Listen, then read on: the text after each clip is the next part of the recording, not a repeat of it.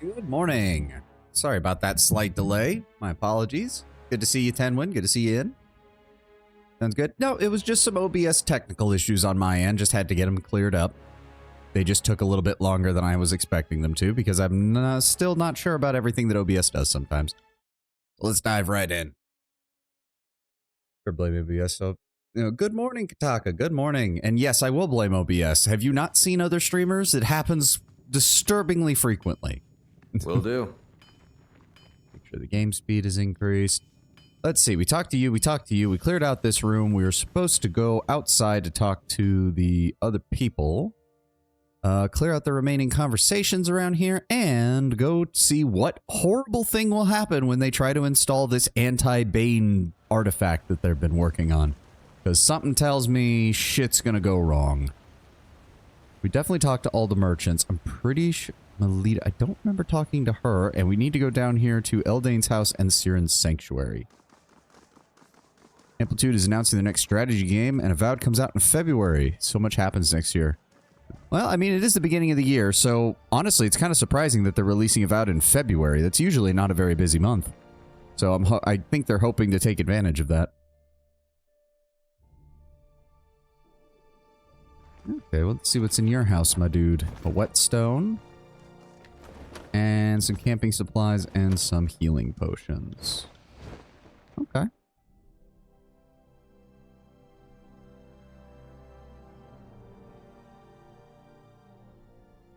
It's most likely to avoid the end of the fiscal year as it is March. That is also very true. That still doesn't stop it from usually being a very slow month most of the time, but obviously not this year.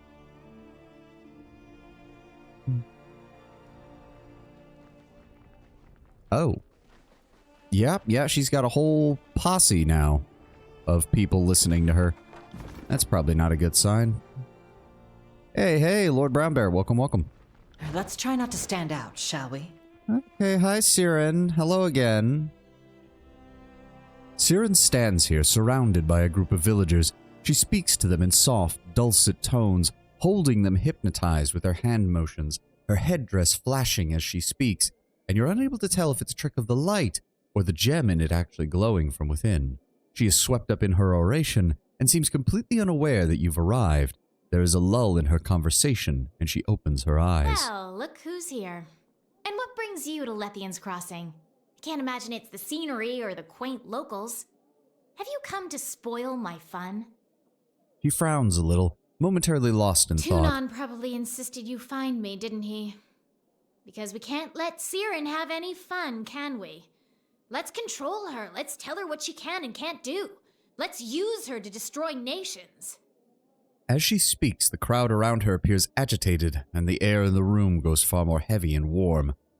Then she suddenly smiles. But enough of that talk. What do you think of my followers? She makes a motion over the group gathered at her feet. As she speaks, you feel a peaceful serenity washing over you. The crowd calms and breathing becomes easier. No. We serve an evil overlord that has no qualms about manipulating people. It seems you're doing very well, Lady Siren. Just make sure you don't let it get out of hand. Oh, stop that, Fatebinder. It's not like I'm hurting anyone. Well, at least not yet. She laughs, and the feeling in the room buoys. You smile, even without realizing you wanted to. Ooh. Lady Siren, I would appreciate it most greatly if you would join me in my endeavors. Someone with your power needs help directing it. Pathfinder character, similar power to Siren, a cult master, mesmerist. Ooh, very interesting. Why on earth would you want that? I can't imagine you're doing it out of the goodness of your heart. Oh, Tunon must have had a hand in this. Or Nerat. Maybe I'd rather stay here where people won't insist on ordering me around all the time. Although, you did activate one of the spires, so your power is something I could learn from, and you are right. I'm certainly not going to make any significant advances staying here with a bunch of nobodies worshipping me. Watching you in action could give me the edge I need to unlock a spire of my own. Fine. I will allow you the glorious gift of my presence in your party. Well, Come with me, let's Lady go. Siren. If you're going to teach me the wonders of the world, it's not going to happen here. She can head off for right now. We're going to keep Ebb for a little bit. Maybe we'll use her in the next area.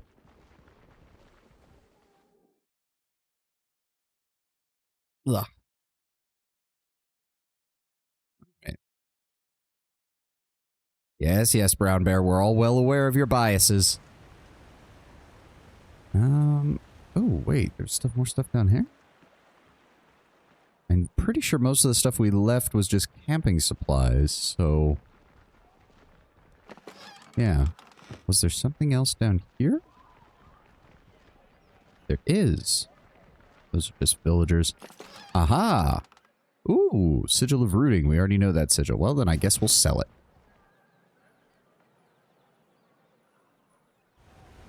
this is saying, yeah, it's on the second level, or the first level, technically, up from the ground. Who is Melita? I thought we talked to everybody. Did we not? You're named, but I can't talk to you. That has me very suspicious. That has me very suspicious. Also, hold on. Give me 1 second. There's a glare coming through my window, and it's starting to land directly on my computer monitor. Give me 1 second.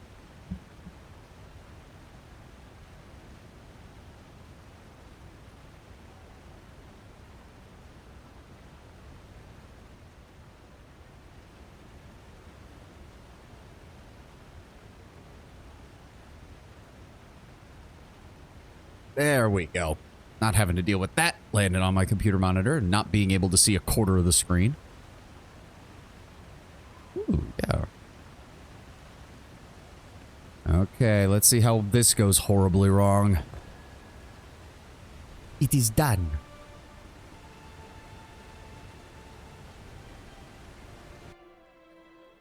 Good, good. Now the people of Lethian's Crossing have one less thing they need to worry about. Fatebinder, will you go inside and see what effect the helm is having on the Bane?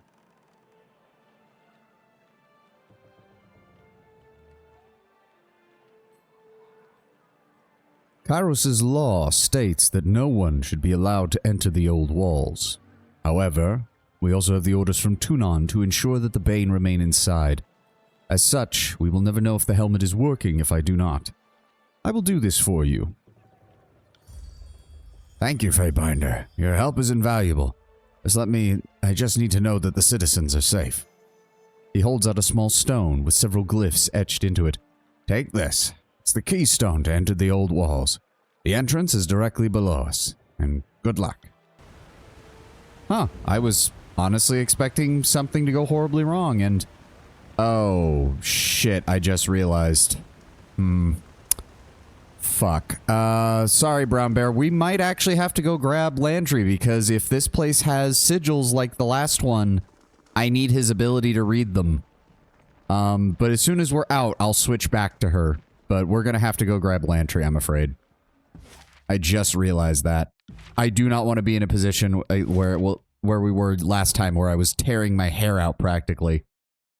Reading Landry and Ebb. That won't go wrong. No, we have already... Magic is very powerful in this universe, but it is not so powerful that I can afford to do that just yet. We do not have enough defensive spells to make up for not having Barrack or Verse to be able to take the hit for us. 1 moment, my friend. Just let me finish this thought. Add Landry to the party. Yes, yes, yes. I'll tack homeward. See you there. Thank you. Lantry's good for inside the old walls. Ebbs is better outside them. Yeah, I didn't realize we wouldn't be encountering much of anything else until, I honestly expected there would be more of a build-up or more things getting in our way from us entering Lethian's Wells. Which is starting to make me think that maybe we should have done this area before the the Blade Grave, but oh well. More spell cooldown. Yes, please. Oh, he has even more attributes. I didn't realize. Yep, more spell cooldown. I don't think there was... Arcane shit? No. Boosts his lore skill. And... Yes, because we need to get him down to Ancient Knowledge to get those additional spell slots. There we go. Ooh, there we go, Lantry. Lore 123. Now I've got to redo some of your fucking spells, don't I? Very nice, very nice. Also, I did look up some things. You do sometimes want to put the accuracy sigil on the magic for healing, because you can't miss with healing magic, but you can crit with it. Sin, welcome. Landry's good. It did have a party member. Me and Tenwin's lives are still as far as anything you haven't seen yet. Yes, no. Thank you. So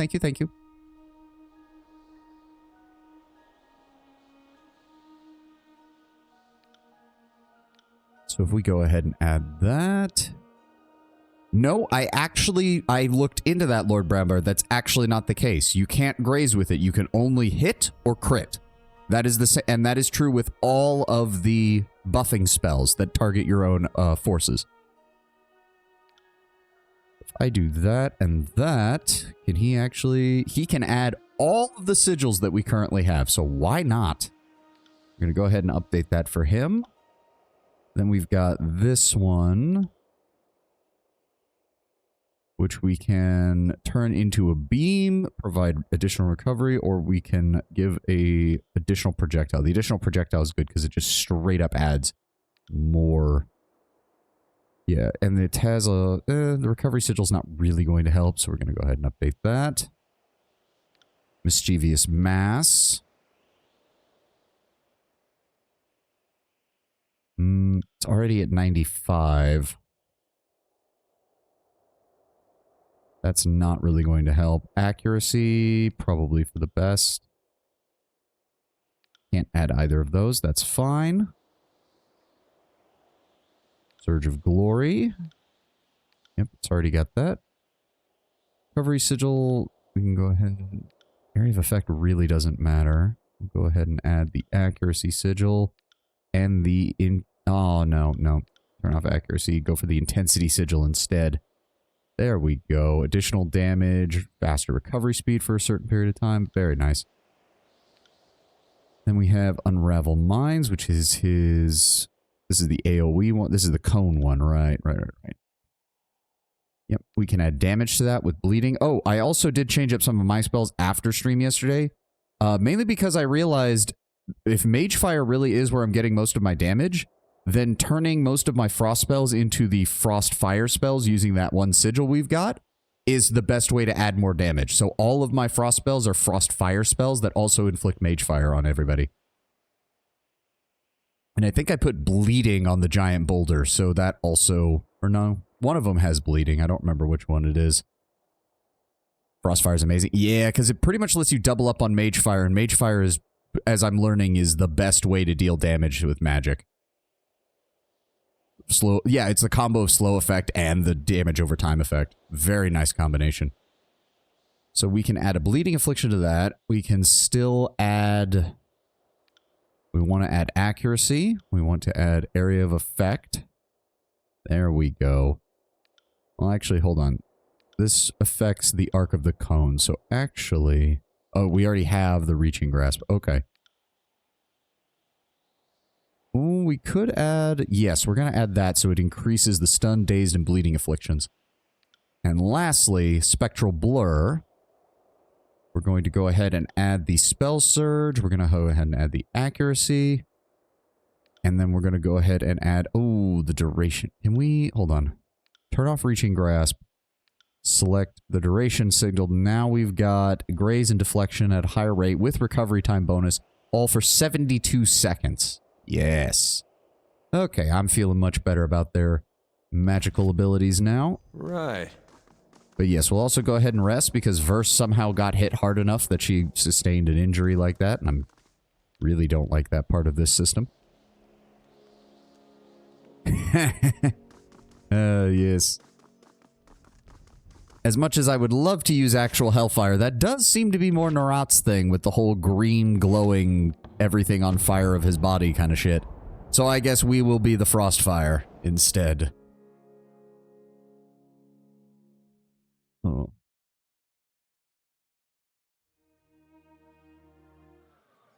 Okay.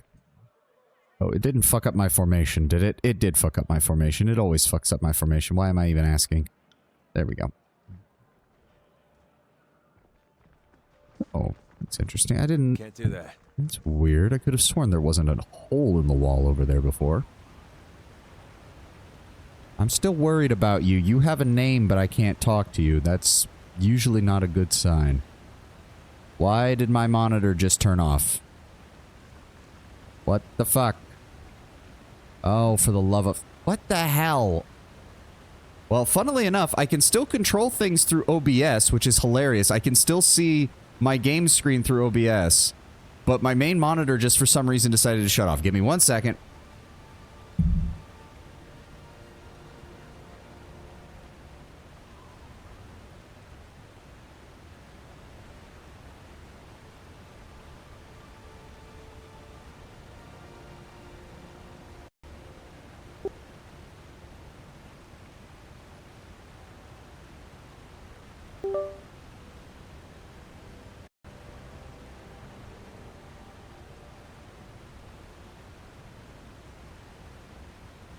All right, can you all still hear me? Can you all still see me?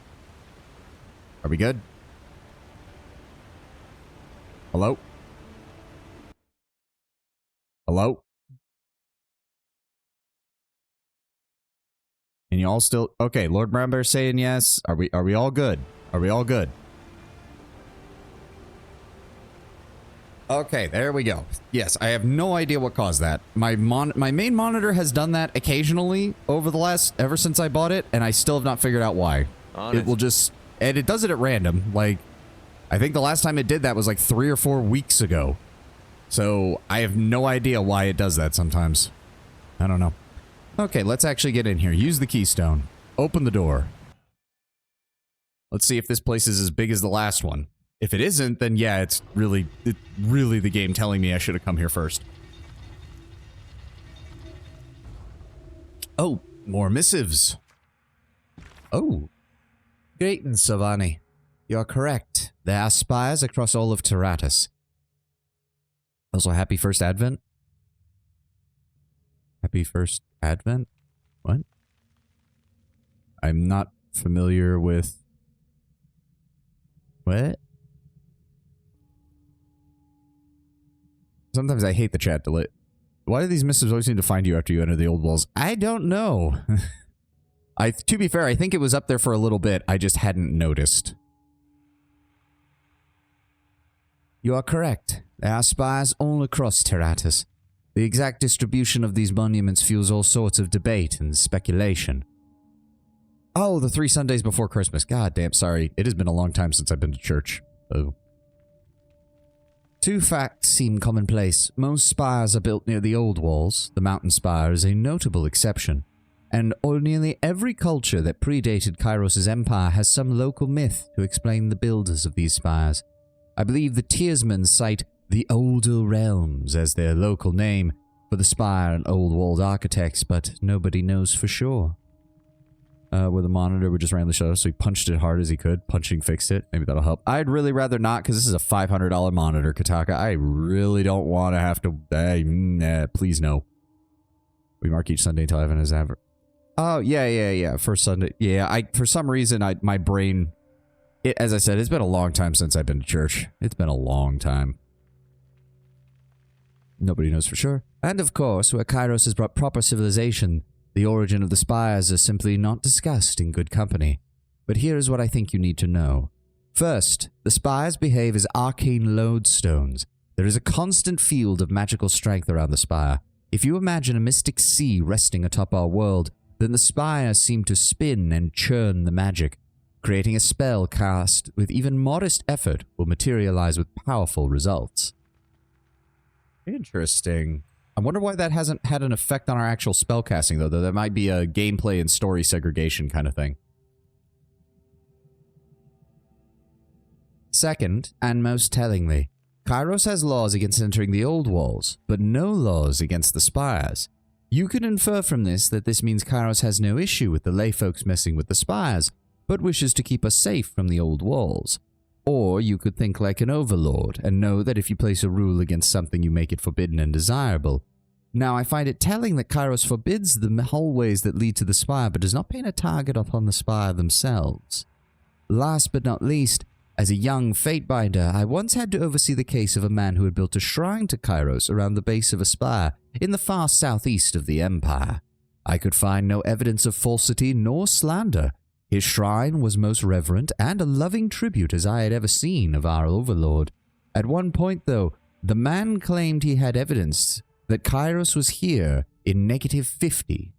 He had merely uttered those words, and my senior binder swung his axe then and there.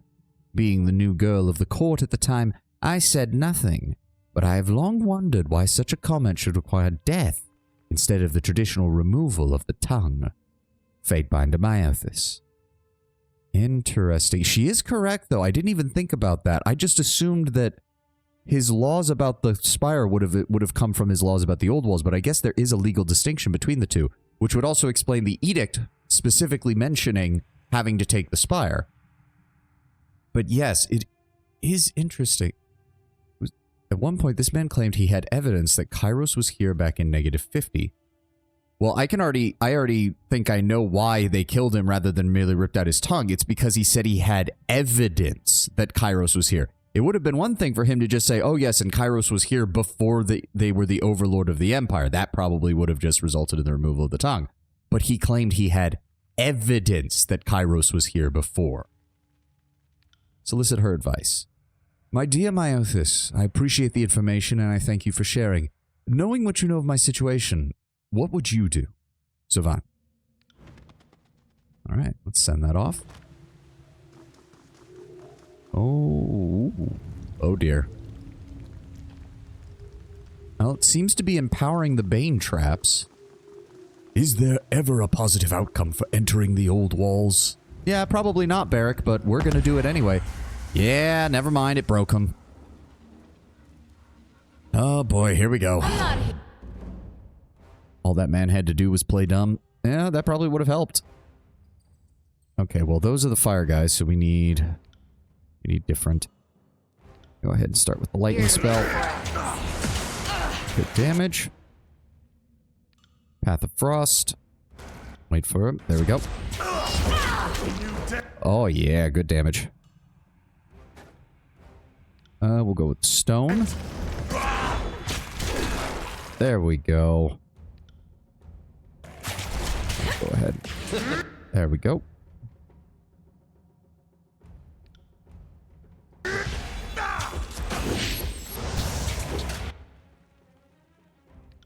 Oh, right. I put bleeding on the fireball, so the fireball will actually have... No, I put frost on that. I put bleeding on something. I can't remember what it was. Oh, well. Frozen grasp. There we go. This is what happens when you leave a helmet to do a soldier's work. We should inform Zedenya. Oh, the door isn't opening. The door creates a near-perfect seal with the surrounding walls. Along its surface, you see several chips and shallow gouges from failed attempts to force it open. There's nothing to interact with on its panels, and you surmise that it was never meant to be opened from this side. Interesting. There's an eerie glow of unknown origin coming from the depths of this pit. Spotted something. Oh, camping supplies and healing potions. Thank you kindly. Those need to properly imprison them. Maybe they're less like prisons and more like eggs. As I said, I think they're actually some form of magical battery that is actually using the Banes to power the old walls or to store power for them. But as they break, the Bane obviously get loose. Oh, there's more stuff. Oh, there's a lot of stuff. These floor stones have been broken recently. Bits of metal nearby would suggest the result of careless soldiers. A pearl. It's all in the reflexes. Numbing venom, mine rot venom, drowsy drop. And fish. What is this? Ooh, charcoal rubbing. Yes. So it's the same mechanic as the previous one, so this is how we awaken the spire. We just have to get enough of them. Ooh, Jasper. I'll take it. Yeah. Is there a different description for this door? Oh, the door cannot be moved by hand, will easily resist any force to open it. You notice a small receptacle carved into one of the panels adorning this door, though nothing in the chamber looks like it will fit. Okay. So then what the fuck is going on with this place? It certainly seems like the Bane can't get out, even with the helmet not functioning properly. But I suppose it would only be a matter of time if they did throw themselves against the wall. It might have to do as well with the fact that the Bane are attracted to... Oh. The helmet is gone. Did anyone pick it up and mistake it for ordinary equipment? Oh dear, what the oh, for fuck's sake. Oh no. Game. Game. Oh no. Game. Okay, whew, okay. I thought the game was bugging out because he couldn't he got fucking caught on the geometry. To arms, the Fatebinder approaches. Do not allow him to live. Oh boy. Okay, how do we want to do this? Let's go ahead and maneuver this way. Give me this. Smack. Then go ahead and give me Twisting Flames. Set them on fire. Then give me Mage Fire. There we go. Freeze them both. Get in nice and close. Give me... Can't do that. You got this, Barrack. Okay, can you fucking... Verse, can you please help? Please heal him. These fucking guys do so much damage to Barrack because they all have fucking hammers. And his armor doesn't work against them. Okay, fucking full... Please hit him. There we go. Do not tell me. Okay, good. There's no wounds on him. Wounded? Are you fucking kidding me? I'm getting real sick and tired of this shit. Ugh. Well, so much for that named person over there. What the fuck? Yeah, no, they just swarmed the fucking city. Again. Did we seriously not call for more guards after we kicked them out the first time?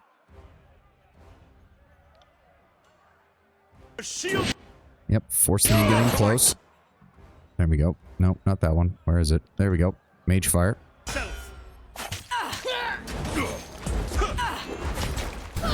There we go. Good damage. Now hit them with the ice. Good damage. Very nice. Right. Okay. Due to the frequency of raids, all the bridges and ramps in Lithium's Crossing can be raised to provide safe places for the settlers to hide. Well, that obviously didn't fucking work.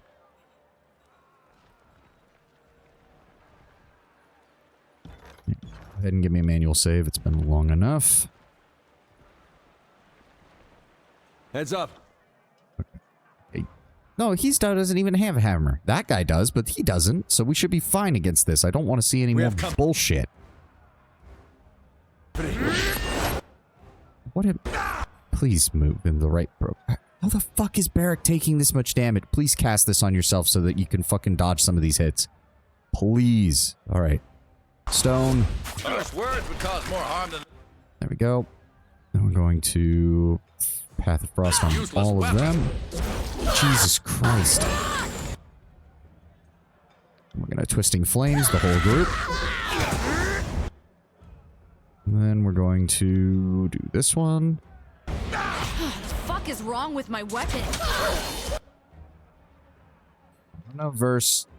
You should be doing plenty of damage as long as they have light armor. And Fireball. There we go. Oh yeah, that damage is looking so much better now.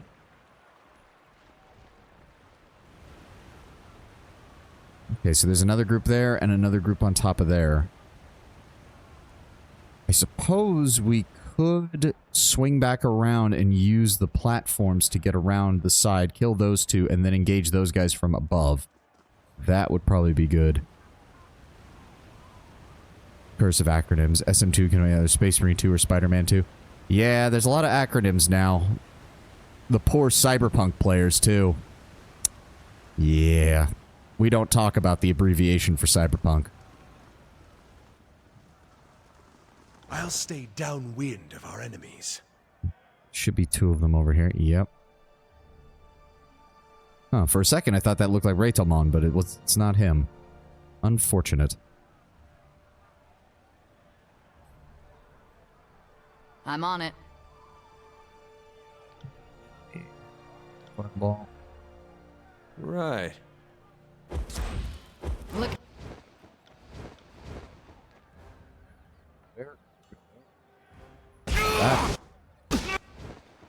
Ow, he's still hitting me for that much. Fuck you. Go ahead and move back in. Ow, for fuck's sake. Crystal Flame. There we go. Hit them both. Good damage, Verse. Good damage.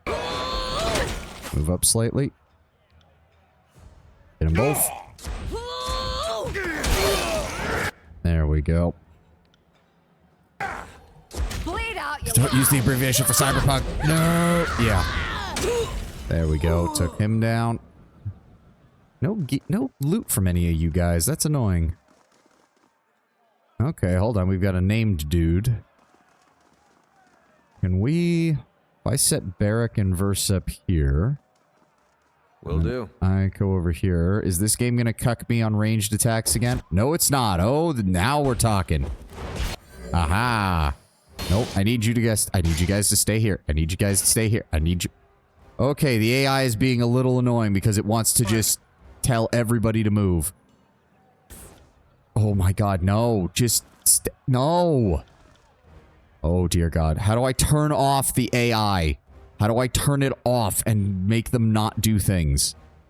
There we go. Turn off party AI for just a moment. I just need you to turn it off for a moment. Okay?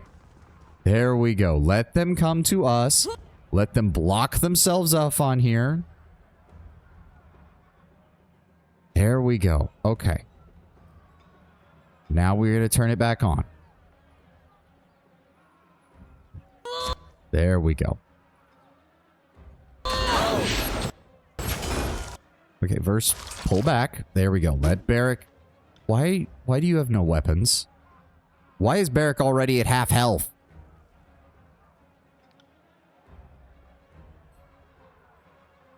What the fuck? How did... Okay, disarm... 20 seconds! Well, Verse is pretty much useless right now. Fucking hell. 20-second disarm. Fuck you, game. There we go. That knocked 3 of them prone at least. Stun this asshole. Thank you. Now go ahead and give me the twisting fire. Take that. Now go ahead and give me the path of frost. Good damage. Now go ahead and give me this. Lantry, is there a reason you're not doing anything? I do. I turned the AI back on, so don't give me that bullshit. There we go. Yep, force him into the choke point. Don't let him out. Should be able to reach him. There we go. Good damage. Did you seriously miss? Devani, Frozen Grass misses, rolled a 4. Of course we rolled a 4. Will do.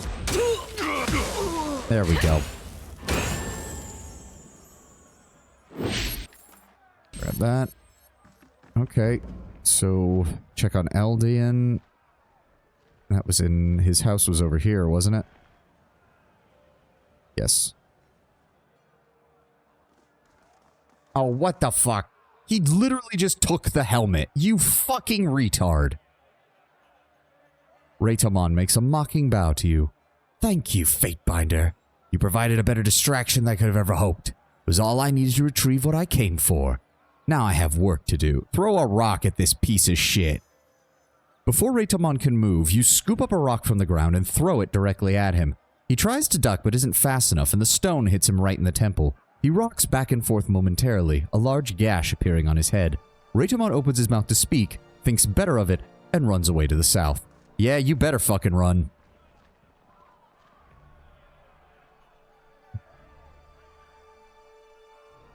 You son of a bitch. Yeah.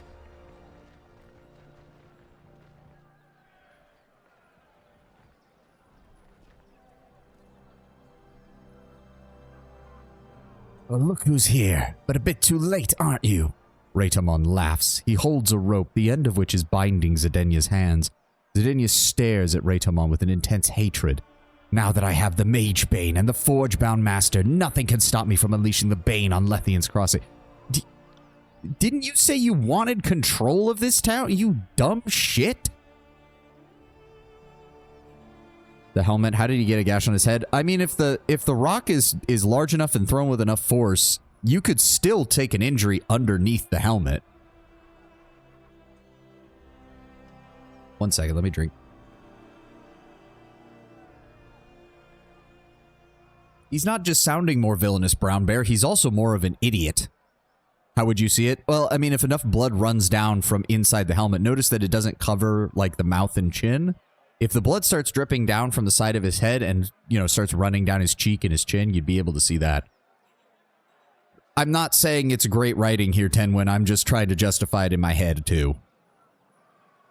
Zedenya growls and takes a step towards Raytomon, who jumps back and puts up his hands in front of him. You notice one of his eyes is black and his nose is bleeding in addition to the welt you caused on the on his temple with the rock. You motherless cur! Zedenya spits at him. Her clothes are splattered with blood and she works her hands fighting against the bonds. As soon as I free myself, and make no mistake, I will free myself, your blood will join your underlings on my armor.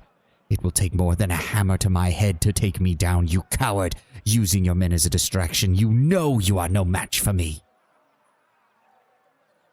Zedenya knocked him around a bit. That too. Raytomon takes another step away from Zedenya before continuing. With the Bane free, I'll prove that the Bronze Brotherhood are the only ones strong enough to protect Lethian's crossing. Now, if you'll excuse me, I have a town to endanger, so I can save it.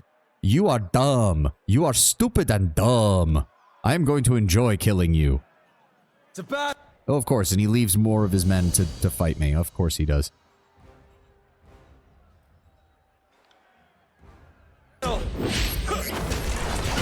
Smack, smack, smack. Heh heh heh. I love that. Just, I open the battle with, I cast rock. Set them all on fire. And then set them all on more fire. Icy fire, too. Don't worry, Barrick, you got this. You got this. Just keep them in place. Oh, yeah. Oh, yeah, just keep them right there, Barrick. I can hit all 4 of them. Oh, yes. Glorious. Splat. I got it. And then lightning bolt. Right. Zappity zap zap.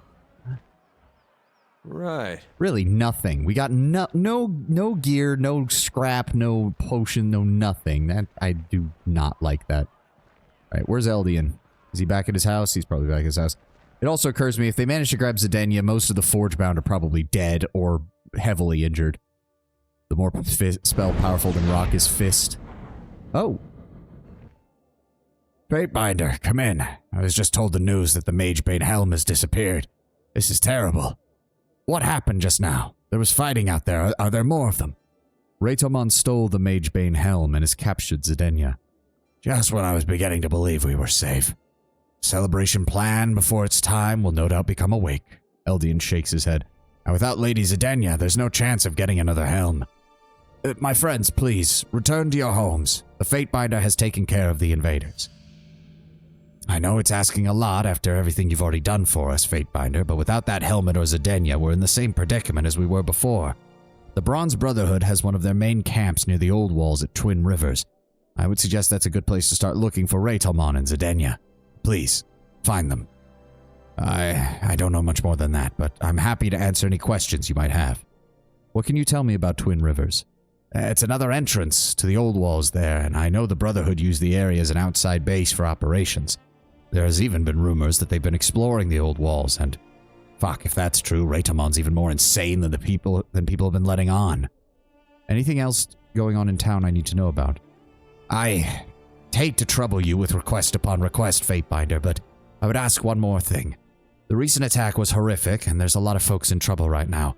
Lahara lost some of her men in the attack, and she was stretched thin before it all, but I'm sure she's going to need all the help she can get. A few of the townsfolk have also gone missing. I've no doubt your assistance could be useful to all of them, so if it wouldn't be too much trouble, please, ask the townsfolk if they need your help. He makes a formal bow. I know we have no right to ask this of you, but I know that you can help when no one else can. At the risk of sounding like Lord I told you so, Archon of the Obvious, what in Kairos' name was the long-term plan? They couldn't just leave the Magebane sitting out in the open. Unless they were willing to commit armed guards to it day and night, it's still just asking for somebody to steal it.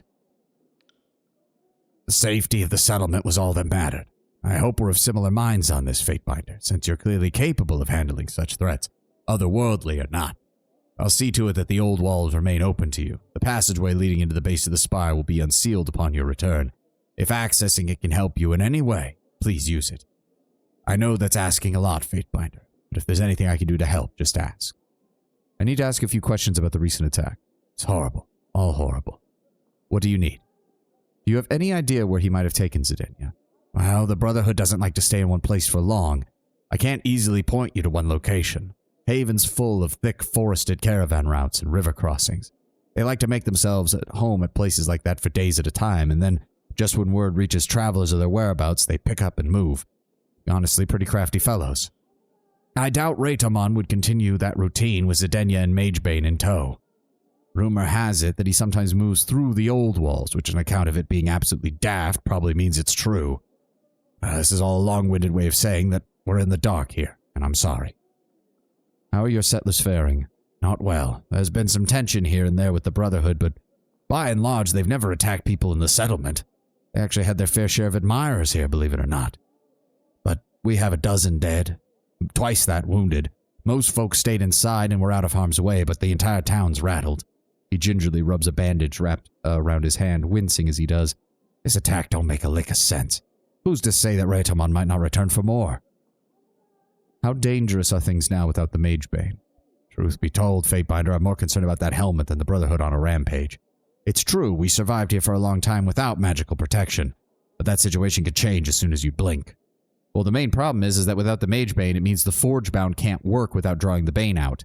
And if the Forgebound can't work, then, well, you're about to have a whole lot worse issues than the Bronze Brotherhood if Kairos suddenly gets wind that you're not providing him with the weapons that they need. He points to a dark, scarred patch of skin on his neck.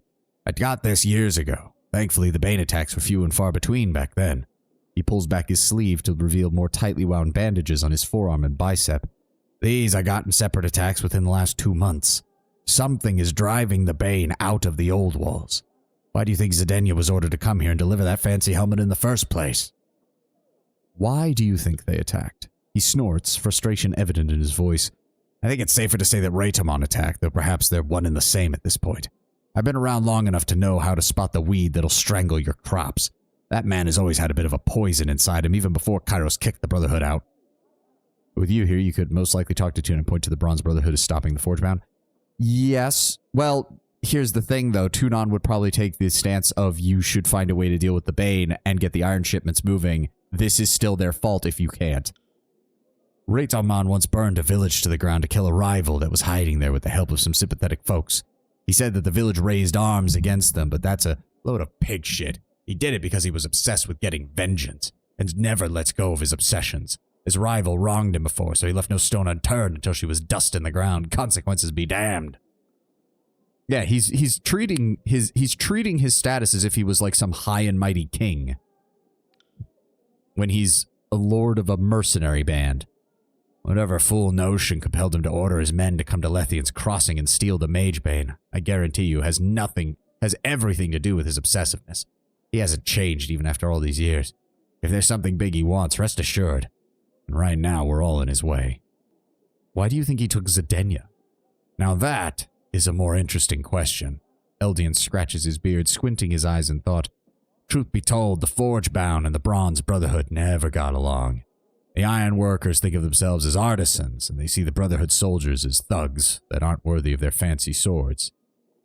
So it was known he was crazy from practically day one. I mean, when you're the way you gain your initial prestige is going and spending a day in the old walls and then coming back still hale and hearty. Yeah, I can imagine that does create a reputation for being a little bit crazy. I don't know how many of you actually do drink Gamer Subs, but the new Numi flavor, one of the other VTubers who got her flavor deal in, very fucking good. Passion fruit and mango, and I've been really looking forward to a good mango flavor. It's very good. Very good. I'm drinking some of it now. Maybe GamerSubs will actually give me a code one day. Free advertisement. I mean, I like it, and it's how I get my caffeine, Tenwin. I don't drink coffee, and I can't stand tea for the most part, so I needed something that wasn't just caffeine pills, and GamerSubs works fine with that. The Brotherhood, for their part, see the Forgebound as docile servants of the Overlord, happy to trade their dignity for meals in a steam-filled prison they call a forge. I don't drink caffeine at all. I don't know how you get through the day then, Tenwin. Not a big mango fan, but Grandma's Ashes is bussin'. I have not had that one simply because I've heard the horror stories of how it stains cups and how it looks, and there is something to be said for presentation. Like, I don't know. I like the mango. I think it's good. Truthfully, I wish Gamer Subs would do a really good orange flavor, but the closest they've got to that is they have Cajo's Blood Orange, which is more not as sweet as I would hope, and they have the orange creamsicle one, the anime thighs, and that's way heavy on the cream and not heavy enough on the orange for my preferences.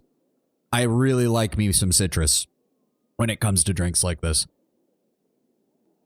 I would have to imagine that not all of the Brotherhood agrees with Reitomon.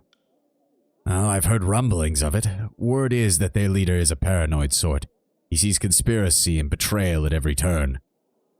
I've seen a few of his lieutenants come and go. Pretty sure they're not all falling in battle.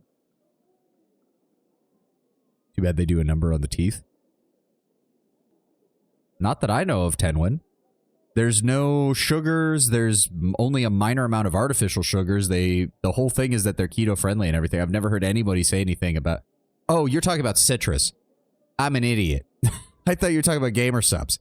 I was like, what the fuck are you talking about? Nope. Yeah, citrus drink. Well, it is citrus flavored. It's not like there's actual orange juice in any of this or anything like that. It's all just flavorings. But yes, you shouldn't overly drink citrus unless you have a very vigorous and very in-depth oral hygiene routine. Tell me, if that's the sort of man you're following, how long do you think it'll be before someone tries to stake a claim? I've known some of these men and women in the Brotherhood in my time, and I'd never call them wholesome, but not all of them are arsewipes. This move by Reitomon is going to rub some of them the wrong way. Alright, that's all from them. Everybody's leaving. That was just more camping supplies. We should probably check in with the Forge Bound as well before we leave. Especially since we need to go rest at the tower again to get rid of that wound. And we need to go grab Ebb again now that the... Oh, yeah, now that I realize we're not in the old walls again.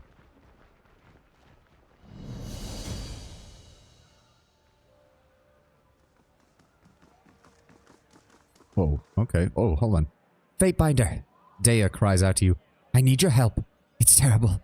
The voice breaks, and she wipes her hand across her eyes. My wife is dead.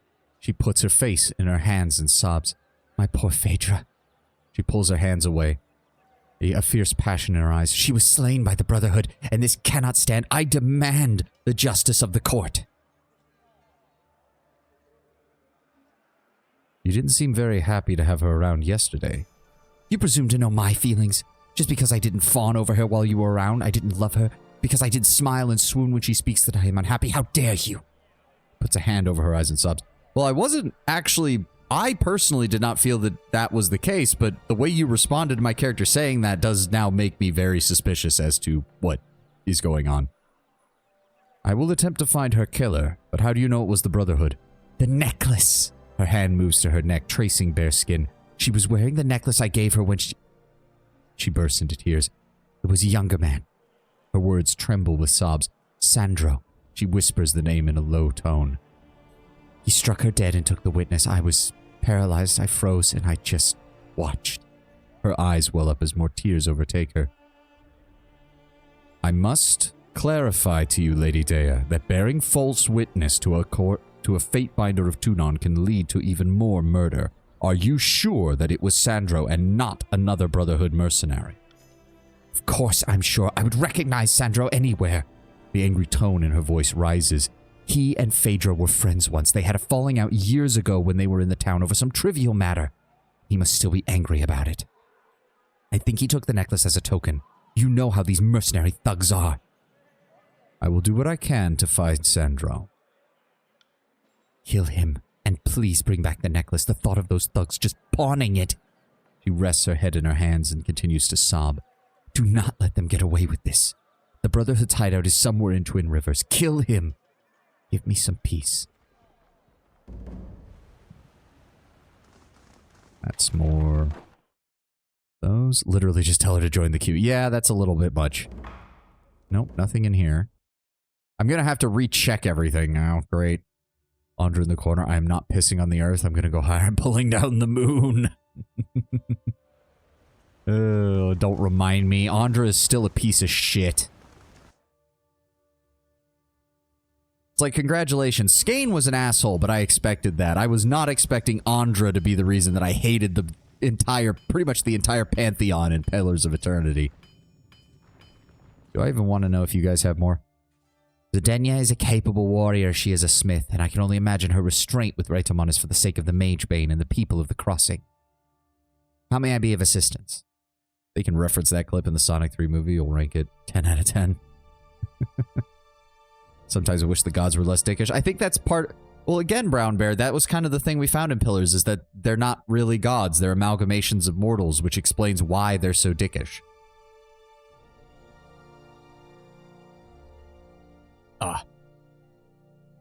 Eldian mentioned you may need some help.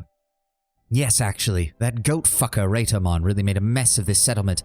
Not only did he capture the head of our order, he killed several of our forge hands. She smashes her fist into a table, launching several metalworking tools into the air. As much as I would love to personally track down the bastard, I am duty-bound to stay and fulfill our commitments to the armies of Kairos. I was going to send some of my own to tackle a few problems, but now we barely have enough hands to keep the fire stoked. You have time. We could use your assistance with a missing shipment. Tell me of these missing shipments. She raises an eyebrow. Our last iron delivery was light, and the Bronze Brotherhood has been attacking our caravans for years, even though the ore is useless to them on its own. They attack our porters just to spite us. Her face takes on a sour expression. I should not mention this fully, but as you are going to assist us, you deserve to know everything. There were some very important weapons being sent to us hidden in that shipment. We need to repair them and get them back in the hands of the soldiers who sent them. My hunch is that killing our porters and taking their rations was enough. They'd have no cause to lug a bunch of rocks back to their camps, and I don't think they knew the weapons were there. Gods, at least I hope they didn't. She scratches at her jaw, thinking. Our man meant to travel through the dense forests of the Deserters' March. We don't know his precise route, as our porters often improvise on the road in order to avoid encounters with bandits. I know that's not much to go on. I'm sorry. I'll keep the locations in mind. You have my thanks, Fatebinder. Good iron is crucial, and losing a shipment of weapons would be tragic. How will you supply the armies with fewer forge-bound present? Not easily, I can assure you. Were you to double our ranks, the task would still be monumental. We cannot easily expand our membership, and our art is a painstaking craft with few with the aptitude for it. We are sadly, chronically short on apprentices. Those that do join face many risks. Our process is demanding, to say the least. To achieve perfection, we bind our physical selves to hammer and flame. Doing so invites harm to the undisciplined. Many an overzealous apprentices attempted to impress me, striking the hot metal until their very heart burst. Lahara is unmoved by the recollection, her mouth a taut line. In truth, the reckless ones would have never made it anyways. Better to find out sooner rather than later. But their scarcity does mean they are still important, even the apprentices that shame you with foolishness. She sighs, reluctant to continue. As such, Fatebinder, I have a favor to ask you, if I may. You may. One of my younger charges, a Garrick is his name, strayed too far from the forge. I know a man of his age is beset with wanderlust, but he should have realized we have to stay close to the forge for a very good reason. Garrick was out during the raid, and he has not returned. I fear he may be dead, but I would welcome someone spying on the Brotherhood to see if they're holding him, and naturally to rescue him if he is still alive. And if he is dead, bring me his tools. They may be returned to his master. Garrick mentioned that he's heard of a rare and exotic Old Walls materials falling into the Brotherhood's hands. I fear he may have been inspired to seek out a rumored entrance to the Old Walls along Haven's northeast border in the Twin Rivers area. The Brotherhood operate there. You hear of any camps in the location, then you do well to start your search there. Yes. Elder Eldian spoke of a Brotherhood camp at the Twin Rivers. Very good. Then that is probably where he went. She shakes her head. The recklessness of use. Did he expect to ask the Bane to help him in his search? And what about you, buddy? Nope, nothing. Wait. Is there a problem? Okay, yeah, no, he's still angry that he's not in charge. Get the fuck over it, dude. We've got more important shit to deal with.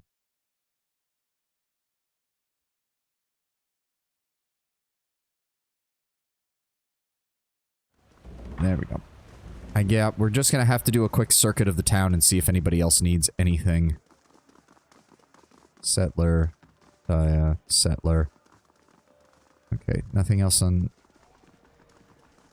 Okay, we can't go in there. We've been in Eldian's house. I guess we could check Siren's sanctuary here in a second and make sure that there's nothing else there. Do you have anything for us? Nope, he just has his stuff for sale, which we don't really care. Fire and arcane armor, 0 crush and frost armor, standard. Interesting. Torchbound apprentices. Whose house is this? Just random people. Nothing of value.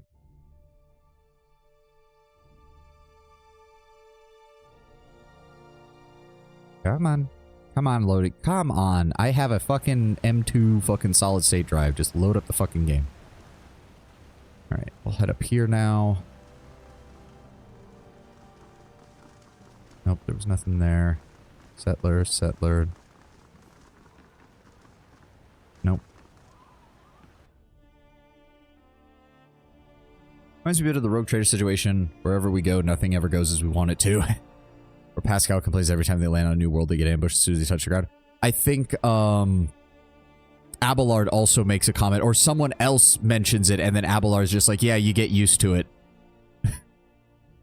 Because Lord knows Abelard would know. He had to deal with it under our predecessor in Rogue Trader as well, or he's just like, yeah, of course nothing ever goes right. You just kind of have to roll with it. Still nothing. Hello? Nope. Nothing from you guys.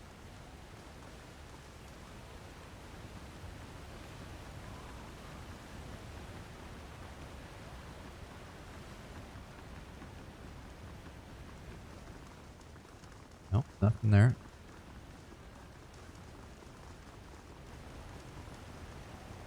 But you. Still nothing from you. You're named and you still have nothing. That only makes me more concerned. Oh, you again. Really? He must be something where, like, either in the Conquest or in some other part of the game where if you do something differently, he must have something else. Because he's named and he only had the one conversation where he mentions his sister died. So obviously his sister died as a result of our actions somewhere and he doesn't want to talk to us. Which, you know, fair enough.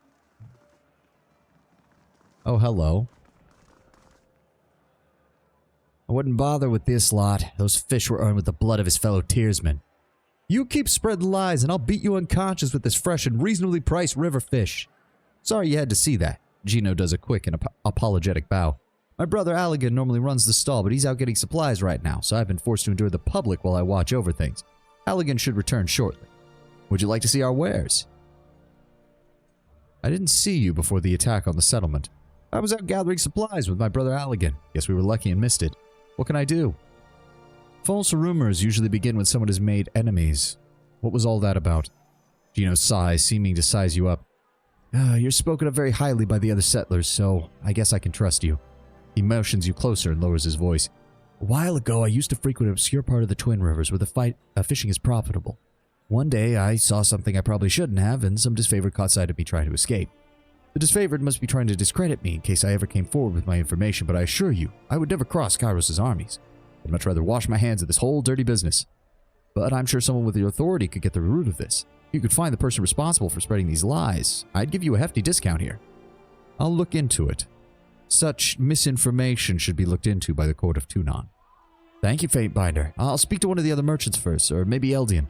One of them is sure to know something. Let me see what you have. Oh, it's literally just food. Alright. Oh.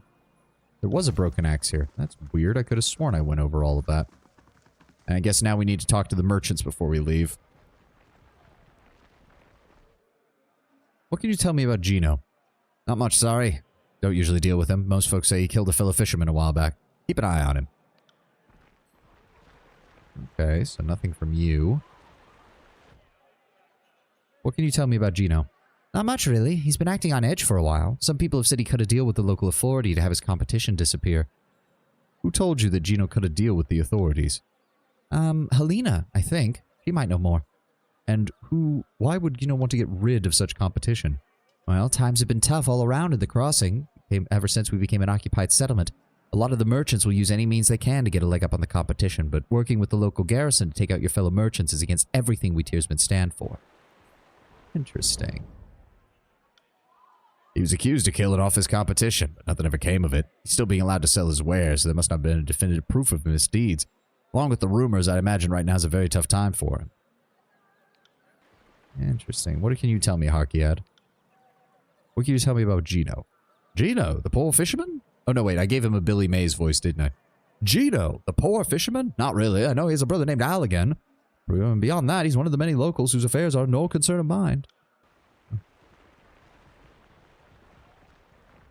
Okay. Alina. Oh, got attacked by mercs and this guy wants you to investigate a fish vendor. What do you know about Gino? Gino? Why would I want to know that reprobate? Helena shrugs. I was told by someone who saw the bodies that Gino killed the other fishermen in the village so he could get a leg up. He paid off the occupying army to look the other way. Who saw the bodies? Gino's younger brother Allegan is the one that told me about the bodies. He's been telling people about it in hopes that someone would come into town and do something about it.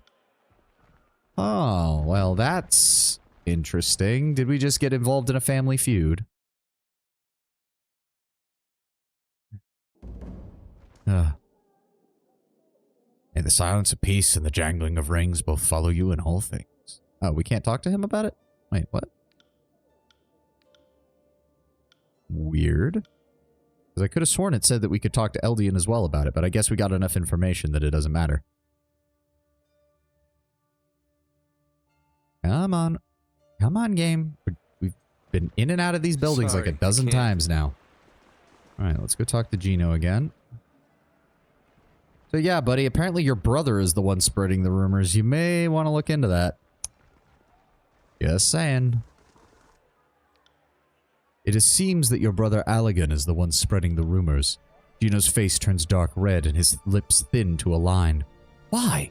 Why would my brother do that to me? He claims that you paid off the occupying army to look the other way when you killed someone. Gino's face tightens further. His arms begin to shake with rage. It was a Bane attack. They were nothing but husks now. I have no reason to kill anyone. Why should I believe you if I don't know your side of the story? His posture stiffens, but his rage turns to fear. Fine. He looks around for anyone in the vicinity. It wasn't a Bane attack. His voice becomes almost a whisper. It was a group of disfavored soldiers, bearing a group of those shaved-headed, stave-weirding assholes from the chorus. Where are the bodies? He points to a spot on your map in an area near the Twin Rivers that is behind a group of overgrown bushes on the southwest end of the area. If you can find the bodies, it would legitimize my side of the story. Okay, so it does also tie into going to Twin Rivers. Very nice. I think that's everything. I don't think there was any other... No, we went in LD Town. Oh, we didn't check Siren's Sanctuary. That's the last thing we need to check before we leave to see if there's something else, anything else that went on in there during the attack.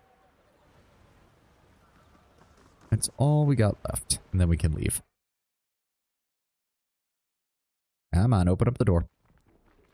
Nope, y'all are just still hanging out despite her being gone. Okay. Have fun with that, guys. Ah. Sorry, I can't.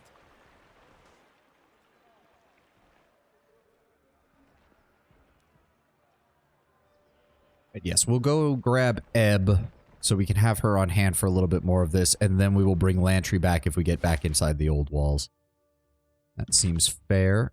So what have we got? We've got Deserter's March. Master to Wilderness. Before traveling here, you need to identify a section with known Brotherhood activity. Ironhold Trail, Twin Rivers. Twin Rivers must be a large area because there's quite a few quests that are having to deal there. Travel back to the Spire for right now.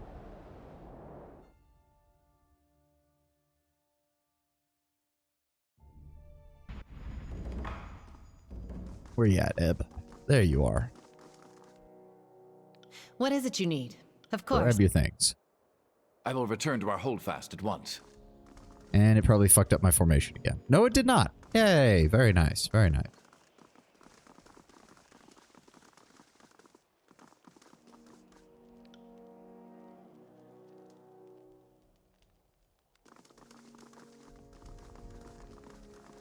Oh. Right. Good day, Fatebinder. What do you need? I wish to know more about you, Lady Siren. What do you want to know? Tell me of your homeland. What is it to say? It's a fuzzy memory, hardly worth recalling. I was born in a northern farming village without a name, and that's how out of the way we were. A bunch of families ended settling up near each other, and that was the village. It was probably 20 miles from Shadow's Rest. Probably haven't heard of that either. We were farmers, poor, isolated. Nothing about my home or past is worth dwelling on. Fatebinder, I barely remember my father. My mother is dead, and the only thing people ever wanted from me was my song. The girl is powerful. Bring the songbird. We need a blessing. Our crops are withering. What has that bitch ever done? Her voice falters with the last statement, and she shivers a little. Nothing in your past is worth dwelling on. It certainly seems to me as if you remember something. I suppose when an angry mob that fears you and what you can do stones your mother to death while she shields you with her body, it tends to stick with you. Ah, so now we're getting teenage girl with lots of trauma having to have the power of a demigod. Oh boy, this is going to go so well. What do you remember of your family? The good thing about being taken from home when you're still a child is that you can't miss the childhood you never got. What do you want to know? You were taken. Technically, by the time I was taken, there was no family left to be taken from. But Kairos' forces had gotten word of my talents and decided I was of better use taking over the world than helping local farmers. You have no family left. What happened to the rest? What do you think? They're dead. My father might not have cared about me, about us, but my mother would never have let anyone take me while she lived. Without anyone to protect me, I was whisked off to Kairos' court. How would you describe your father? Worthless, hopeless, devoid of all human emotion. Sometimes I feel like we were complete opposites. He seemed incapable of feeling anything. I seemed to be nothing but raw emotion. Narat let it slip that my father sold me to Kairos and was responsible for my mother's death. And you believed him? I mean, to be fair, it's obvious that you didn't have a very good relationship with your father to begin with, but seriously, you believed anything that came out of his mouth? Someone had to egg the crowd on, and someone had to tell Kairos' men where I was. Not that it matters, he's dead and I'm better off without him. And how do you remember your mother? She's dead. I don't have much to remember. She loved me, that much I know. But sometimes I wonder if what she felt was love or fear. Fear for me or of me. Sometimes I don't think there was a difference. My mother loved me when no one else would, and when no one else could. The world wanted nothing but my voice, and all my mother wanted was my happiness. She was the only person in my life that did. Oh yeah, we're dealing with some seriously deep trauma. Tell me about your father's death. He disappeared after my mother died and I was kidnapped. I didn't hear anything about him for the longest time, so I assumed he just disappeared and I would never see him again. Then someone brought word that he'd been found. He killed himself, and he's out of my life. For someone who always seems to have a lot to say, that was incredibly succinct. Is there more? You are relentless, Fatebinder. Did you ever think that maybe there are some things I want to keep to myself? But yes, you're right. There's more to the story. When I got word he'd been found, I had him summoned to Kairos' court. I wanted to see the man who had condemned me to the life I was leading. When he arrived, I went to see him privately. I wasn't sure what I would feel. Anger, hatred. I didn't expect apathy. For the first time in my life, I felt nothing. Standing there, staring at the man who ruined my life, waiting for him to notice me, and all I could think was my heart was dull and disinterested. Siren does approve of it if you go the rebel path, which is interesting. I mean, it's very obvious she wants nothing to do with any of this. So I think she can understand rebellion. Then he looked up. He smiled. He smiled when he saw me. Could you believe that? He smiled and opened his arms to hug me, and it felt like someone reached into my chest and squeezed my heart, sending hate flooding into my veins. So I sang him a song. I told him how tired he looked, how haggard he seemed. I spoke of the weariness he must feel and the guilt that surely plagued him every day. I asked how he withstood the weight of his betrayal. Surely the burden must be too much to bear. I watched the tears roll down his cheeks as he pulled the dagger from his belt, the sobs that tore from him as he held it before him, thinking about the wife and child he'd failed. The look of ecstatic relief on his face as he dragged the blade across his neck. We are just starting our conversation with Ciri and Lord Brownbear. And please do remember, she's a teenager.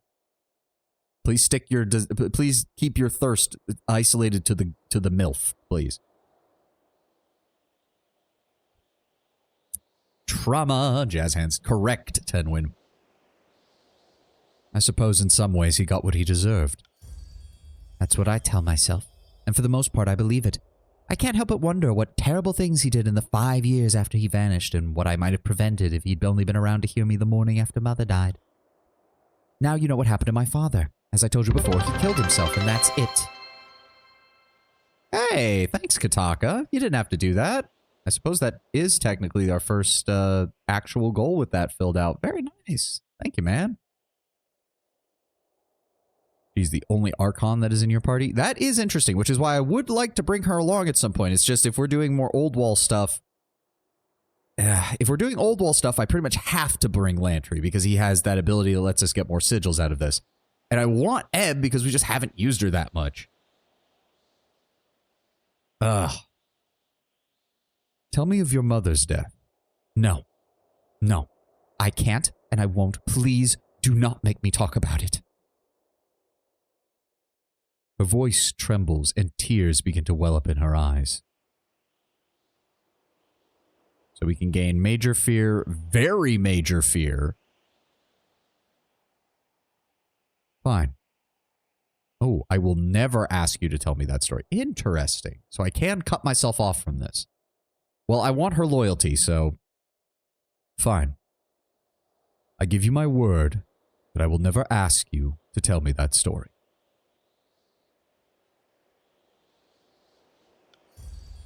Thank you.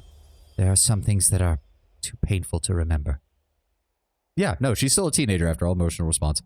Here's here, and we have an example of a natural Archon as opposed to, yeah, this censored, no spoilers, no spoilers. Thank you, Lord Brownbear. Though, I already have my suspicions that Archons are naturally born. We know that for a fact. But there's something about the belief of others that plays into an Archon's growth as a magical outlet of power. It just so happens that Siren has not just a natural gift with that due to the nature of her magical ability, but being so young, it probably gets fed into through her ego quite easily. By contrast, someone like Graven Ash didn't come into his Archonship until he was much older. Do you have any siblings? No. I was close to a boy in my village for a time, but Mother stopped letting me play with him when everyone realized what my powers were. That's the closest thing I ever had to a living sibling. A dour expression clouds her face. A living sibling. I technically had a brother, but he died very young. I never knew him, so I hardly count him as a sibling. Life in the middle of nowhere for farmers is difficult. For a single child to survive, let alone more, is a testament to the parents. Okay, I feel like that's a common misconception regarding ancient peoples, especially Bronze Age and early Iron Age peoples. I think it's because one Archon of Fire became an Archon because he was a very passionate arsonist. Wouldn't surprise me. To be fair, Archons create sigils, but we know there have been multiple Archons of the same element over time in case one of them dies. So it could be very likely that the current Archon of Fire is not the uncoverer of the Sigil of Fire. Rather, she is from a line of Archons of Fire and was simply someone very passionate about using the Fire Sigil even before she became an Archon. That's also a potential case. But yeah, this is very much a modern sensibility projected backwards onto things. Could have been like 1-year-old and died during a winter, not unlikely. Oh, absolutely not. But saying for even a single child to survive, we know that wasn't the case. Like, at a bare minimum, you're often seeing 2 or 3 children surviving simply because you needed to in order to maintain population levels. Like, this is definitely a case of people projecting some of their misconceptions about childbirth and the like backwards. Human population was at least able to maintain itself, which means you had to have, what is the classic number, 2.5 children or whatever per married set. Like, now, to be fair, that still meant there were a lot of dead kids. Like, do not get that misconstrued. Most families probably had 5, 6, or 7 kids. It's just that only 2 to 3 of them would survive. Unless she comes from an especially rough area. Well, she mentions having been near the Northern Empire, so it couldn't have been that horrible, since the Northern Empire, or the Northern Kingdom, rather, was the supreme power before Kairos showed up. But you're right, Tenwin. We don't know the specifics. But again, this is something that, it's the same way when people say, like, oh my god, the life expectancy was only 30 years. It's like, yes, because most humans died in childbirth or at a young age. Like, it's not because you couldn't live to an old age. That was actually not common, but it was actually fairly easy as long as you didn't die in battle or from a particularly virulent plague. It's just that most people never got past the age of 5 or 10. It's also valid to think of her statements as not necessarily the most accurate. She is 15 and can absolutely get things wrong. No, fair enough. But it is, the only reason I bring it up, Tenwin, is because this is something you see in a lot of medieval or, I don't really have a word, classical, I guess, because this world is more classical than medieval. Because it's Bronze Age, early Iron Age kind of thing. So classical antiquity, I guess, themed settings and writings is you get some of these people say like, oh my god, it was truly the Dark Age and there was absolutely, there was literally nothing anyone could do. It's like, no, these people weren't idiots. They just didn't know as much as we did. That's not saying that they didn't have ways of dealing with this stuff. Or ways of brute forcing a solution in the case of this. Like, oh, child mortality is high? Well, I guess that means we need to have a lot of fucking kids. If that was the only solution they had, then guess what they did? She's more loquacious than you'd expect for what she is. Oh, yes. I've enjoyed her conversation so far. It's weird. I like Barrack and Verse the most because we've had them the longest, and the way this level up system works, it incentivizes just keeping the same people in the party. Modern fantasy, I would not say who started it, but Hollywood and media for some reason get the impression that everything in medieval times was shit. Well, to be fair, that trope goes all the way back to some of the early historians of the 1800s and the 1700s who were building off of the historians who wrote in the Renaissance. And it was from the Renaissance that they very much looked back at the period right after Rome's fall and went, ugh, Dark Ages, ugh, horrible, ugh, everything must have been evil and bad. That's not to say that the Dark Ages were great. I mean, especially in the period between the literal fall of Rome and the Charlemagne mini Renaissance of a sorts with the rise of the Carolingian Empire. That was definitely not a good time to be alive as a normal peasant. It usually didn't go well. Especially if you were in the rapidly de-urbanizing portions of what had once been the Western Roman Empire. You were in for a seriously bad time as food supplies dwindled, infrastructure collapsed, and new kingdoms moved in and constantly fought over your territory. I ain't saying it was great, but maybe we should take some of the Renaissance writers' impressions of the era with a grain of salt, given that they had every incentive to play up how utterly horrible it was. Just one of those things.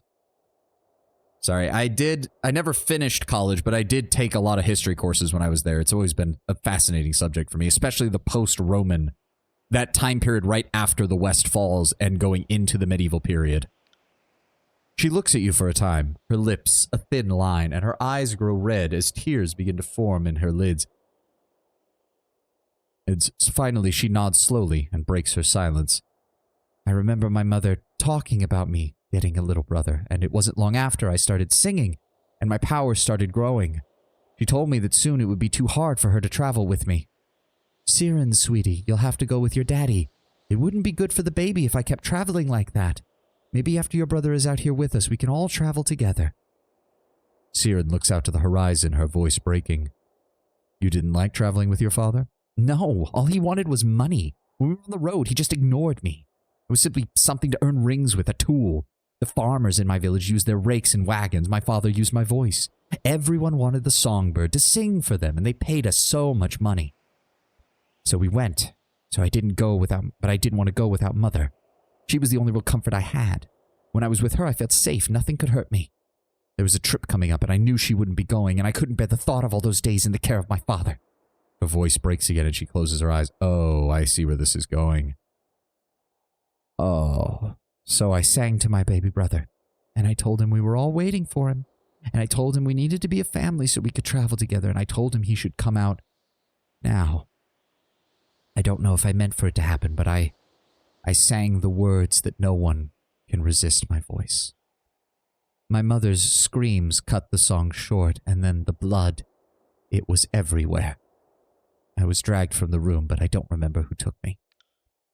I only remember staring at my foot the rest of the afternoon, the pattern soaked into my shoe, the splatter across the tops of my toes. I couldn't even bring myself to clean it. I just looked at it. How long had your mother been pregnant? Not long enough for my brother to survive. Maybe he could have, I don't know. The problem is, when I told him he had to come out, I didn't mean I wanted him out alive. I don't think he would have survived even if it was time for my mother to give birth.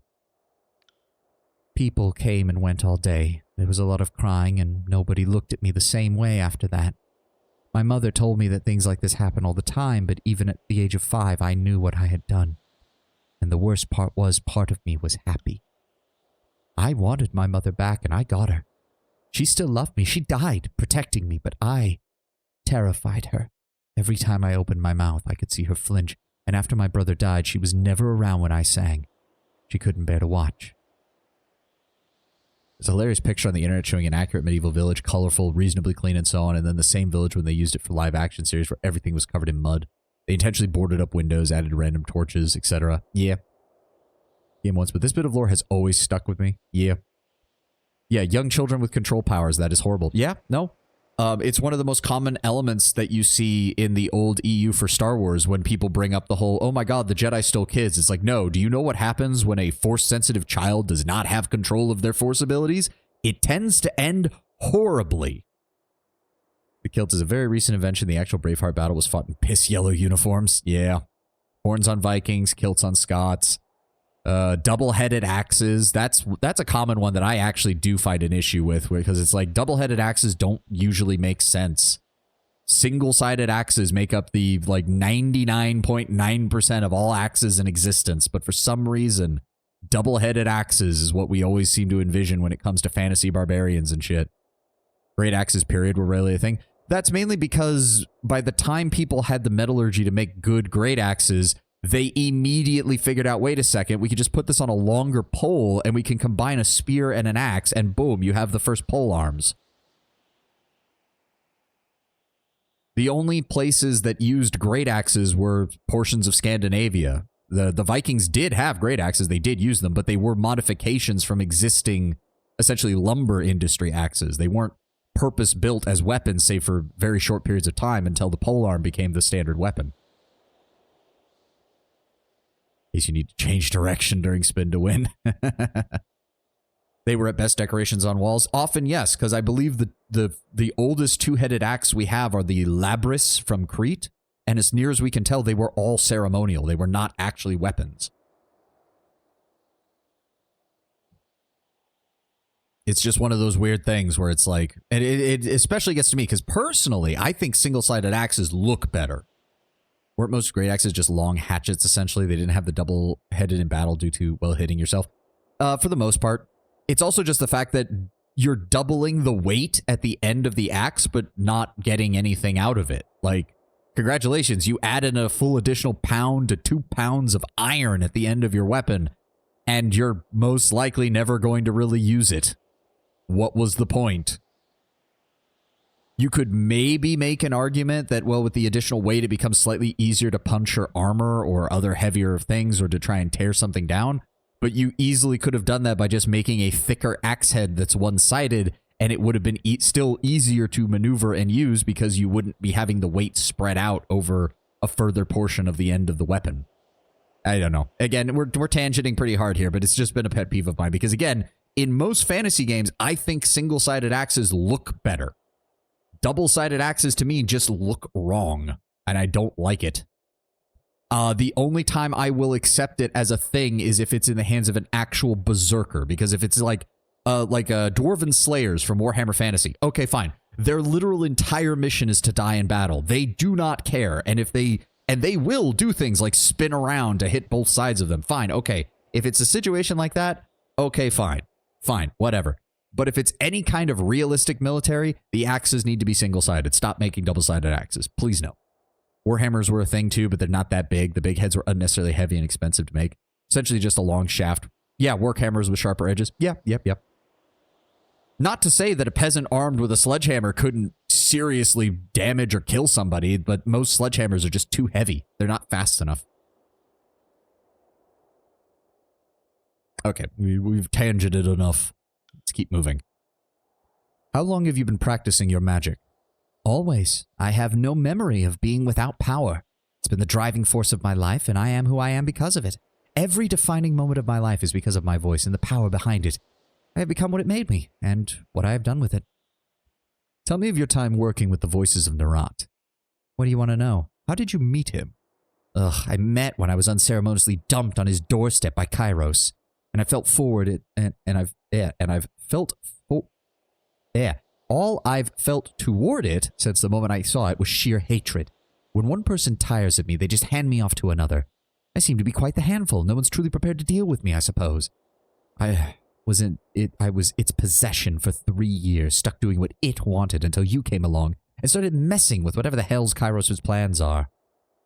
Why did Kairos give you to Narat? I made the mistake of trying to use my song on Kairos, and, well, forgiveness isn't exactly in the Overlord's vocabulary. Interestingly enough, I think it almost worked. Can you imagine how differently things would have turned out if I'd had a little more practice? I was brought out at one of the many lavish gatherings thrown at the capital. Kairos loved showing me off. I was impressing the gathered elite. So I performed, I sang, I danced, and I convinced people to join in. And then, in the middle of it all, I had the brilliant idea to work one more performance into the show, something that would be the ultimate end of the evening. I added a counterpoint to my song and directed it right at the Overlord. In it, I mentioned that it might be in everyone's interest if Kairos ended up impaled on a sword. I honestly didn't think it would work, but why not try? It went as far as Kairos unsheathing one of their guard swords, but then everything stopped. I don't know why. It was probably me. I got too excited, I lost my control, but for whatever reason, Kairos suddenly snapped out of it and let out a terrible shout. How were you not caught? Oh, I was. But I've seen how the world works, especially Kairos' world. People don't live long, and when they're disposed of, it's violent and sudden. I figured I was dead anyway, so why not try to rid the world of a horrible threat? Really? You were trying to save the world? Fine, I was trying to save my own skin. I was 12. Forgive me if self-preservation was at the forefront of my mind. Oh, look, a young lady who thinks of nothing but herself. Do you want to hear this story or not? Siren is now the only member of your party who's personally met the Overlord. Wild, right? Yeah. Interesting, too. Also, how greatswords worked, it's very amusing looking at greatswords were actually used compared to how they were used in game. Greatswords were more or less used as an area control tool. Well, they were used as area control tools, and they were used as line-breaking tools. This was why the Zweihander in especially the German, oh god, my pronunciation is probably horrible, the Landsknecht, were some of the foremost units that would break open pike and spear formations. You combine a good long sword that can be used to push aside enemy formations, as well as a solid cuirass that can keep you safe from spear thrusts, and you suddenly have infantry that can actually shatter enemy lines. Yes, it's horrible. I am aware. Sounded like Landsknecht. Schnicked. I don't know. I am not German. Technically, I have, I think, a quarter German in my family line at some point. Expensive infantry. I mean, yes, shock infantry have often been not worth it, since shock cavalry were about the same cost, but you could get way more out of them. But once actual firearms started to show up on the field, shock cavalry became more and more difficult to justify. Landsknecht. See, that's the problem. I can see where I can see why you said it sounded like land snail, because I'm putting the S too close to the rest of the word, aren't I? Became grenade infantry instead. Yes, grenadiers. Always fun to see grenadiers in fantasy settings and stuff. Way better. Landsknecht. Okay. Yeah, I do definitely see what you're saying, Sint, because I was putting the S with the KN rather than with the rest of land. Okay. Well, now that we've had our little foreign language lesson here, I make no promises about pronouncing it properly later once I start, if I have to talk about it again. Explosive activists in a fantasy setting. Another K before the connect, and you're there. So, lands, connect, ech. God, that sounded like I was trying to throw up. No. Okay, let's stop before we get sidetracked even more. The fucking German mercenaries with the great swords. If I have to render it all into other language, we will do that.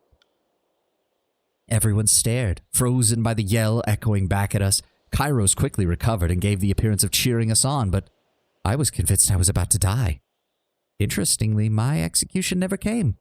I finally realized I couldn't have been punished at the party because Kairos would have had to admit that I had exerted my will onto the Overlord, and without a good reason to call for my death, I couldn't have been executed afterwards. Interesting. So Kairos still has to play politics. But I guess that does fit in with what we were saying, the whole idea that Kairos is trying to make themselves appear as a constant. So if Kairos is meant to be a constant and thus cannot be controlled by anyone, he can never acknowledge that Siren's ability could even possibly work on him. He had to play it off as a joke. But it also meant that he had to get Siren as far away from him as possible. I was the songbird. I did nothing but spread Kairos' will and gather his armies. Would you execute your best and most loved recruiting tool? So Kairos worked with Narat, and they gave me this helmet to bring me back in line. Then I was handed over to Narat, the fucking monster, because it's the one thing in the world I can't control. Present company excluded, Fatebinder. Why can't you control him? I've been inside its mind time after time, and I've never been able to get a handle on what the hell is going on in there. Every time I talk to it, it feels like I'm talking to a different person, and every one of them wants something different. One in particular wants something that it's never, ever going to get. Ugh. I think I can already guess the implications there. Ugh. What has Narat had you do for him? Oh dear, we're actually going to ask, isn't it? Narat wants something from you that he's never going to get. Please, Fatebinder, you cannot be that naive. I'm still a child, and I know about adult urges, as one of my old teachers so clumsily put it. Somewhere inside that chaotic mind, I saw the most depraved and deserving desires that I had the misfortune of ever feeling in my life. No matter what Narat says to you, do not trust it. That will always end badly. God, they spell it out. I mean, about as close as you can without saying the R word, pretty much. What has Narat had you do for him? Now, if that isn't the question that goes right to the heart of the storm, I think you should ask me what it hasn't had me do, or at least tried to make me do. Let's talk of something else. Tell me more about this helmet. It is the bane of my existence, and something that is incredibly painful to talk about. Why not? Siren shrugs. What exactly does it do? It makes me impotent. Do you have any idea what it's like to have a hurricane raging inside you, to feel the gale crashing against you to be released, but only feel a gentle summer's breeze? Kairos and Narat made it just for me. If I attempt anything more powerful than a simple tune, it will kill me. Wonderful, isn't it? Honestly, to be terrified of a mere child. Siren has plenty of sass. I mean, yeah, that's why I'm trying to give her at least a slightly sassy voice when I'm talking, but I know my female voices suck. Why exactly do you have it, aside from Kairos? Because I tried to kill him. He and Narat decided I posed too much of a threat, so they muzzled me. I was their attack dog, and they pulled out my teeth. You can hardly be surprised if the dog tries to bite you if that's all you teach them to do. And you can't take it off. Oh, gee, Fatebinder, I never thought of that. Here, could you unclasp it for me so I can get out of it? Because I'll die if it isn't removed the proper way, you simpleton. You think I'd leave it on otherwise? If you can't take it off normally, then why did you try to have me remove it when we first met? Oh, how can someone so powerful be so stupid? I knew you wouldn't be able to remove it. That's not what I was trying to do. You're a Fatebinder. You honestly think I was going to pass up the opportunity to try and control one of you? How do you know you'll die if you remove the helmet? Because I doubt that Kairos and Narat would go through all the trouble just to play a trick on me. Something this subtle, elaborate, and long-lasting isn't their style. Certainly not Narat's. Put a ring in the swear jar. Yeah, I have noticed. She's sworn more than I think anyone other than Verse. And that's kind of saying something.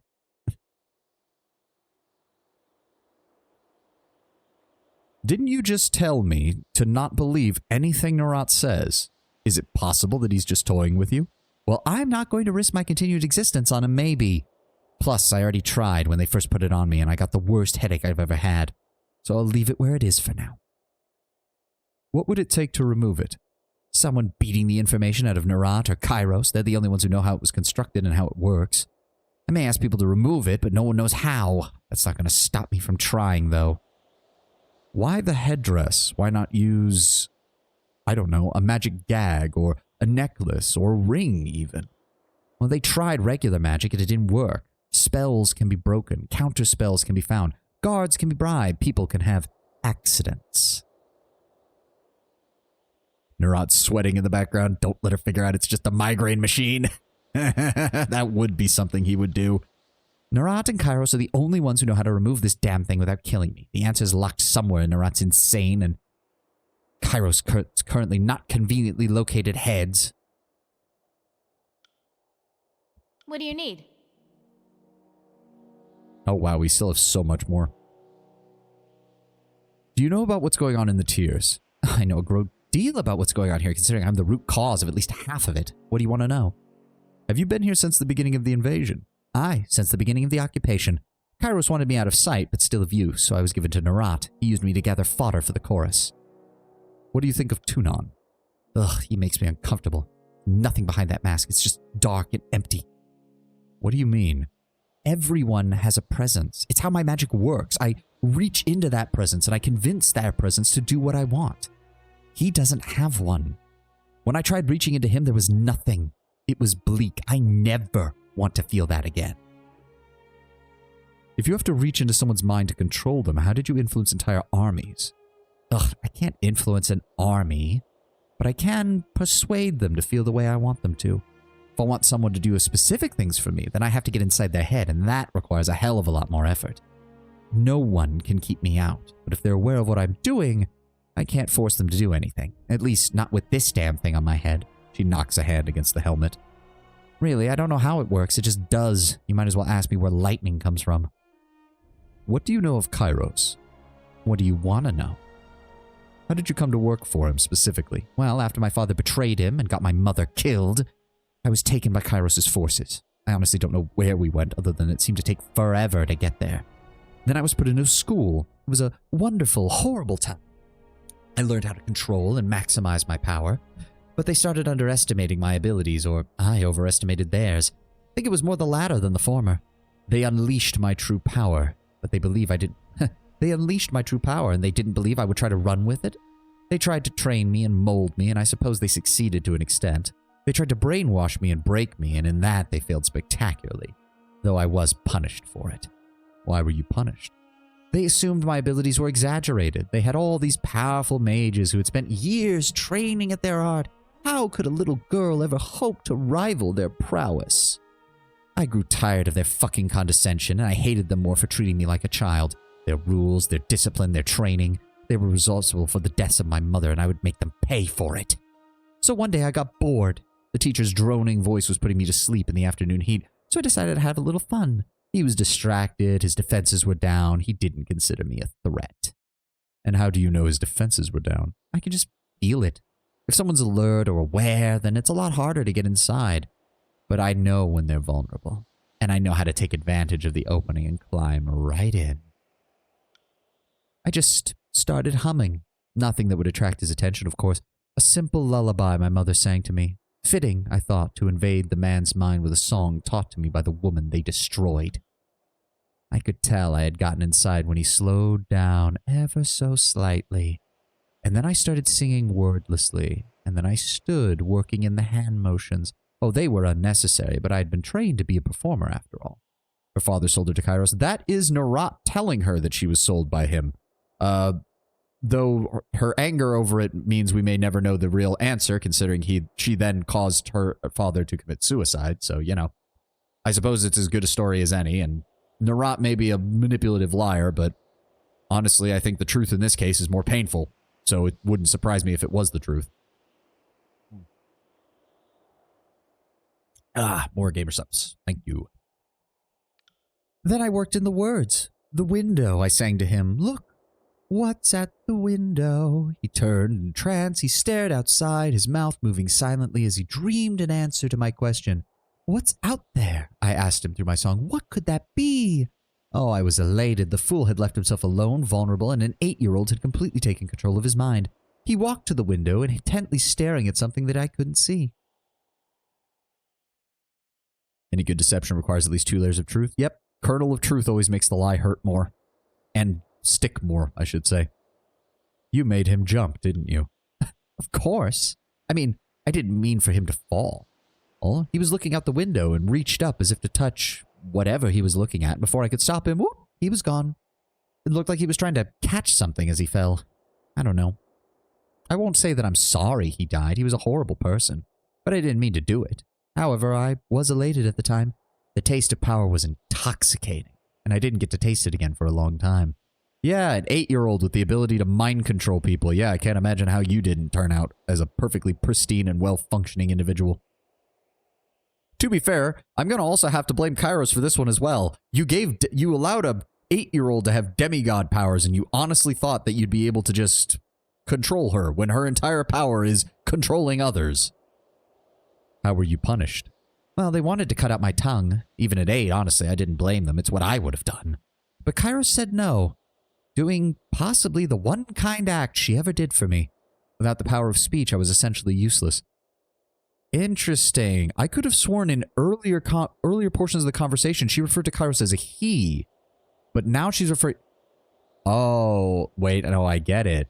Because the only person that Siren holds any love for was her mother. So when she associates Kairos with a kind act, she refers to Kairos as a she, but for the rest of her conversation, with Kairos being the overlord and being the person who controls them, they see it instead as a he. That actually is an interesting conversation point. Trans representation. I mean, gender non-binary technically, but in an arcane, this person no longer has a gender kind of way. Like, it's very different than someone just saying, I am a he or I am a she. He's also the only one who refers to Kairos as an it. Yeah. Well, to be fair, I think Ebb also referred to Kairos as an it at least once, but that might have just been derogatorily rather than a accurate description. The Archon of Fluidity. Maybe that's Kairos' title. Without the power of speech, I was essentially useless. So they muzzled me. They knew simply holding my mouth shut wasn't going to be sufficient, so they got creative. Using sage magic, they put my voice in stasis when I wasn't in class. I could go through the motions of speech, but nothing came out. Oh, did they take pleasure in that? Between classes, they gave me chores, they berated me, they beat me. I was just a slave. The only reason I lived was by Kairos' whim, but I was tortured by everyone else's. There were at least 2 teachers in my classroom after that incident. I was always accompanied by 2 guards, both of whom had been deafened so I couldn't affect them. I accidentally killed one man, and they were acting like I destroyed a realm. I suppose that's what they thought I'd do next. Who knows, maybe that's what I'm about to do. What was life like with Kairos? Well, for several years I was surrounded by people who would smile to my face and sneer the second I turned away. They were supposed to be my mentors, my teachers, but all they did was resent it. They taught me to refine and control my voice. My power became more directed, more powerful, and more subtle. I no longer needed to specifically say what I wanted people to do. I could just think what I wanted, how I felt, and the weaker the mind, the faster they would respond. It still required me to sing, but at the very least make music with my voice, but I could say one thing but mean something else entirely different, and the magic still worked. Everything was done for Kairos' edification. They asked for signs of her power, and I was used to bring them about. People praised my name to the extent that was allowed, but if the focus of the adoration ever truly pointed to me, that was quickly stifled. Okay, maybe I'm wrong. It's referring to them as a her here as well. Interesting. Maybe I need to go back and reread some of these. I didn't see much of Kairos. She was busy taking care of her affairs, but I was never allowed to forget whose power I was allowed to exist. I was paraded around like a new jewel, and since I had real power, it took a while for the luster to fade. But when I tarnished, I corroded through. When I stopped being a pleasant distraction, I was passed off to Narat to be forgotten. I mean, again, you even acknowledge that you did try to kill Kairos, so it's like, it's honestly not surprising that he handed you over to Narat. How long did you work for Kairos directly? 5 years. 2 years of dedicated training, 2 years with training interspersed with travel, performing miracles in their name, and then a year being his pet at court. See, there it is. She does switch between them.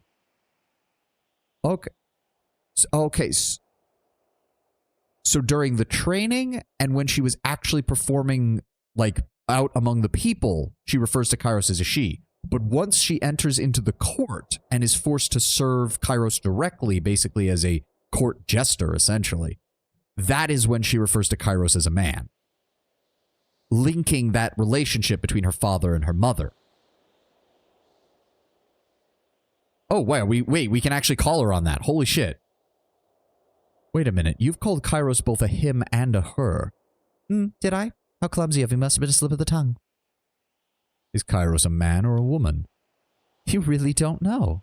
Oh, fascinating. I assumed a Fatebinder would have been given an audience with him. I didn't think that she'd let you perform actions in his name without speaking to you. Okay, now you're doing it just to piss me off, Sarah, and I can tell that. That's part of the mystique, isn't it? If your enemies don't know anything about you, how can they properly plan? So why would Kairos let anything out that he didn't want the world to know? Tell me. No, a lady has to keep some secrets, and this is going to be mine. It feels good to have some power in this relationship. It's not going to matter once you defeat him anyway. She'll be gone. You are very presumptive of what we are going to be doing in this game, aren't you, Siren? What do you think of Kairos? Honestly, I didn't really think of him at all at first. If I wasn't getting daily reminders that he owned me and that he could have been killed in any way he wanted, I would have completely forgotten he existed. Don't misunderstand, I despise him. It's because of him I don't have a family. It's because of him my mother is dead, and it's because of him I'm here instead of anywhere else. But as a child, I was kept too busy to interact much. Siren is fun, sad but fun. No, yeah, she's good. I like the... It's teenage angst, but actually done and written in a fairly well way. Like, it doesn't seem annoying. She doesn't seem annoying with it, or at least, again, no more annoying than she is meant to be as a character. What do you know of the Scarlet Chorus? If I never talk to another chorus member in my entire life, I will consider it a success, no matter what else happens. She folds her arms across her chest and levels a steely gaze at you. Okay, note to self. Verse, please step a few feet back so that we don't have to cause an incident. Oh, then I'm thrilled to turn your attempted success into a constant failure. I'll try to talk to you more often. Yeah, I should have seen that coming. Oh, Verse, anything that helps numb me to the droning sound of your voice. Now, do you mind? I'm speaking with the Fatebinder. So you were not considered a member of the chorus? Absolutely not. The only reason I worked with them is because I was being forced to. Once Kairos had this monstrosity placed on my head, I didn't have a choice. I'm not powerful enough to force them to let me go, and they had the numbers to overwhelm me if I tried anything, so I did what I was told, until you showed up. What was it like working for them? Well, at first, I was treated like a queen. I did most of my work recruiting, and let's be honest, this chorus isn't choosy, so it's pretty easy to convince people to join. Siren is all about song, and Verse's name is Verse. Yep. Well, to be fair, it does seem like Scarlet Furies tend to prefer more eloquent, poetic names than the common soldiery of the chorus. Like Verse's sisters, Three Whispers, Seek's Sheath, things like that. They tend to come off as either alliterative or poetic in some way.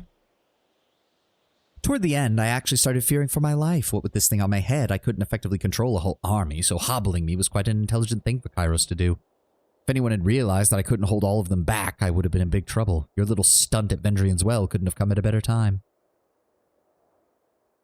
Oh, interesting. So that means the only reason she was able to get over to Lethian's Crossing was because we caused the incident in Vendrian's Well that led to the voices of Narat fighting against the disfavored. Interesting. Outside Mudflap and Rashbum. Yeah. Well, as I said, the Scarlet Furies are sort of the actual military of this chorus. The common soldiery are just cannon fodder. And what do you think of them? I'd have thought my look of disgust answered that question, Fatebinder. They're mostly worthless, hopeless, disorganized bunch of savages who will soon tear themselves apart from the inside. The only time I ever had fun was when I got to cause chaos, like encouraging them to fight each other to prove their superiority. Thank you, by the way, for allowing that to continue for as long as it did. Oh. Engaging in numerous competition to choose the strongest leaders, you upheld the chorus's right to choose their leaders in the manner that suited their values and the right of the Archon to govern the army as he saw fit. Oh, so that was related to that. Interesting. And what is your opinion on their methods? They randomly grab anyone and anything that they can get their hands on and hope they'll work if they beat them enough. Honestly, sounds like the makings of a fantastic army to me. I am repulsed by them and everything they do. Narat is a disgusting excuse for a leader, and I look forward to the day that I can watch the life drain from his insane eyes. Am I being clear enough for you, Fatebinder? Yes. What of the disfavored? I don't really know much about them. Never really got the chance to work with them, so I don't think it'd be much help on this topic. What do you want to know? What do you think of Graven Ash? Capable enough, organized, and truly seems to care about his men, contrary to practically everyone else I've ever met. Have you ever seen them in action? Briefly, at a few of the battles during Kairos' conquest, but Narak liked to keep me locked up tight, so I never got a good look at them fighting. So you really never worked alongside them? Not directly. I've been used to inspire people occasionally, and the disfavored were in those groups, but if you're looking for anything of merit from me on the disfavored, well, I'm not going to be of much use to you. And what do you know of the rest of the tiers? Let's speak of the Stone Stalkers first. Not even worthy of my attention. A beast is a beast is a beast, and you can't ever make an animal be anything more than what it is. Humans are also animals, yes, same as Beast Woman. Only are smaller, weaker, die easy. So Beast Woman guard packmates from predators with rending claws and killing teeth. Keep packmates safe. Kills in shadow, hunches low to the ground and ducks her head. Yet always, packmates are sniping and snarling at Beast Woman. Okay, I'll admit that was a little harsh. Let's just say that in my brief life I haven't had much experience with the Beastmen, so I haven't had the chance to form much of an opinion on them. Is that better? Kills in shadow forgives little songbird. Still likes chittering Archon. She laves her tongue over her fangs, watching Siren with the intensity of a cat eyeing a bird. Yeah, likes the Archon because of how she speaks, or likes the Archon because she's wondering how she tastes? I believe the average disfavored would be more polite than the average chorus, but the disfavored are massive elitist genetic asshats, so I don't know how they would treat her. The other problem is that the disfavored are very suspicious of magic that is not directly tied to combat. I think they would be very concerned when they learned the full extent of her abilities.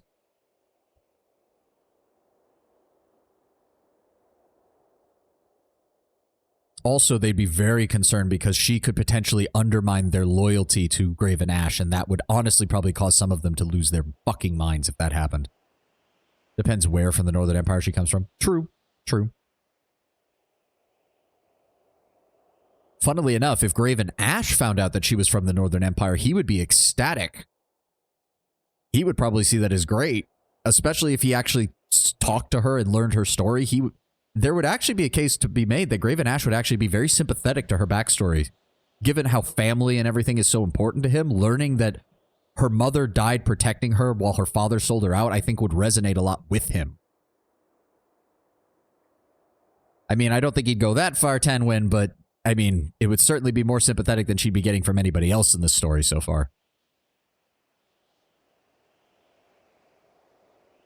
Tell me of the local rebel groups that you know of. We'll start with the Vendrian Guard, since there's not many of them left. Are they even still pertinent? After the events of the well, I would have thought no one would even want to talk about them anymore. He might not say that. I do think he would at least offer a hand. To, even as a fellow Archon, he would try to be at least somewhat sympathetic. His troops learning that she could subvert their loyalty to Graven Ash through her mind control powers, though, would probably send a good number of them screaming that she should be killed. Tell me about the Unbroken. Haven't had much exposure to them. Ash was intent on dealing with that problem, so they didn't ask for my help. Bronze Brotherhood?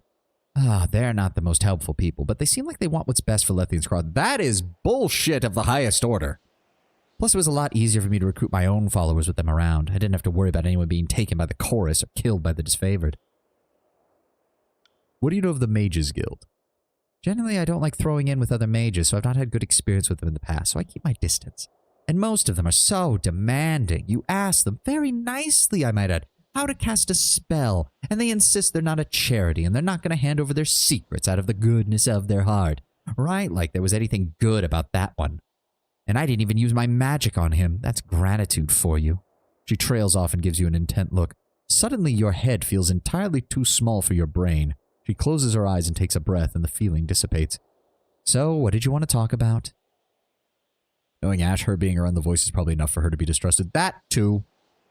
She could claim all she wants that she was never fully a member of the chorus, but the fact that she spent the entirety of the conquest with the voice of Narat would have Cairn, or would have Graven Ash pretty much just be like, nope, absolutely not.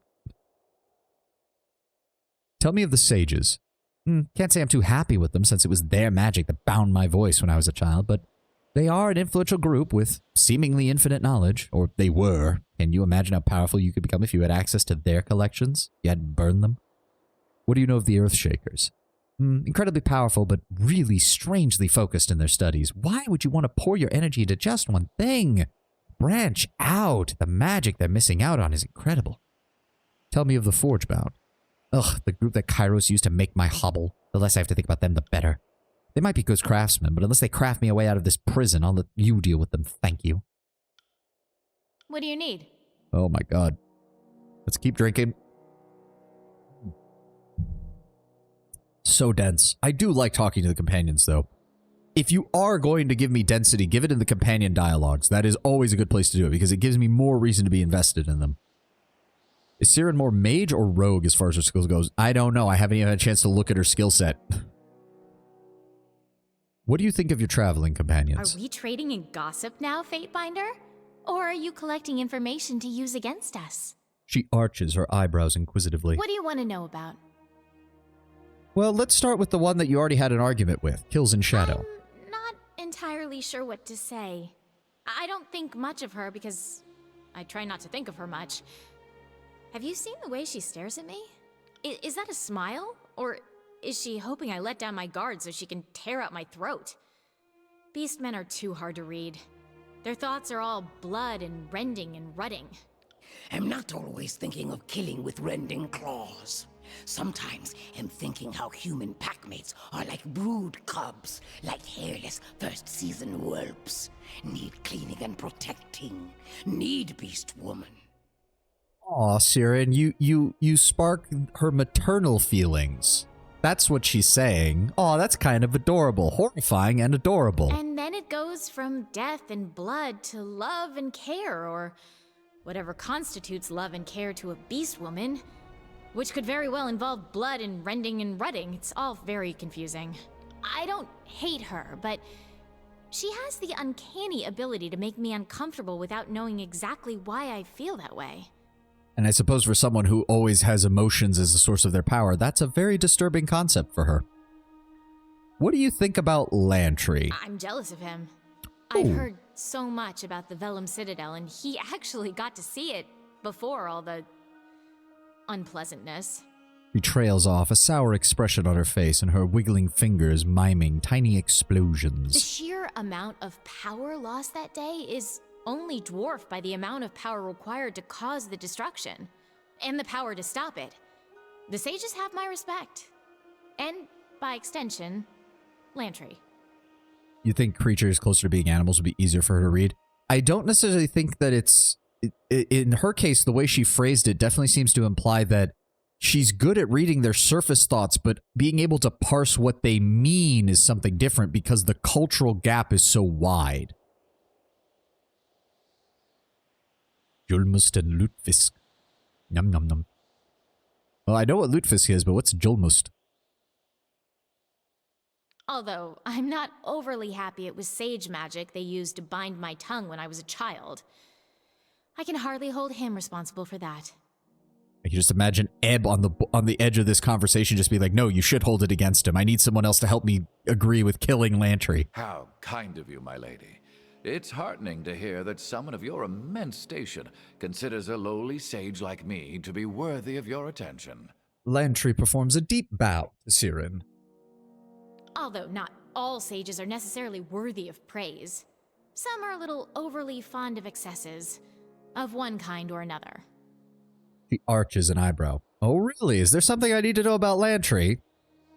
Oh, boy. Tell me about Verse. That bitch? Oh. I'd walk her off the spire if I knew I could get away with it.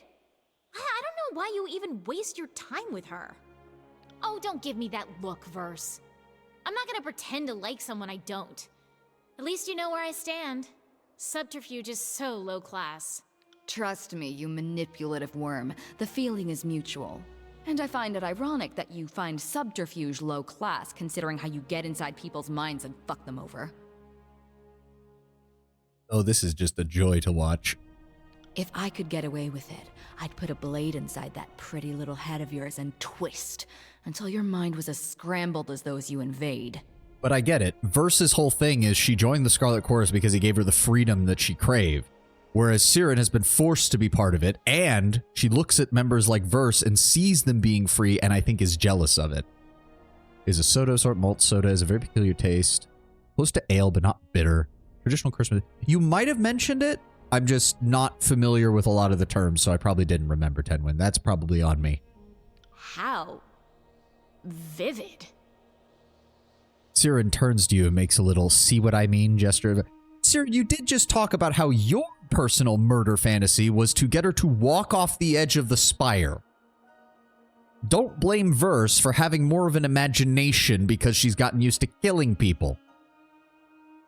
Never matter, no matter the ads, no matter the push, Joel must always outsell Coke 10 to 1. That's what I remember. I remember you specifically mentioning that, but I couldn't remember the name of the soda. That's why I couldn't remember. She's rude, violent, base, impatient, and entirely pointless. You should keep much better company, Fatebinder. You asked me what I thought. I can't help it if the facts are painful to swallow. Let's see. Rude, check. Violent, maybe not directly, but you're certainly not above using other people to do it, check. Base, something tells me if you could get away with it, you absolutely would. Although, I think here you're referring specifically to sexuality, in which case, yes, Sarah, and I can agree, Verse is probably worse than you there. Impatient, do I even need to mention this one? And entirely pointless, well,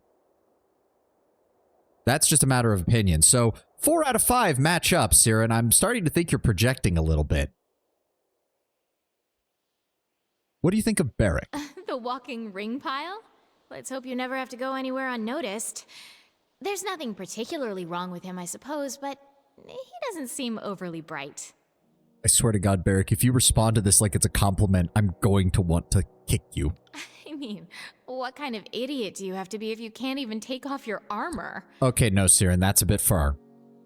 Maybe he's pretty, but wrapped in that getup, who can tell? He looks at Barrick, smiles, waves, and blows him a kiss. What was that you said? I couldn't quite hear you. His lore is lower than Kills and Shadow. Not wrong. Also, oh, Barrick, do you have a crush on Siren? It's okay, Barrick. I didn't say anything about anyone important. She speaks slowly and deliberately, patting him gently on the shoulder. She then puts her hand to her mouth, suppressing a small I'll giggle. admit he can handle himself in a fight, but he could use a little more up here. He is like half his age. Okay, maybe he sees her more as like a younger sister then. My apologies. I don't know. Siren is giving some mixed signals with how she just talked about Barrick. Although I think from her perspective, it's simply playing with her food, essentially. It's intentionally muffling his brain a little bit. Yes, that does seem to be the vibe. She's got some power in there, that's for sure. And as long as I'm crippled, I will, begrudgingly mind you, admit she could probably win if we were pitted against each other. Although I'm more than happy to give her a try. Are you game, Eb? Think you could take me out? I'm sorry, sweetie. I'm confused. Are you offering me a duel or something a little more down and dirty? Okay, I was not expecting that. Okay, so you remember how you just said that you think it's bad that Barrick is twice her age? Well, how about someone who's more like 5 times her age? Eb winks at Siren, who turns a deep scarlet and looks away. Eb, she is literally young enough to be your great-granddaughter, let alone granddaughter. You know what I meant. Siren puts a hand on her headdress and looks at Eb, chewing on the corners of her don't mouth. worry, dear. You're far too young for me. I like someone with a little wear and tear on them, and not just up here. She puts her hand on her head and winks So again. I suppose I should watch myself around her. You never know how people will react to a challenge. I think Eb is just beating Siren at her own game. Yeah. I mean, from the sound of it, Eb, given the conversation we had with Eb and her history, I think Eb sees a lot of herself in Siren, at least as far as when she was that age. And so she's willing to be like, oh no, I know exactly how to push her buttons because I used to be exactly like that. What do you need? What do you think of the state of the world as a whole? What is there to say? Kairos' 2 major leaders can't stop themselves or their armies from fighting like a bunch of children. Neither of them seem capable of dealing with the rebels that are taking them down, which as far as I'm concerned is how it should be. The less of the tiers infected by Kairos, the better. If we could eliminate the armies entirely, I would consider that a true victory. What do you know of the edicts? Anything I say would be a wild guess. That's why I'm with you. You seem to have a connection to this power and this land far beyond anything an Archon is capable of. And it does intrigue me, and I want to learn about it and harness it. Sadly, I don't have the magic needed to enact or break an edict. At least in my current state. Maybe if I could get this helmet off my head. She gives you a knowing stare. You're an Archon, and you spent time at Kairos' court. Surely you must know something of the edicts. You'd think that, wouldn't you? That with all my training and education... No, Kairos left a very big void in it, almost like it was intentional. Why can we repeat this?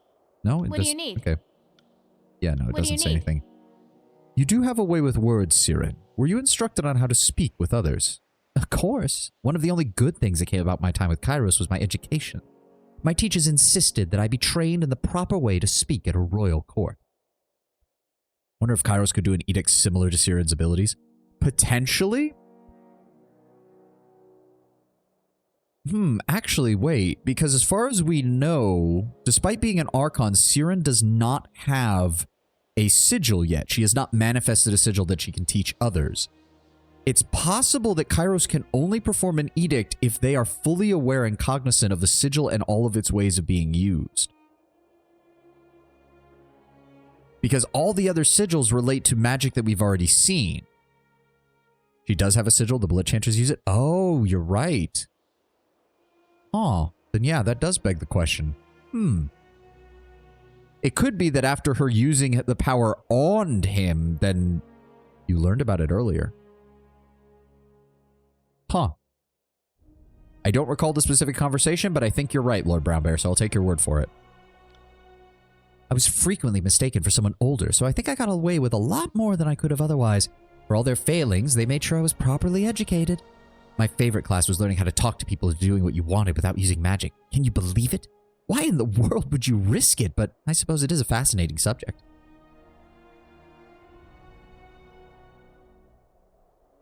A class like that likely behooved your unique talents, my lady.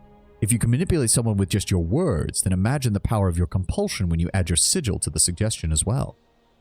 You think the class was created for my benefit? I mean, honestly, I wouldn't put it past Kairos if it was. She leans close, and in the softest of caresses, her lips brush against your ear. You want me to teach you a trick or two? But she started, her voice a low and buzzing hum before you can form an answer.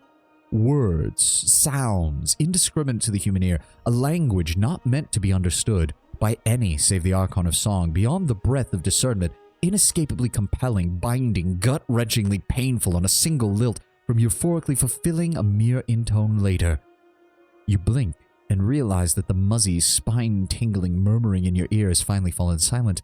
Siren draws back with a satisfied sigh beaming at you, and the perfect image of a sigil, the invocation of her name, brands itself into the depths of your mind. Sigil of Emotions. Interesting. Interesting that it's almost an inverse of the Sigil of Vigor. But the vigor affects the body, whereas emotion obviously affects the mind.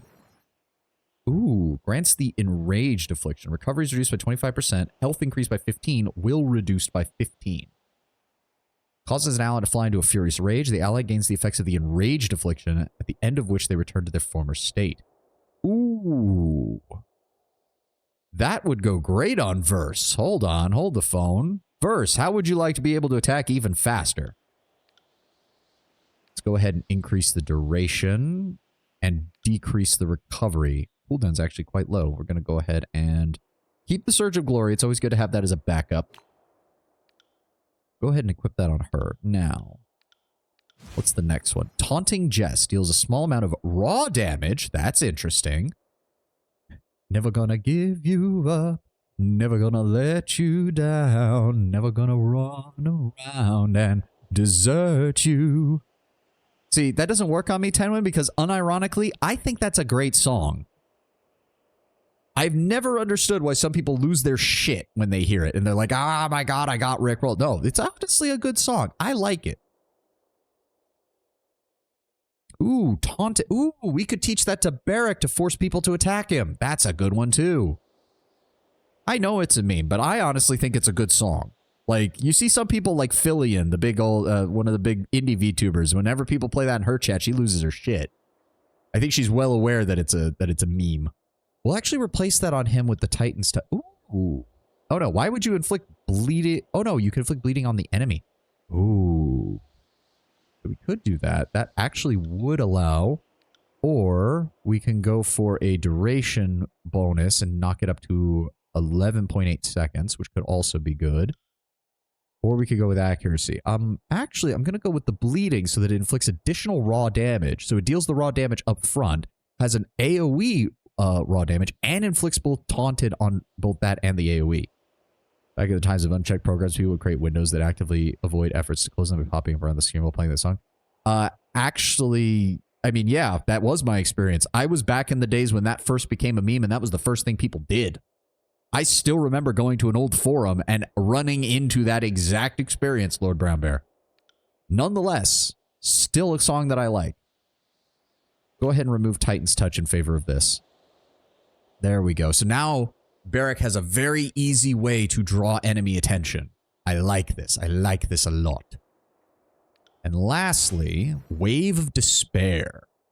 Foe AoE, minus 60% move speed, fatigued and dazed for 14.2 seconds. Ooh, recovery time increased by 50%, recovery increased by 25%, quickness reduced by 5. Holy shit. So doing that reduces their move speed by 60% and reduces their recovery speed by 75, while also making their quickness reduced by 5. So they even when these fall off, their recovery is still going to be weakened for a little bit longer. That is good. That is a good way to slow them the fuck down. Oh, would that actually be good on Ep? She doesn't have, unfortunately, control emotions. Yeah, it's a lore skill that that no one else really has. Luckily, our lore is pretty high. I don't really want it on my character. I'm not seeing the reason to really have this one, unfortunately. So we'll just stick with that. It is a good support skill for for people with lower lore, though, especially since it actually has Enraged is a decent affliction for yourself, and Barrack finally has a way to draw people in to attack him, which is nice. Okay, okay. Now, before we leave, what I actually want to do, since we have recruited more people... Fatebinder wants Beast Woman? I want your opinion on something. Is good. What do you think of the others in the pack? Callow are not as savage fast keen as Beast Woman, but are not weak. Fatebinder whelped good, tough pack. Now, if he could only stay alive, we're working on that. We're working on that. What do you think of Seer? Really? Still insufficient reputation? God, we gotta... I guess we... Lead conversation. All right, well, we'll talk to you another time then. Lantry, what do you think? I am nothing if not a... Well, you might want to ask a more soldierly type about Wait, what? the army. What do you know of the mages? What? How have I not done this part yet? Oh my god, No, shut up, Lantry. Let us discuss current matters. No, not that. Traveling associates. There we go. Are you asking for an objective assessment? Or is this your way of saying you want to gossip? If I can find the conversation option, Lord Brown Bear, I could try to find that again. I don't remember what conversation options led to that. What is your read on kills in shadow? Aggressive, homicidal, and best kept on a long leash with a longer whip? I'm a poor judge of beasts. I've known so few, and none resemble the scribes and scholars to which I'm accustomed. But there's a blunt honesty to her that I rather enjoy. She wants to bask in your power and makes no excuses for the self-interested nature of her loyalty to you. Such refreshing transparency is rare in humans. Is the spy being a little bit, sad that he can't be as open as the Beast Woman? Landry enjoys all women except Ebb. Pretty much. What do you think of Siren? As a chronicler of history, I am most honored to have the chance to travel alongside a luminary. I can write down her speech word for word, letter for letter, and proclaim it back, but yet the words lack her charm. I mean, yes, that is literally how her power works, Lantry. This supports my hypothesis that her power manifests by the actual sound of her voice, and less of the particulars the words chosen. Fascinating. I mean, it's more than that, Lantry. From the way she describes it, she can quite literally say one thing and mean the complete opposite. And so long as her mind holds that intention in her mind while she's doing that, people will act on her thought rather than her word, which is honestly a very scary prospect. So, if I'm hearing you right, you're saying my words have no weight or significance, and it's simply my magic that makes me powerful. I've got a song for you, Lantry. Do you want to hear it? Now, Siren, you literally acknowledged to me that you have openly pointed out that your thoughts dictate what the person hears, not your actual words. That's your own description of it. Don't blame Lantry for not having a full grasp of the magic that you know intuitively. What? It's high praise.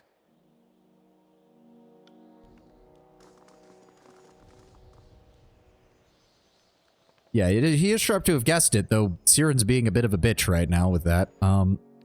Fatebinder wants Beast Woman? Was it? Oh, right. It was the play a game. Like playing with prey or with pack.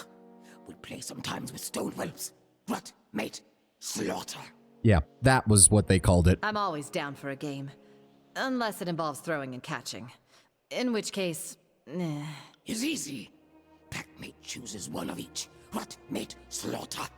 If prey is chosen, pack joins ensuing hunt.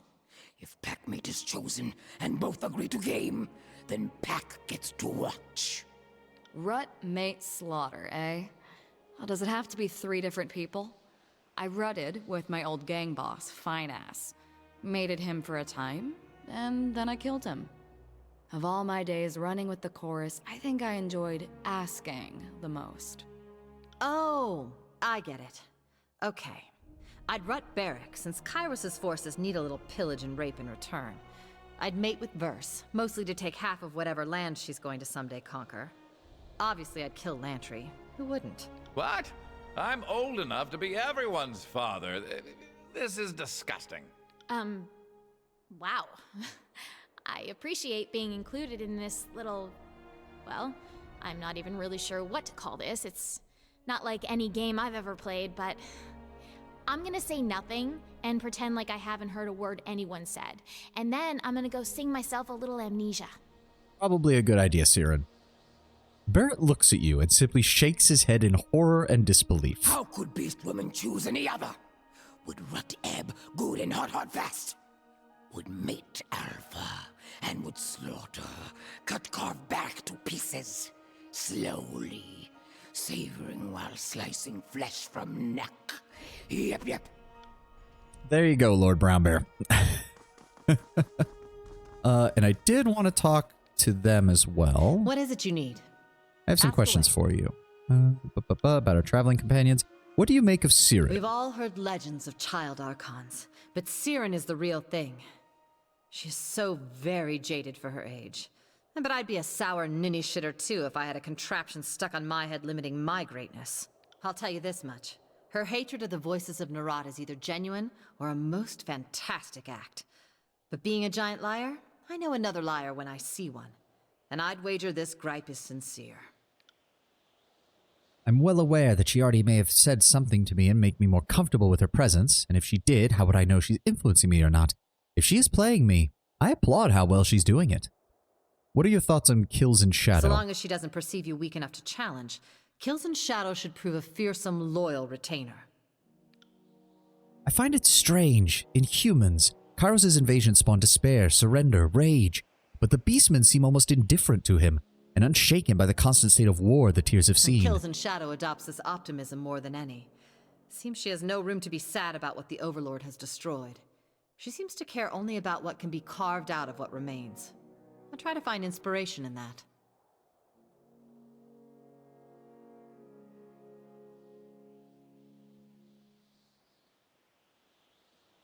Okay, Brown Bear. Tone it down a little bit, buddy. Jesus Christ. It also tells me if there are any more companions, we need to do that scene again, because apparently everybody gets in on the scene if you do it in the Spire, and it gives their opinion on the issue. Alright, so that's all from Ask that. away. What is it you need? No, let's return to the travels. Barrett! My Lord Binder, what can I do for you? Let's discuss some immediate concerns. What do you think of the Travels Companion? Oh, yes, we haven't talked to him in a bit. What do you think of Kills in Shadow? She really seems to want to pry you out of your armor and quite literally eviscerate you. Do speak, Ironclad. Tell Beastwoman each and every thought hidden behind Iron Shadow. Say words that will surely incite Beastwoman to violence. Well, this only gains fear, and we do almost have him maxed out at loyalty, so I do need more loyalty from Kills in Shadow. Go on, Barrack. Speak freely. Ah, a fascinating specimen to be sure, though I am loath to tolerate beastmen serving under the banner of Kairos. Even I must admit that her strength and tenacity are inspiring. Before I get too far ahead of myself, I do not think that she would hesitate to hunt you for sport if the whim appealed to her, so be warned. To be fair, Barrack, given everything she's been saying, the only time I have to worry about that is if she's already killed you. So I would actually suggest that you keep an eye out, my friend. What do you think of Ebb? She is as opinionated and talented as she is vulgar. Much as we can disagree on the reasons behind this war, I have never found a more impressive example of a tearsman. I will also admit I find her quite striking. Whenever she makes a jab at me, or Kairos, or even the Legion, in spite of whatever I might say in my defense, I am pleased to have captured her interest. Oh God, Barrick, Lord Brown Bear, Barrick is just like you. He likes his older women. It's a little, to be fair, bro, what you said was a little bit funny. I was having a little bit difficulty parsing it more than anything, so I just asked you to tone it down a little just in case you were saying something that I wasn't quite catching. I didn't mean to come off as dismissive of it. But yes, it appears Barrick shares your interest in older women. But I would not have her know my thoughts on this matter. She is a southern savage, after all, and I a decorated soldier. No need to overcomplicate our feelings in a time of war. Barrick is a bit love-starved. Yes, I am getting that vibe. And finding out that his half-sister is serving alongside him probably has not helped matters. What? No, dude, can't have competition. No, not another person who wants to kill Barrick. And what do you think of Siren? She is as complicated and volatile even by Archon standards. Kairos took a significant risk by inviting Siren into the hierarchy. It could have been simpler to just kill her than risk unleashing her power upon Tyranus. But I am glad that she is with us. She brings innocence and dignity to a conflict that too often lacks either quality. Okay, yeah, Barrick's been completely compromised in regards to that. Note to self, do not take anything Barrick says about Siren seriously. Ugh. And finally, At your verse. service, Fatebinder. What do you need? This is not a love triangle. What did you have in mind? Travels. Ooh, is there any particular reason that you've chosen to continue traveling with me? Well, if you're baiting me for a compliment, you're talking to the wrong girl. I don't have a gang anymore, and I wouldn't throw in my lot with any of the killers floating around the Scarlet Chorus ranks. The fact of the matter is you're doing important work, even if you stumble and flail along the way. If that puts me at odds with my Scarlet Chorus ties, so be it. I'm not such a camp follower that I don't look after my interests first. And I find you interesting. Oh dear. You've satisfied your curiosity, so let me satisfy mine. Why are you keeping a little scrap of a thing like me around? Oh, there is romance. Well, well, well. Something tells me you can't romance, well, you can't romance Kills in Shadow, I have a feeling. You can't romance Siren for obvious reasons. And I highly doubt Ebb has any romance dialogue. She certainly hasn't indicated the likes. Maybe we should just go with verse. Lord knows she's probably, I mean, she is the living definition of don't stick your dick in crazy, but what's love got to do with it? That is true. Actually, that's kind of the funny thing, is that if I say this, she's probably going to be like, wait, what? Ah, fuck it, why not? I will admit, I think that after traveling together for this time, I'm beginning to have a few feelings. That's rich. What is it about me that squeezes your bellows? The bloodstains on my armor or the lice crawling underneath it? I mean, I'd never say no to a blood-spattered woman if she's got the skills to back it up. I hope I don't need to remind you that we're in a war. Find somewhere better to exercise your restless self. If not the battlefield, then a brothel. It always works for me when there's no sport around. What do you think of me, Fayebinder? Wood. Next question. Pretty much. Oh, okay, so that was just a little bit there. Let's talk about our traveling companions. What do you think of Kills in Shadow? I've been watching her fight. She's fierce in a way that the chorus could use to our advantage. We did try to conscript beastmen in the past, but the results have been less than successful. In truth, the results have been ugly. It's tough to capture something that a net won't hold as often as not. We either have to talk her kind into scripting or murder enough of them that only the weak are left. The worst she could say is no. Verse laughs. Yeah, pretty much. What do you think of Ebb? It's easy to respect someone who brings that much passion to a battle. Even so, when she gets to talking about pushing Kairos out of the tears, it makes me just want to carve my opinions on the matter across her back. I mean, Ebb did say that she would fuck you, Verse, so I mean, you might actually get the chance to do that, though probably with your nails rather than your daggers. What do you think of Siren? take this in the spirit of which is intended. If I had her kind of power at that age, the last thing I would do is take orders from you. You may think you're leading her around, but it might very well be the opposite. Would any of us even know? All I need to know about Siren is that she scares Kairos, and that pretty much says it all. Okay, fair enough, Verse, because that is the correct answer. The daggers will be non-negotiable. True. Okay, we're finally done here. We're rested up. I do want to check in on our other spire real fast. Thank you, teleportation. And see if we can upgrade Barrack's armor a little bit more. It has also been some time, so we might be able to talk to... Ooh. Oh, yes. 8 of each. Oh, yes. That is very nice. Do we already... Okay, yeah, it counted for both of them. Makes sense. Ooh. Yes, yes, yes. You're our Master Fire Trainer, aren't you? Ooh. Yeah, I don't really need that on any of them, but... No, I think we're good right now for that. Who else did we have for training? No, not you. There was someone else. Nikostas, I think that was the guy. Yes. We'll go ahead and grab some additional control lightning. 2, 3, 4, 5. No reason to do any of those for them. We'll hold off on that.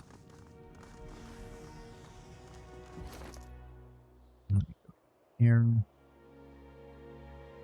Yes. 10 bronze rings. Holy shit. Hold on. How are we doing on money? 90. We have 8 iron and 93 bronze. Okay. So that's good. We'll go ahead and equip. We'll go ahead and upgrade that. That gives him... Okay, it improves the recovery time, increases his Pierce and Frost armor, increases his standard armor as well. There we go.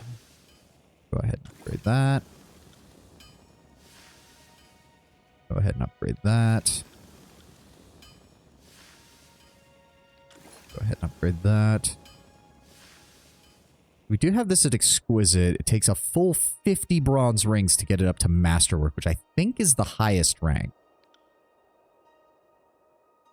Go ahead and upgrade his fused iron boots as well again. Yeah, you know what? Just bring it all up to purple. There we go. Cost a little bit of money, but I think that's fine. Barrack now is doing quite a bit better in the armor department. There we go. There we go. Well, since we've been here for like 2 days... Yep, he has some more for us. Okay, good to know. Good to know. I think Masterwork is the highest. Sex with Verse is always bloody sex, no matter the time of month. Yeah, not surprising. As I said, even if she doesn't have her daggers, something tells me Verse absolutely would just rake your fucking back. Okay, we did Iron Hall Trail, we did Cato Village. Everything is over here in Twin Rivers, so let's get a move on.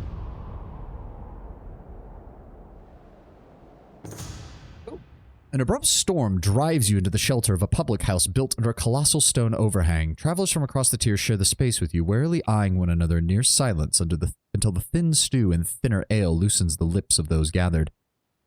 A wiry woman with midnight skin sets a large gourd on a stone near the back of the cave. She challenges you to a game of daggers, in which players compete to throw identical knives at a target. The person who hits nearest the center in 3 tries wins. Oh, the purse, she states, will be 20 copper rings. Turn momentarily. Must prepare lunch. Okay, Brown Bear. See you in a second. We'll try. Play fairly. You stand and approach, settling down your own twine-bound rings and challenge. The woman grins, turns, and hurls her first knife, beginning the game. She seems quite competent with a hurled blade, but you sink 2 daggers closer to the center of the gourd than her closest. Impressed, she offers you the winnings and the purchases your next drink. Sweet. We gain favor with Lithian's Crossing. We gained favor with the Stone Sea Villagers. We got 20 copper rings. And we gained plus 20 accuracy above 75% health. Oh, that is a good fucking thing if we're going into combat. Yes! Oh, that is actually really nice. Oh. Everybody is... What the? Please, help us before they kill us all! Flushed with fatigue and wide-eyed with panic, a Brotherhood warrior bounds towards you, fleeing the sounds of battle. I'm sorry, my friend, but you guys have done nothing but try to kill me, so why the fuck would I help you? Your luck just got a hell of a lot worse. Fine. Defend yourself, you honorless scum.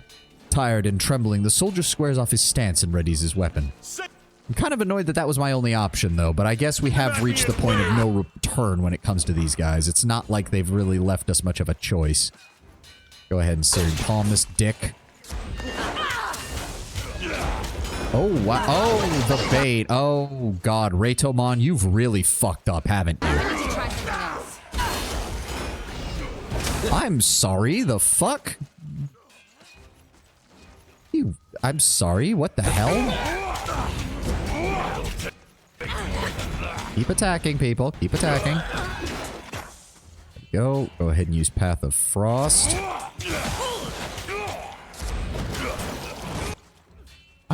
What is going on here? Take that. Y'all are just fighting away, and then someone randomly decides that it's better to fight me instead. Alright, have a fireball for your fucking efforts. Weapon is like nipples on your head. I am very concerned about what is going on here. Useless. Set them on fire. And we move closer, and then we set them on fire some more.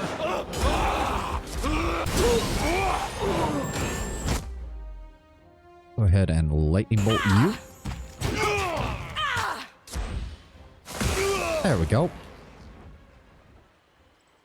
Okay, so the Bane showed up. I don't know how, unless Reitomon is a fucking idiot, which I wouldn't be surprised in the slightest. Go ahead and recast that on yourself real fast, Barrick. Thank you. Heads up. He's got this. What spells do we have right now? Go ahead and give me this. Wait for it to line up. There we go. I need to try a different tactic. This isn't working. Damn thing couldn't pierce cloth. Knock him prone. Hit him with the fireball. Anyone else want some of this? And then hit him with the mage fire. There we go. I got it. Okay, what the fuck did Reitomon do? Hello, what is this? Thick undergrowth. Generally pick your way through and move past the dense undergrowth. Yes, please. There's a camp. Loose dirt. At your feet lies an empty patch of dirt nestled between grass tufts. The dirt appears to be soft and sinks slightly when you step into it. This is clearly the location that Gino pointed you to.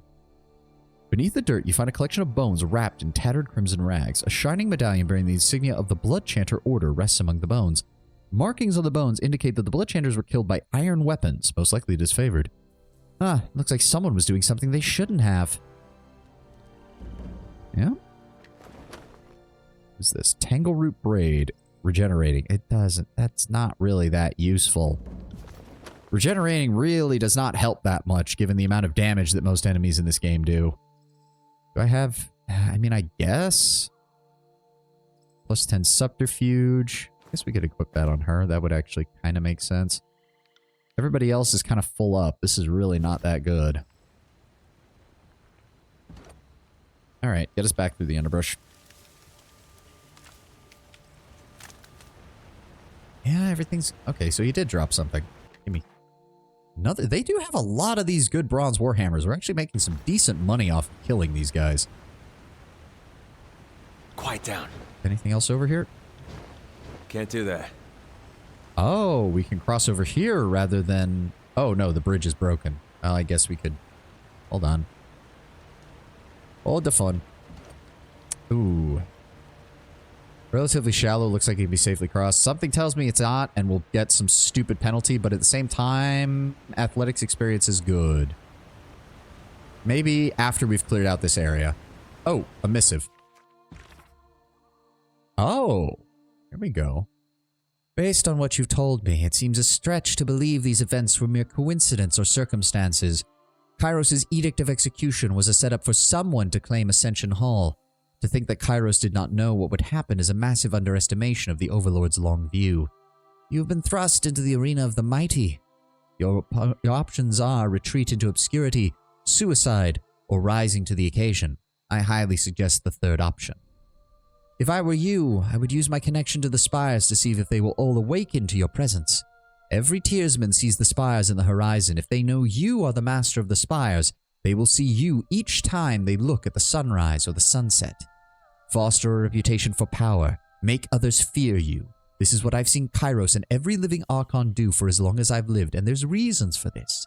There's the practical case of power and a reputation to insulate you from threats, but there's the lesser-known element that I can't prove, but which I know in my heart to be true. The fear and love of others strengthens magic. This last part I have inferred from discussions with Lord Bledenmark.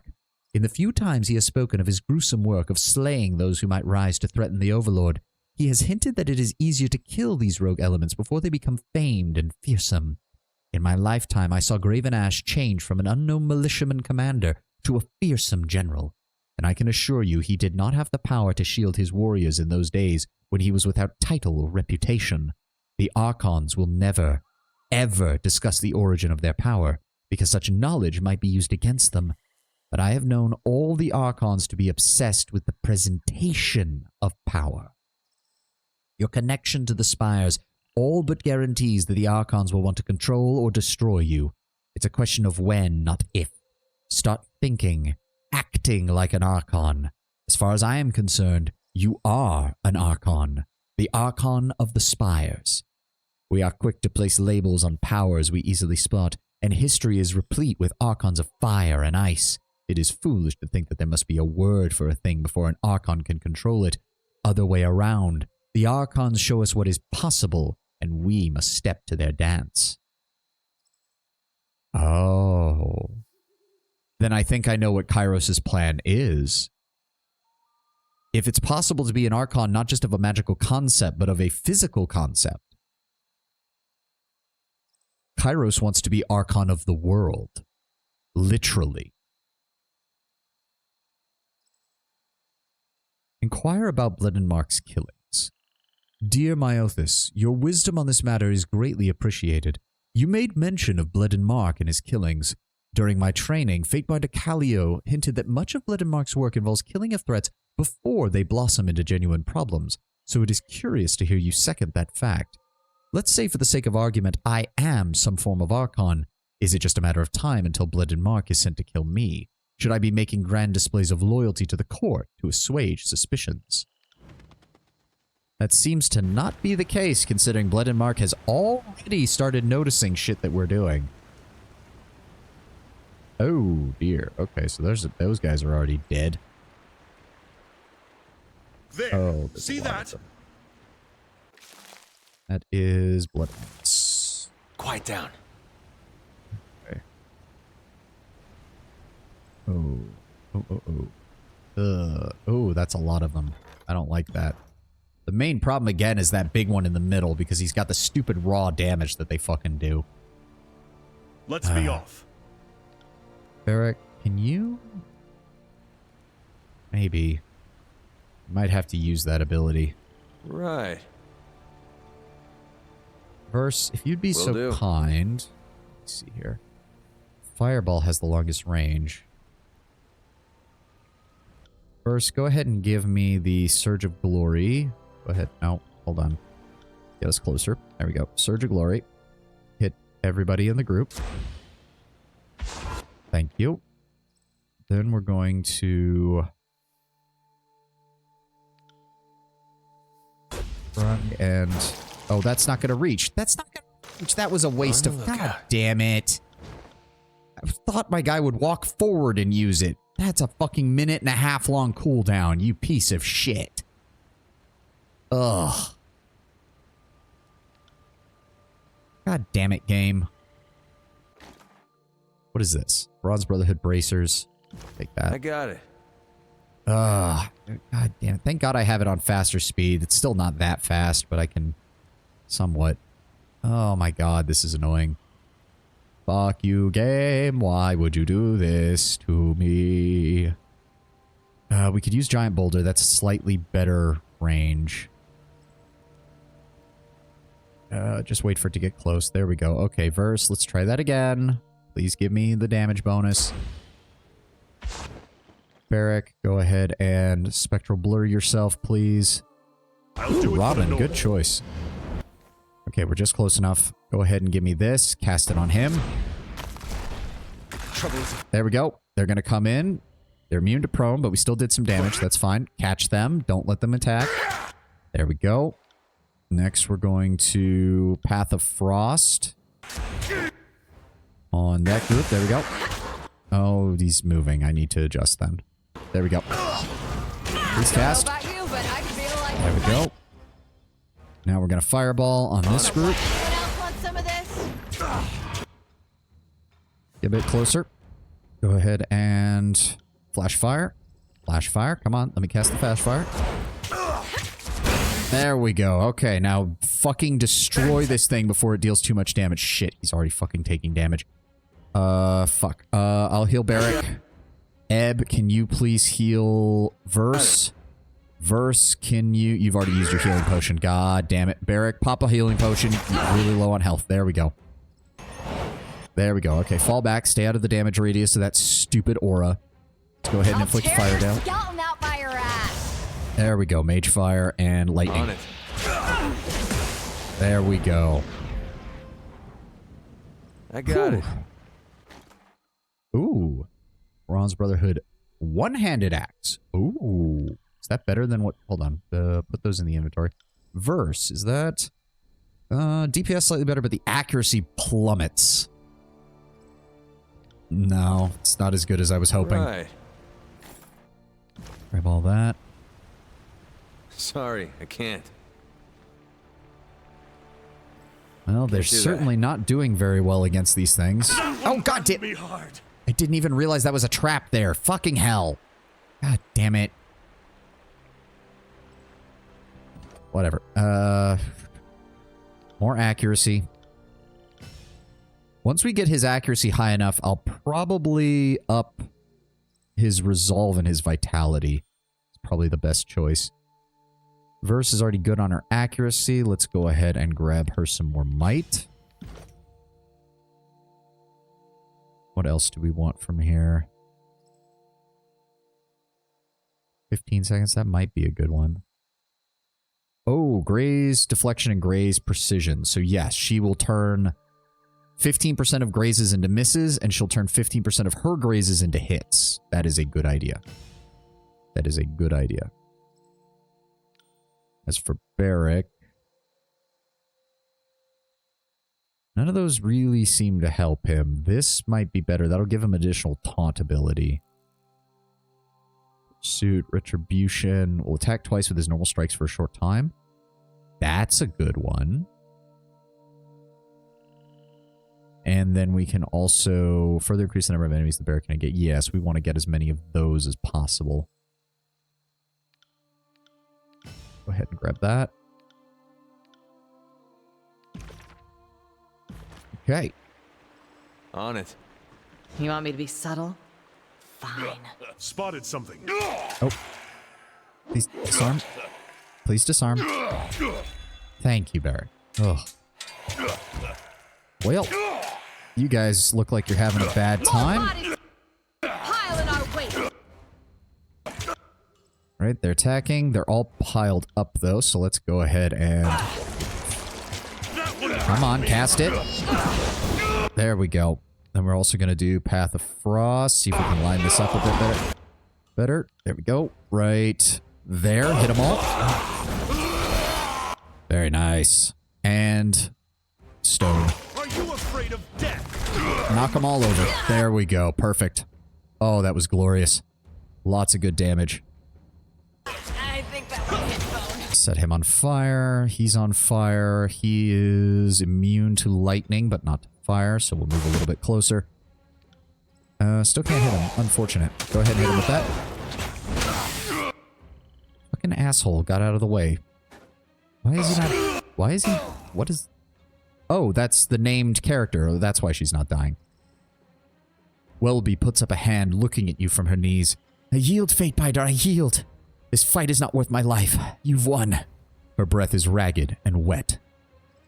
Seeing a lot of merc bodies and a lot of living veins. Yeah, Raytamon really fucked up.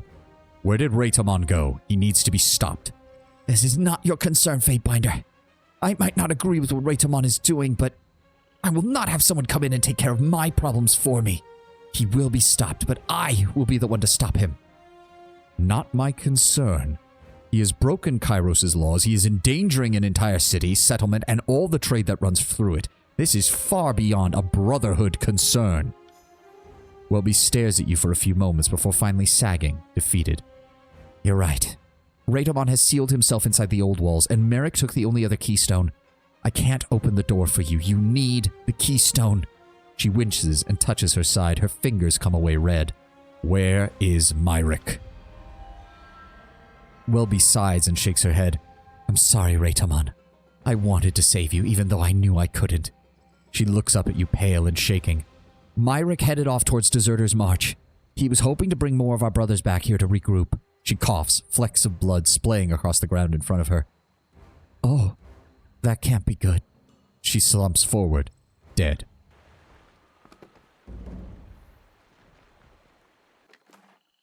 Interesting. Ooh, grizzly hide boots, leather. Those are better than the ones we have. Better recovery, better deflection.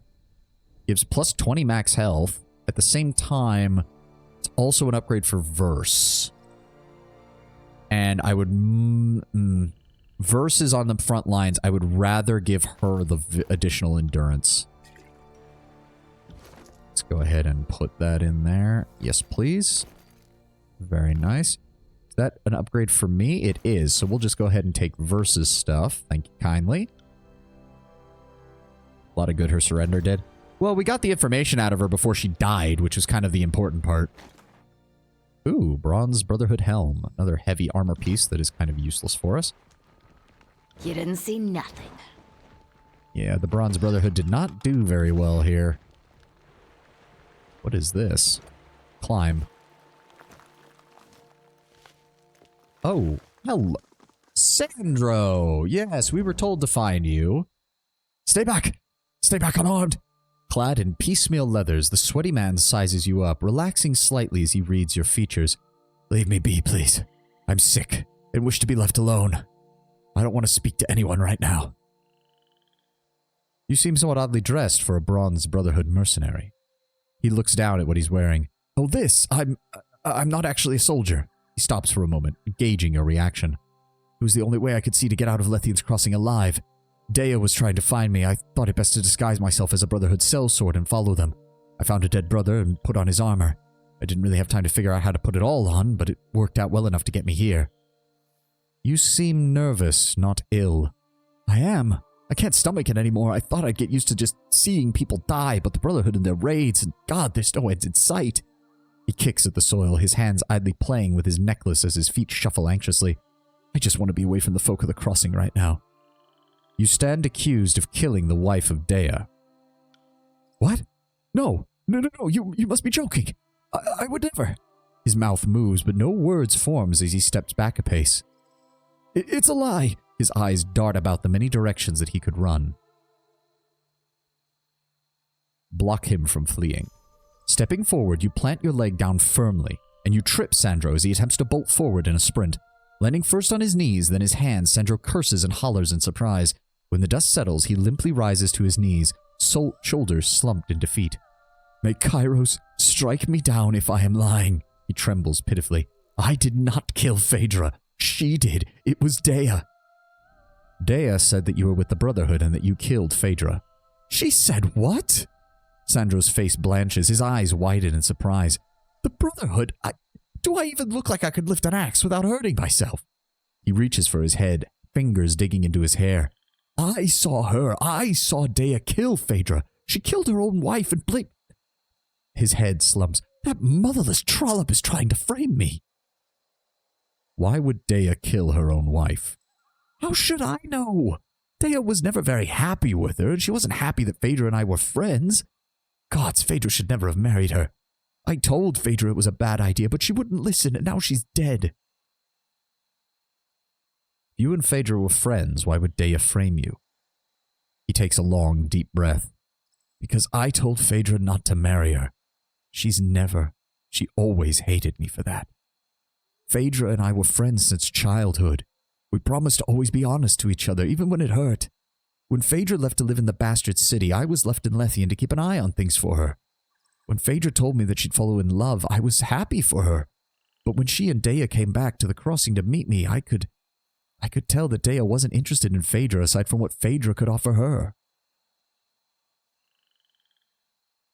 If you are lying by omission, Sandro, I will personally toss you into the dungeons of the bastard city, and I guarantee the jailers there will treat you with far less reverence than I will. Alarmed, Sandro throws his arms up to stave you off. Please, sir, have mercy. Phaedra, she was one of Lethian's granddaughters. As Lethian only known female heir, she inherited the land that Lethian's crossing sat on. But she never wanted to make a fuss about it. She just did what was needed to ensure the future of the town and left it at that. He looked around nervously and whispers, Dea, on the other hand, wanted more. I think she'd tax the merchants till near the breaking point if she had the ability to. You're saying that Dea married Phaedra for her land? Essentially, yes. I don't think Dea ever really loved Phaedra. She always had other motives. Phaedra was head over Kairos in love with Dea. She was charismatic, always knew what to say to Phaedra to make her smile, but as soon as her back was turned, Dea's fangs would start to show. In a manner of speaking, I mean. Why should I believe any of this? His shoulders slump forward and a defeated look crosses his face. I don't have any proof. All I can do is trust that as a Fatebinder you know what I'm saying is true. Then why are you wearing Phaedra's necklace? This! He touches the simple turquoise medallion around his neck. It's mine! Phaedra brought it for me in Arden 10 years ago. Sandra looks about. Did Dea tell you this was hers? That's absurd. The necklace is a symbol of friendship that Phaedra and I had.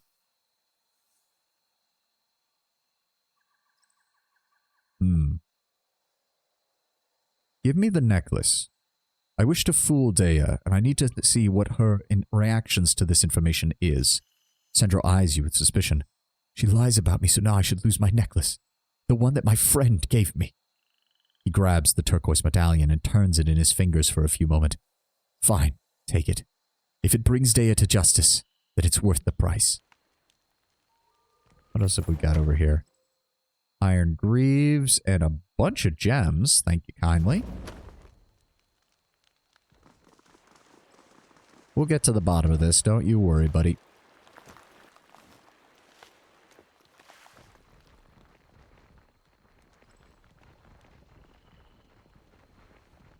Slow and steady. But still can get jealous. He was stupid to try and run if he's telling the truth. Yeah, I mean, from the sound of it, it wasn't jealousy. It was the fact that he saw through her. It was the fact that, ooh, another set of... Oh yeah, those are just non-enchanted versions of the ones that we already have. Yeah, we'll go ahead and put those on Ebb. Ebb, my dear, there you go. What does that say? The imposing wall looms over the river, stretching up and out of sight. Some more supplies. Hide and scrolls, I'll take it. And, ooh, Bronze Brotherhood Mace. Oh, is that better than anything she's got? No. Good DPS, but the accuracy is still shit. Oh, wait. It would be pretty much the same as the Brotherhood Sword, but far higher damage because it's an exquisite shape. Plus, it would change up her damage types. It would give her Crush and Pierce rather than just Pierce and Slash, which would probably be good. So that's in place of the Stalwart Bronze Sword, right? Yes. We keep the Bronze Guitar, though, because the accuracy is still solid for that. It's also faster. We'll keep the sword for a little bit. We'll see if this works out all right.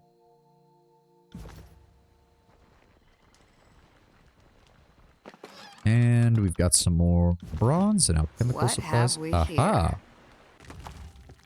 Ah, iron ingots. Interesting. You see bits of metal flakes surrounding the campfire and a pair of forge-bound tongs. It looks like whoever was here left in a hurry forgot to take them.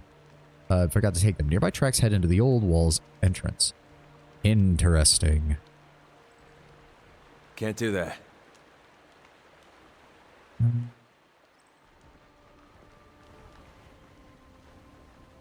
That must be, yes, and we don't have the touchstone to go in. Okay, I suppose we can use this to... Ooh, what does this say? The river flows from Lethian's Crossing to this point where it splits into what are known as the Twin Rivers. Forward here. Get that athletics experience. Thank you kindly. Will do. Okay, so we need to keep going. Can you guys let me know when it hits 1:30? Because that should be when the next ad break is, and I really need to use the restroom. And I would rather do it when the ad is playing so anybody who isn't subscribed can not miss anything. Could you guys do that for me, please? That would be most helpful if you can. Yes, okay, Deserters March. We actually know where they are now. Need some water.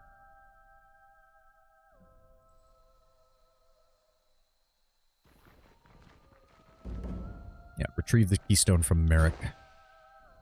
Oh, hello. Interesting. Oh.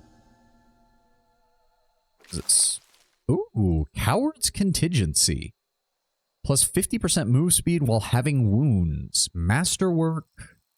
Cloth armor, which means it's probably not very good because cloth is pure recovery speed. Like that's the only real good thing that it's good at. Is that it doesn't impede you at all in that point, so it's probably not that good. Because I did read a little on the defensive stats, and deflection is what you want from your light armor, because deflection just makes it likely that an attack gets downgraded from a crit to a hit, or a hit to a graze, or a graze to a miss. That's probably not that useful. What time is it for you now? It is 1:10 at my time, so 20 minutes. 20 minutes. What are all you dipshits doing down here? That's a lot of your own guys that are dead, apparently.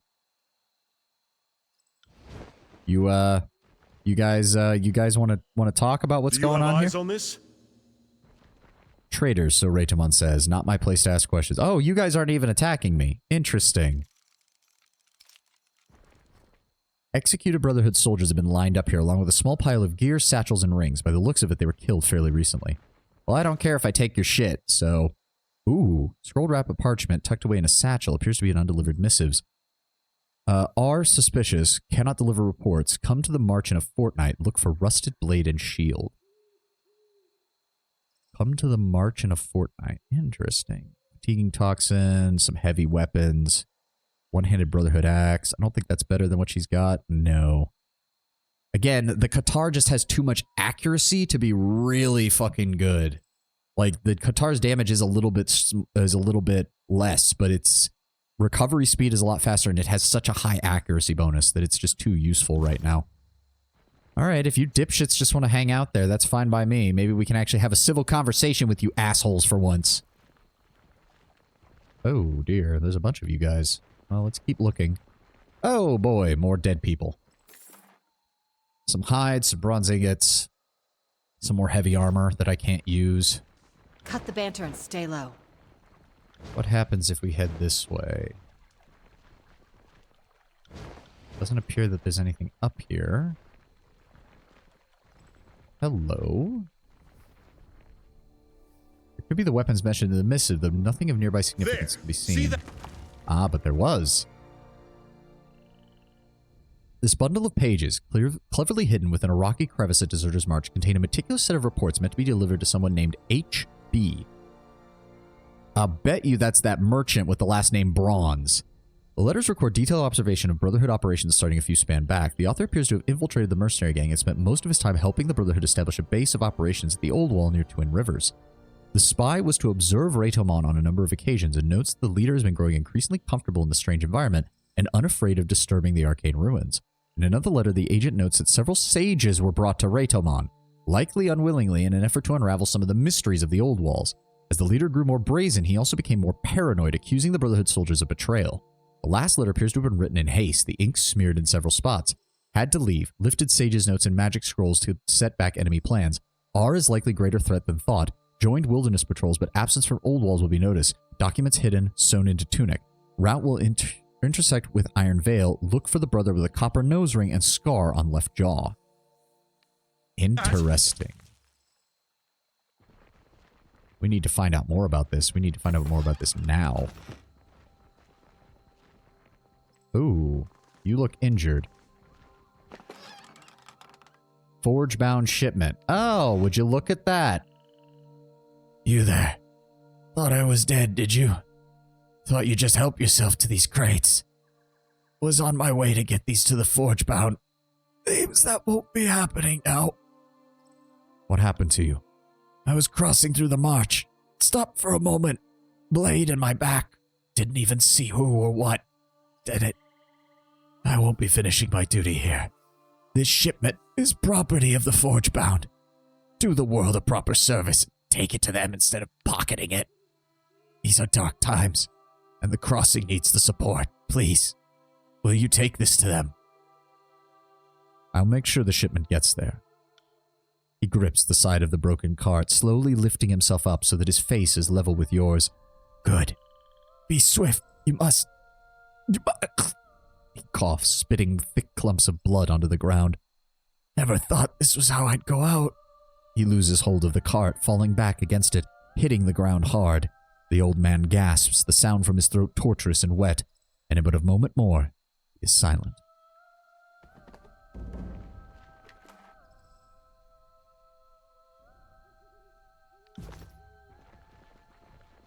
See Cut that? the banter and stay low.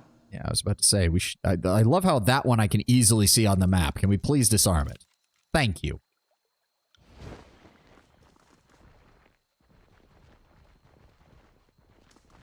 What is up here? Oh, a crude map. A disfavored soldier drew a crude map depicting Deserters March and other nearby wilderness areas. Multiple lines and connection points indicate patrols and fortified positions. The sheer number of them suggests that Kairos' forces are making aggressive attempts to control the region surrounding Lethian's Crossing. I mean, no surprise there. Disfavored scouts such as these are not an uncommon sight in Deserters March. The two were likely attempting to observe the Brotherhood camp below and were gifted several arrows for their trouble. Yeah. Obviously, if Archon Graven Ash is still against Kairos, then he would need to secure a local iron supply in order to keep his forces properly provisioned. What do we have here?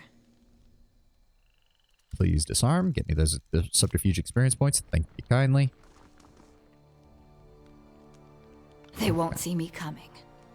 Myrick and Locke. Okay, hold on. Something tells me we're not going to be lucky enough to convince them to not try to kill us as well as each other.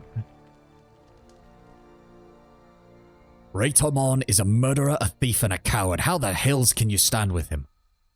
He went too far. Death is inevitable in war, but slaughtering the settlers? What possible reason could he have to kill them? They were regrettable but necessary deaths. Raitomon needs the helmet if we want to keep the crossing out of Kairos' hands. Raitomon seriously thinks he can maintain a city-state, essentially, independent from the rest of the continent. He is dumb. He is dumb. He is stupid. My God, he is an idiot. Necessary? Do you hear what you're saying? That was a slaughter, and now the crossing's vulnerable. If the helm isn't returned, the Bane will overrun it. You all need to calm down. Myrrell takes note of you, shaking his head in disgust. So says the one who puts the Brotherhood soldiers to the sword at Twin River. No, Fatebinder, I will not calm down. Raitomon was right to consider you a threat. Well, I am a Fatebinder. You should always consider me a threat, but it was you dipshits who decided to 1, get in my way, 2, try to kill me, and 3, try to kill everyone at the crossing. I am not the asshole in this situation. Even with all this power, Kairos knows you need more than that to run a state. Exactly. To say nothing of the fact that Kairos wouldn't even have to conquer this place. He could literally just be like, yeah, we're just going to blockade it and prevent anyone from getting in, and you're fucked. Locke, you quarrel with a brother in arms while an enemy stands there mocking us. He slams his hammer into the ground, knocking clumps of dirt apart. Locke quickly glances between you and Myrick, eyes wide in alarm. If the Fatebinder has murdered our friends, then he must be put down, that is clear. But I will not stand with Raitomon either, Myrick. He's always been a bull-headed idiot, but that had its uses and it's why I followed him. If he means to kill the people we claim to protect, he's no better than that Tunon lapdog. No better. Myrick takes a deep breath, nodding to himself in a moment of clarity. Raitomon sent me to retrieve any loyal soldiers I could find. Loyal soldiers. Locke, I assumed that would include you, but apparently I was wrong. He spits at his feet. The penalty for disloyalty is death. He points his hammer at his former comrade, and then at you. What are you waiting for? Get to it. Their skulls aren't going to crush themselves. Come. Really? I was kind of Okay, fall back, fall back. Oh, they are fighting each other? Okay, that's weird. Let's try to get them this way. Barrick, what the... What the fuck? I can't even check it. What the fuck? Oh, when did that happen? God damn it. Verse. God damn it. All right. Can we please? There we go. Right up. Oh god, I'm fucking dying. I'm fucking dying because oh my god. Please heal. Please heal. Thank you. Okay. Now we're gonna heal them. There we go. We've got good damage now. We've got good damage. Go ahead and fireball.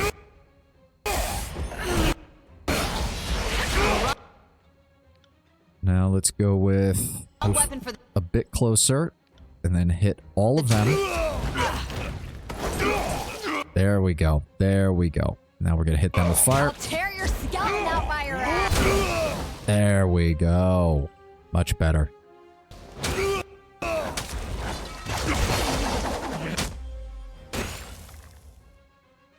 Ooh, okay. There we go. The old wall's keystone. Or I guess I should say, if anybody is watching who does not have a subscription, if you could just let me know when the ad plays, and that will tell me when I need to go to the restroom. Because I would rather do it when we're not going to end up causing people to miss stuff. Either way. Ooh, Iron Dagger. Nope, still not as good. Shame. I think that's everything in this area. The Brotherhood rarely camps in one location for more than a few weeks at a time, lest they become predictable targets for Kairos' forces. Oh, these two idiots are now targetable. Good. Let's go get some more experience points. She's good on that, so we're going to keep boosting her spell cooldown. Yes, please. Just being able to craft perfect weapon. Yeah, I could... I mean, at least they give you the option to upgrade it, so you can at least... Some of you might have ads, might have not. Mine is supposed to be set on a schedule, and when I check my ad thing, they come up at regular intervals. So, some people... It depends on... I'm just trying my best, Sint. I'm trying my best. I don't know... I know there's some way that you're supposed to be able to tell, like, specifically when the ad comes up, but I have not been able to find it yet. Unless I check the Steam Manager, I think. Hold on. Let me just pull that up real fast. Yeah, it's saying the pre-rolls are off for another hour, so then that means we might not have an ad for a while. Shit. If that's the case, give me just 1 second, guys. I really gotta use the restroom. I really do. I just never mind. Oh, I know it's not a critique, Saint. I'm trying my best. I'm trying my best. I'm gonna be right back. I'm just gonna take a quick bathroom break. I'll be back in like a minute and a half at most. So, go grab yourself some water or something if you need to. I'll be right back.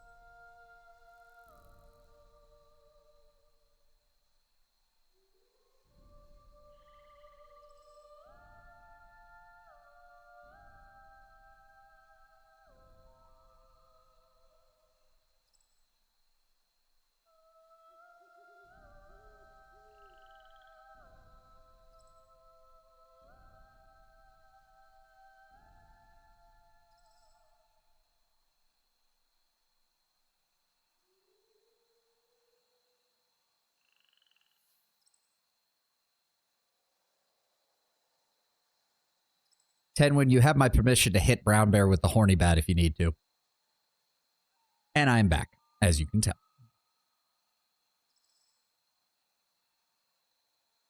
Ugh. Okay. Where was I? Right, we just increased that. She gets the next stats. We picked up that. We picked up that. Right, we need to go down this now as well. So we need gain more experience with lore, spells, and magic staves. Yes, please. And And then we need 2 more, so we'll probably go ahead and grab... That wouldn't be the worst. Probably grab that one, and then we'll grab her the additional spell slots. Alright. I am a shield wall unto myself.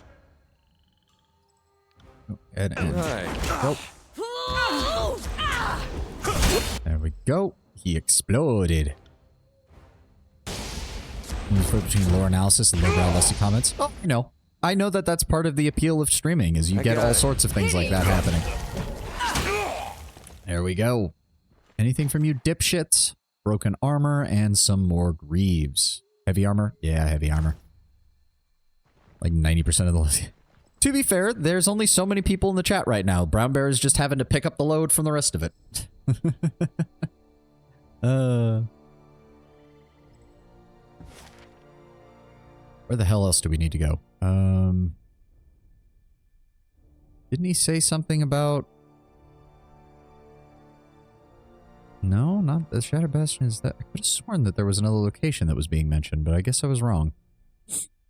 Oh, Jesus Christ, Brown Bear. We need to go talk with the merch... Oh! While making your way through the wilderness, you come upon several dense shrubs liberally dotted with crimson berries. The fruits are plump and ripe, with a thin skin that gives slightly under the pressure of your touch, hinting at juice within. Attempt to identify the plant. You recognize the plant as a budding rose, a bush that produces edible berries. These are a known aphrodisiac, commonly used in local festivities. Even the game is trying to horny post now. God damn. Unfortunately, they are also mildly toxic to practitioners of magic. Something like Ebbs aren't common. Probably won't happen in another game. Do not give to Ebb. Do not give to me either. Like, why is it even giving me this option? No. You leave the bushes and continue on your way. Like, I'm assuming if you collect them, it checks your lore skill, and if your lore skill's too high, it's just like, oh yeah, no, you get sick. And unfortunately, we're training everyone to have at least a little magic, so it's still a bad idea. Okay, we also need to talk to Gino, because we checked out his story. And Gino is mysteriously gone. Allegan appears visibly shaken by seeing you in the flesh. Vaybinder, he stammers. Good to see you. Where is Gino? He's out fishing. He didn't want to speak to me, but he said he needed time to think. He scratches his arms. You didn't say anything to him, did you? I am well aware that you've been spreading false rumors about your brother, Sir Allegan. Allegan's face pales and he takes a step back. How do you know they're false? I saw the bodies myself. Scarlet Chorus blood chanters, killed by disfavored iron weapons. It was a simple mistake, Allegan protests. How could I know if they were chorus members or not? I didn't have a choice, Fatebinder. Allegan backs away. Please, I have family to take care of. He turns and starts to run. Oh, for the love of... What is going on here?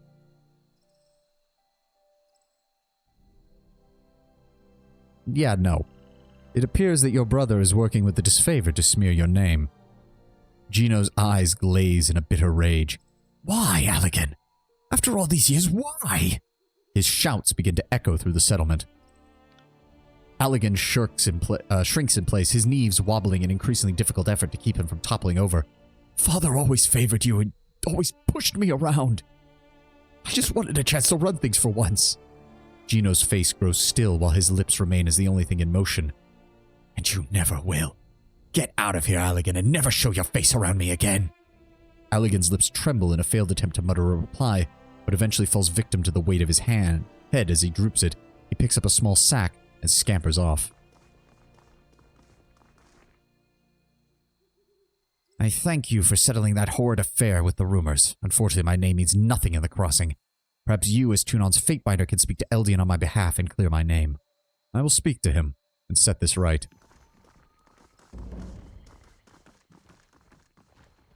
Can't do that. Also need to speak to Harshant Bronze, because I believe he is the person that note mentioned.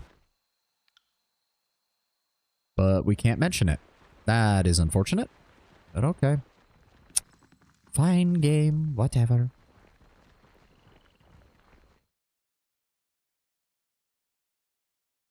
That was kind of sad. I mean, dude tried to frame his brother for murder. Like, kind of got what he deserved, all things considered. I was hoping that you could help clear Gino's name.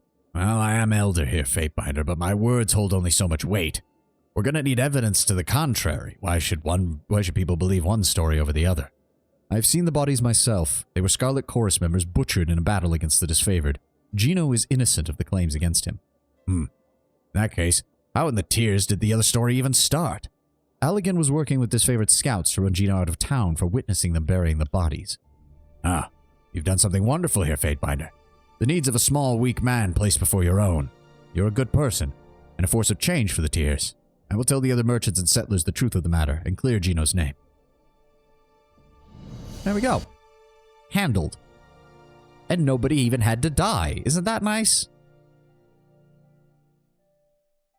Why does it always take so long to load the outside of the town when I go back outside? It's kind of annoying. She down? No, she's going to still be up here. Can't.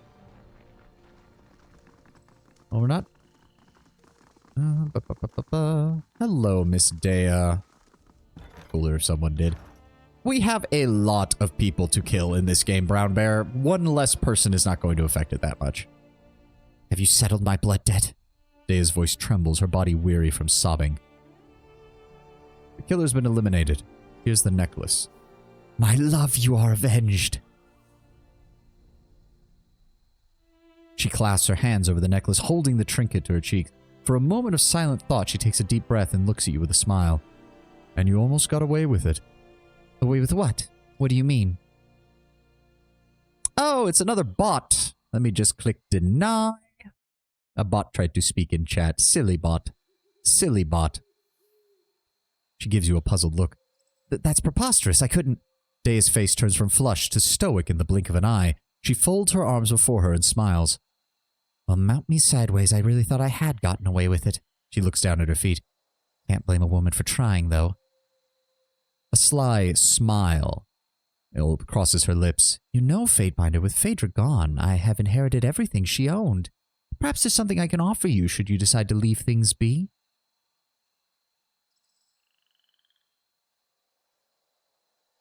Really? Make me an offer I can't refuse? Yeah, no. I'm not interested, murderer. That's unfortunate. She slides her hands up to her ear, pulling her hair into a long, slender pin. Brandishing the makeshift weapon, she throws herself at you. Minor wrath. Bullshit. She fucking murdered somebody. Fuck you people. +1 finesse. The necklace feels weightless. The chain no more substantial than fine silk. Ooh. What the fuck? Why is that? Go ahead, put that in there. Go ahead, put that in there. Yeah, no. See how she got sent flying? Yeah, fucking Barrick just smacked her in the fucking face with his sword. At least I'm pretty sure it was him. Hold on. Yeah, Barrick. 98 slashing damage. Holy fuck, Barrick. Just kaboom. Just fucking uppercut her with that shit. Oh, wow. Okay, Barrick. Good God. No, not fuck all of y'all. Just fuck that person in particular. Finesse is... Which one is that? Finesse is accuracy, so... Not as good as the resolve and quickness that I've got with this. Speaking of which, I definitely need to up that slightly. Next time I get a level up, which we are getting close to. No, I want him to still have the high parry. I want her to have that. Plus 15 to the tide casting. I guess, yeah, that one's kind of worthless on her anyways. We'll go ahead and give her the +1 finesse. I think that's good. Now, what else do we... Oh, right. The fucking deliver the shipment. Doi, it's right next door. Barrick hates homewreckers. I mean, yes, quite literally. He's already said he needs to have a conversation with his father when he gets back home about the fact that Verse is his half-sister, so... Give me 1 second. There's something on the... Something poking me in the foot. I don't know what it is. There we go. You have returned. Lohara turns to face you, her body covered head to toe in charred hues, chest rising and falling under the strain of labored breathing. There is always more demand for iron than there is time in the day. She removes a set of heavy canvas gloves and balls her fists, the joints of her fingers cracking in unison. I think it's more that his father slept with this other. From his perspective, though, that is home wrecking. It's wrecking his home, not someone else's. How may I be of assistance? I found the missing weapon shipment. Thank you for finding our missing weapons, Lord Savani. A sigh of relief escapes her. We almost had to leave the forge idle for the day on account of material shortages and have no desire to find out what will happen if we don't meet our quota. Add losing those weapons on top of it, and who knows what we'd be subjected to. We have to get everything repaired and back in its rightful hands. She attempts a good-natured laugh, but it falls flat. Do you have anything? You still have nothing to say. I'm very concerned about the fact that you have nothing to say despite the fact you are named and have conversation options. Vendrine's Well, Seat of Power. Search the old walls for the apprentice Garrick. Made your way into the old walls. Enlist the Agent 4, but yep, we've looked at that. The evidence. Travel to the Shattered Bastion. Yep, and return to Twin Rivers and enter the old walls. If we're entering the old walls, then it's time to say goodbye to Ebb for a little bit, because I'm going to need Lantry in case we suddenly find all of that shit inside like we did last time. So yeah, I don't think there's anything else we can do here. We just need to head back for right now.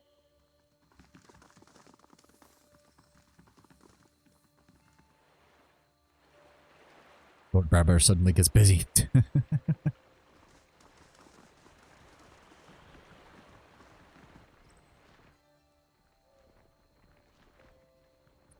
Is my lore skill? I haven't checked in a while. Still at 123. Wow, we need a lot of experience to up it now. Holy shit. Almost 600 as opposed to... Oh, wow, yeah. It starts increasing massively once you get it up that high. Holy shit. Even so, having high lore still seems really good. And if it can get that high, you just know there's going to be some really insanely high lore skill checks later in the game or something. All right, we're going to take a quick stop off at the Mountain Spire, go grab Lantry, and we'll bring him into the old walls with us.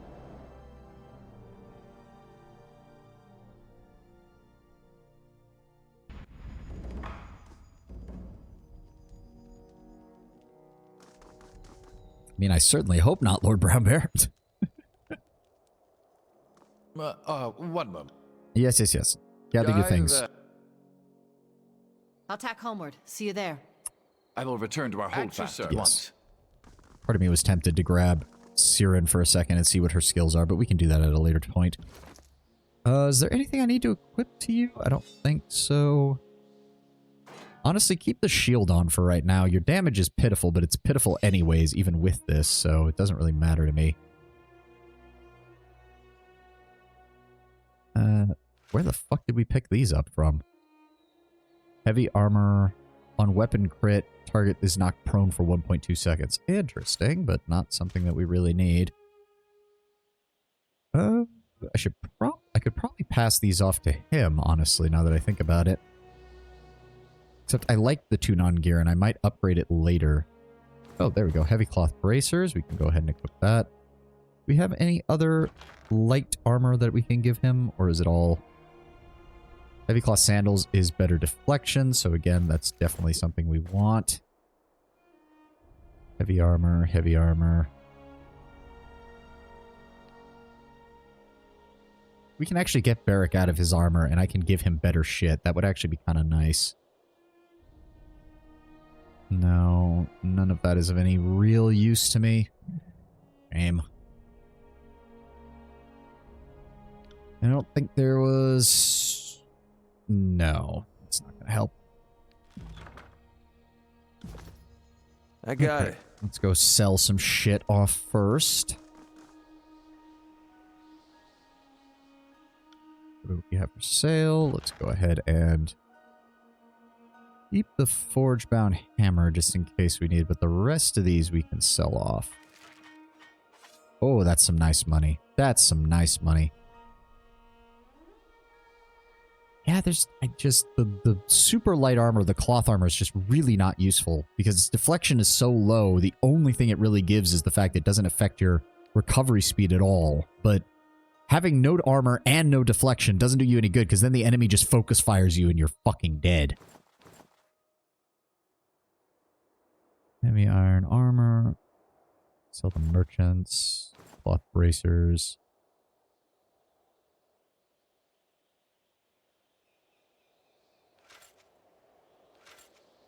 That off. Nobleman's sandals. Iron greaves. Are those actually... Huh. Standard armor. Oh, I see. So iron armor just has higher armor overall, but bronze armor has slightly lower armor but is better against very specific damage types. Interesting. Yeah, that does seem to be the case across the board. Sell the merchant's boots.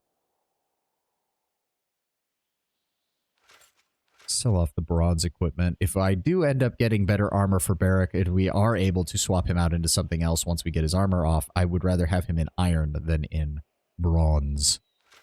Plus, it would be thematically appropriate, considering the disfavored prefer iron over bronze. So we'll keep the iron equipment, but we'll drop the rest.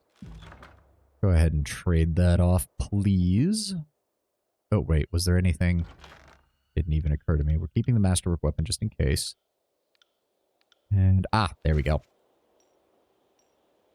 All these gems, please. And thank you. There we go. That's a nice... There we go. 13 iron rings. Very nice.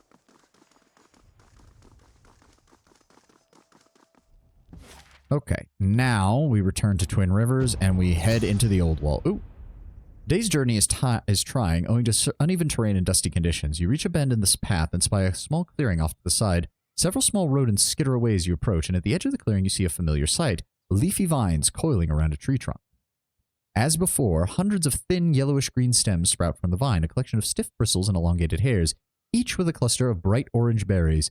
To memory, you don't notice any significant difference between these plants and the ones you encountered previously. Examine the berries. Clustered together in trite drupelets, the berries vary from bright orange to yellowish-orange color. The size of each individual fruit varies between the bristleberry and the bristlebay, but it's very difficult to determine without the two side by side. Leaves extending from the main vine are bright green and lobed, with each as resembling undulating hills. This matches an old saying you recall about the berries. Leaves like hills, safe from chills. Leaves like rain, unending pain. So that means we should... Skin remains free of any sightly rash. Go ahead and eat them.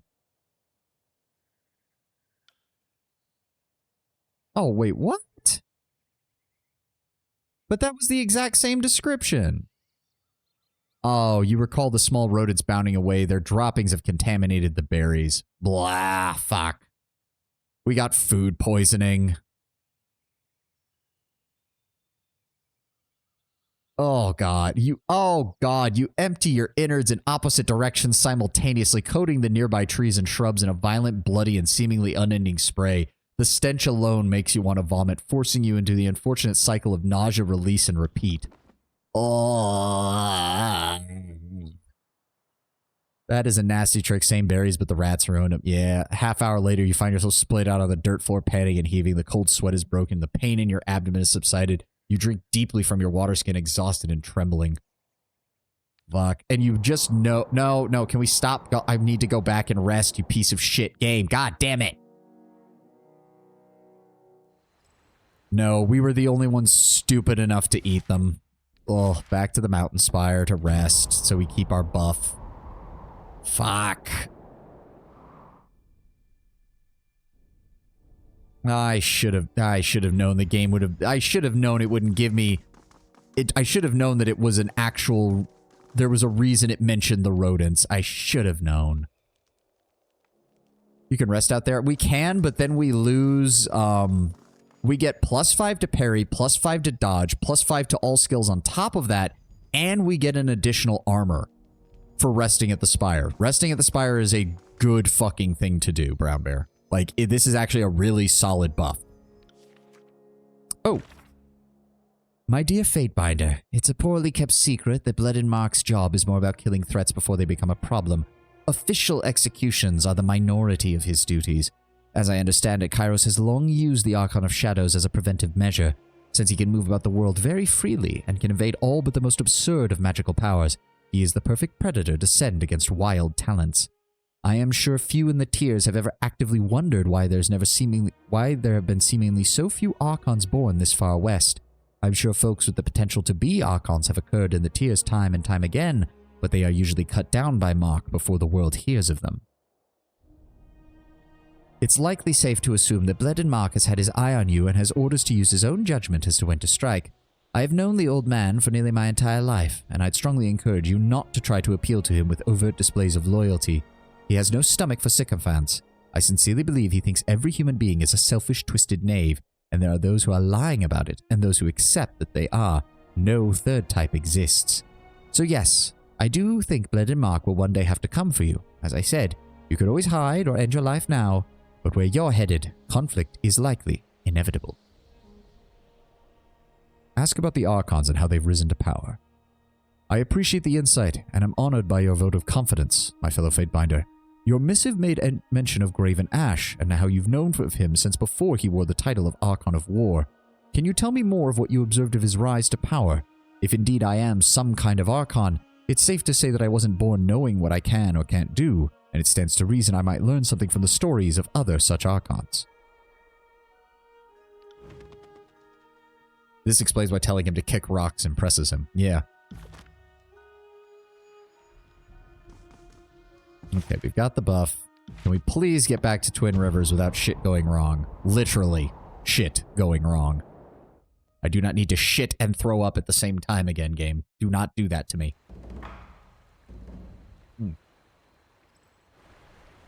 And look at that. We got the missive back. Savani, quite frankly, this is the sort of question that can get you killed. Very little is known about how Archons are born or come into their power, and my long life has taught me that Kairos and the Archons prefer it that way. If the young and talented remain forever in the dark, the old and mighty rule without challenge. I heard of Ash, and he will always be merely Ash to me before Kairos renamed him and gave his legion that backhanded title, as a rebel. A grimy, illiterate partisan of the North who was winning battles while his countrymen of the Northern Kingdom lost left and right. Ash was always a good leader, but he wasn't born able to mystically reach out and protect his fellow soldiers. The earliest mention of it isn't even until the tail end of the Northern Conquest, and if you read the journals, they don't tell stories of grievous harm warded off by Ash's stern looks. Instead, they talk of his soldiers finding their fears and doubts lifted from them by Ash's presence.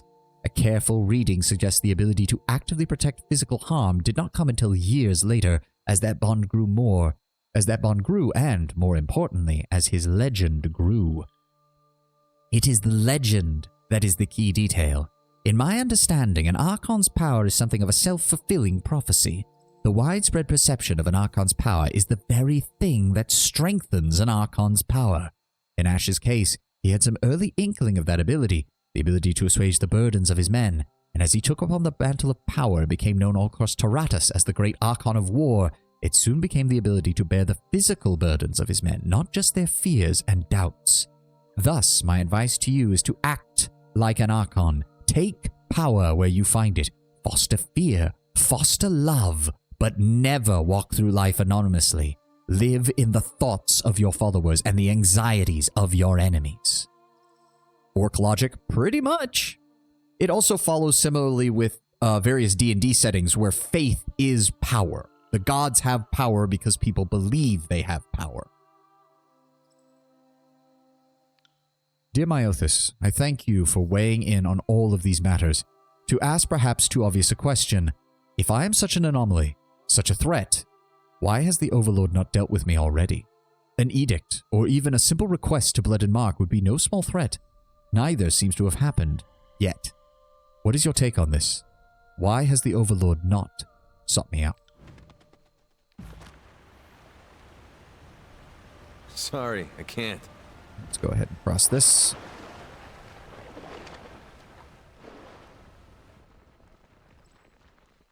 It does occur to me, is there anything I need to upgrade? I can increase the range on this, which is fine by me. 115. Nope.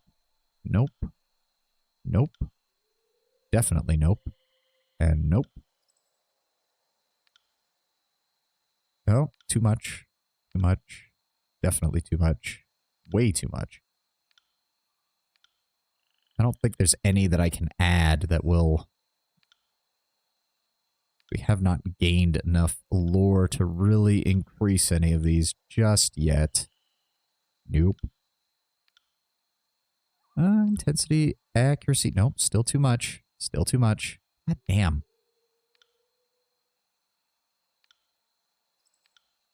110, 130. I was really hoping I'd be able to add something, but we're just shy of 125, which appears to be the next big break mark as far as abilities go for these. Oh, wait. Oh, wait. Yeah, no, that takes 20. That takes 25. Yeah, nope. Oh, here we go. Here we go. Frozen Grasp. Frozen Grasp. We can add the intensity sigil. And that's it. So we'll update that. All right. There we go. So Blood and Mark doesn't have an army or cult. He's just natural like Siren. That does seem to be the case. Or an assassin that got good enough that people's fear gave him power. That also could be the case.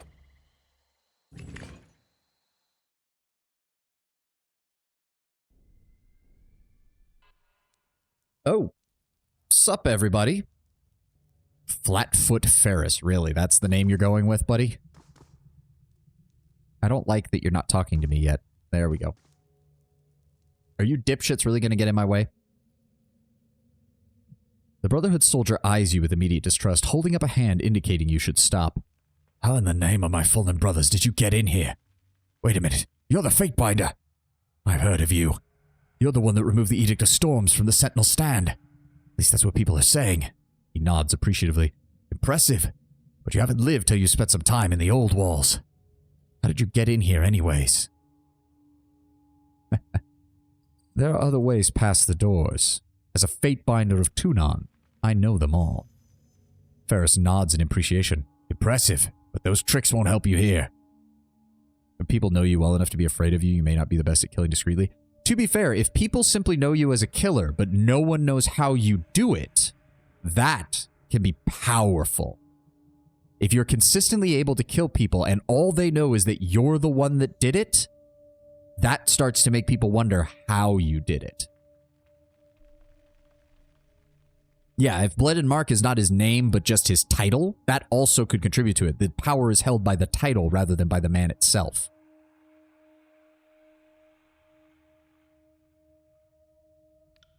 Tell me what you want, or get gone.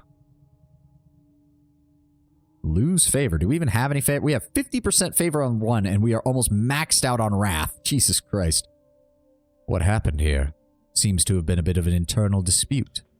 After we got here, Raytamon went on ahead. Said he had something he needed to do, and we heard terrible noises, and suddenly we were swarmed by scourges. They looked like they were running from something. It was insane. I'd never seen them act that way. Some of them attacked us. Most of them just kept going right out the door. Then Raytamon reappeared, and the scourges just up and left. Raytamon was laughing like it was a game. He was saying, "This'll show them. This is just a taste." Then he sealed the doors and told me not to let anyone else through. What is the Brotherhood doing in here? Ferris looks at you like you're crazy. I don't see how that's any of your business. But I suppose I also don't see how it would hurt to tell you since you're already in. He shrugs. Ever since Raytamon spent a night inside to prove he was worthy to be First Brother, he started spending more and more time in here. He said he mapped out a path so that he could get through without attracting the Bane, and, well, strangely, we've never had a problem as long as we stayed in this room. We can hide out, and no one knows we're here. You're the first one I've seen in here who wasn't part of the Brotherhood. He told me to stay here and gave me something called a torch key. I have no idea what it is or what it does, and Raytamon didn't say. He keeps all of his secrets to himself. I request your assistance in finding the forge-bound master Zedenya. Ha! Real funny. Fatebinder, Raytamon told me you can't be trusted, and to keep you from getting through at all cost. So unless you've suddenly changed loyalties and you're planning on swearing fealty to Raytamon, you ain't getting past me. I will swear this. You and Raytamon will both die before I bow to that lick-spittle shit stain. Motherless horse, son. You'll pay for what you've done to our people. Go ahead and deal with that. Go ahead and deal with that. Give me a fireball. Alright, it's going to be a bunch of one-on-one fights. I can deal with this. Zap, zap. Now we set that on fire. Don't worry, Lantry. I'm coming to help. I know you don't have the damage to deal with these guys. Let's go ahead and... If he's frozen, hold on. Switch around to the other side. There we go. There we go. Knock him fucking flat on his ass, please. Okay, Verse, you can help him with that fucker over there. Let's go ahead and... Actually, hold on. Can I... There we go. Get around the side. Perfect. Wait. What? What the fuck is causing me to be terrified? What the hell? Bleed out. You son of a bitch. Shit. Barrick, what are you... No, I want... Oh my god. Go over here. Bring up this. Hit them both. Thank you. Ow. Dick. There we go. Set him on fire. Set him more on fire with frozen fire. There we go. Okay. Now we'll do the same to him. And then we will flash fire. There we go. Dipshit. There we go. The Ameth Torch Key. Brilliant violent light reflects off the many surfaces of the stone. Very nice. They won't see me coming. So Reitomon is just going crazier and crazier, and he obviously... Hey, oh, there. you've got to be shitting me. You gonna come down here and fight me on your own? You dipshit. I mean, if you really want to be that stupid, I'm not gonna stop you. On it. Also, stop hitting my healer. Stop hitting Lantry. He's a very old man. He doesn't need it right now. Yeah, no, the Bronze Brotherhood have given me literally no reason to like them or to support them or even to want them on my side. You didn't see nothing. Go ahead and grab that, please. Ooh. Ooh, Bane Caller's Montu. This once fine cloak has been significant use and abuse over the centuries. Claw marks have reduced the hem to tatters, suggesting that the garment itself must be remarkable to have survived this long in one piece. Oh, that looks perfect to put on my frontliners. Absolutely. Oh, the Lucky is good too. I guess we can drop the immunity to poison for her. Because if that stacks with her existing deflection against Gray's deflection, she now has, I think, a 30% chance to turn a Gray's into a miss. Yeah, we're not even entertaining anything. This shit is getting dealt with. Okay, this looks like to be one of the places where the torch key would have been, because that's the same statue we saw in the last section of the old walls. They obviously ransacked the entirety of the inside of this place. Alright, yeah, if you want to come down here too, that's fine by me. Dipshit. Set him on fire. Goodbye. Oh, is this the symbol from the other place? So we might have the touchstone needed to, I think this is the symbol from the other one that we weren't able to do. So the touchstone we got from here should be able to activate that. Which means we should be able to go back to the other old wall section at some point and open that area up. Yeah, my lips are dry. Ugh. Oh, yes, that was just camping gear. Oh. I'll be your shadow. This is cheese. This is gems. And nothing else. Okay. Yeah, touch it with the Ameth.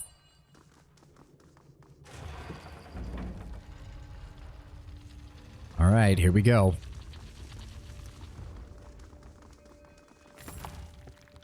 Rain. Oh, okay, yeah. We've got a bunch of different choices. Garn? Nope. Ambir? Okay, so it's the Ambir. We'll hold off on opening that door, though. Ooh, lots of resources. Very nice. Let's go see what's up here. Oh, wow. Oh, dear. This place is going to be huge, just like the other one, isn't it? Oh, God. Hello? Go ahead and activate that. And then... Mammoth Torch Stone, which activates this. Okay, so we've got 2 ways of getting over there. Let's keep exploring down this side, though. Sorry, I can't. Oh, dead soldier. That is... Ooh, poison recipe. This I'm out of practice, is... but I'll try. Oh, that's just a regenerating pin. Look at that. Oh, would you look at that? Fucking hell. Future corpse. Yes, they're immune to lightning, so we want the ice effect to go through them, please.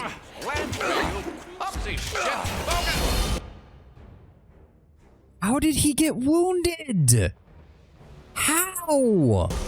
I am getting sick and tired of that shit. Immune to bleeding. Unfortunate, but you weren't immune to getting hit by everything. Oh my god, the rock can bounce off the walls and come back? Oh, that is amazing. I didn't even realize that was the case. Oh, that opens up a lot of ideas for how to use it in combat. Oh, I like that. I like that a lot. I don't like that Barrick suddenly got another injury out of nowhere for no fucking reason.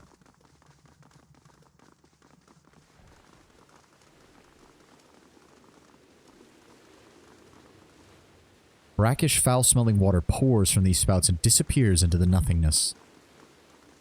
Oh, we've got two different areas up here. Sorry, I can't. Is that the same description? Yes. Okay. Well, I need to see what's down there, too, so double back. Tight hallways just became the enemy's worst nightmare. Oh, yes. I wonder if that works on all of the line spells, as if so, my fire... Oh, shit! Fuck. Are you fucking kidding me? Okay, no, he only has one still. Good. On the lookout. Ah, that'll probably activate that switch, will allow me to get down there.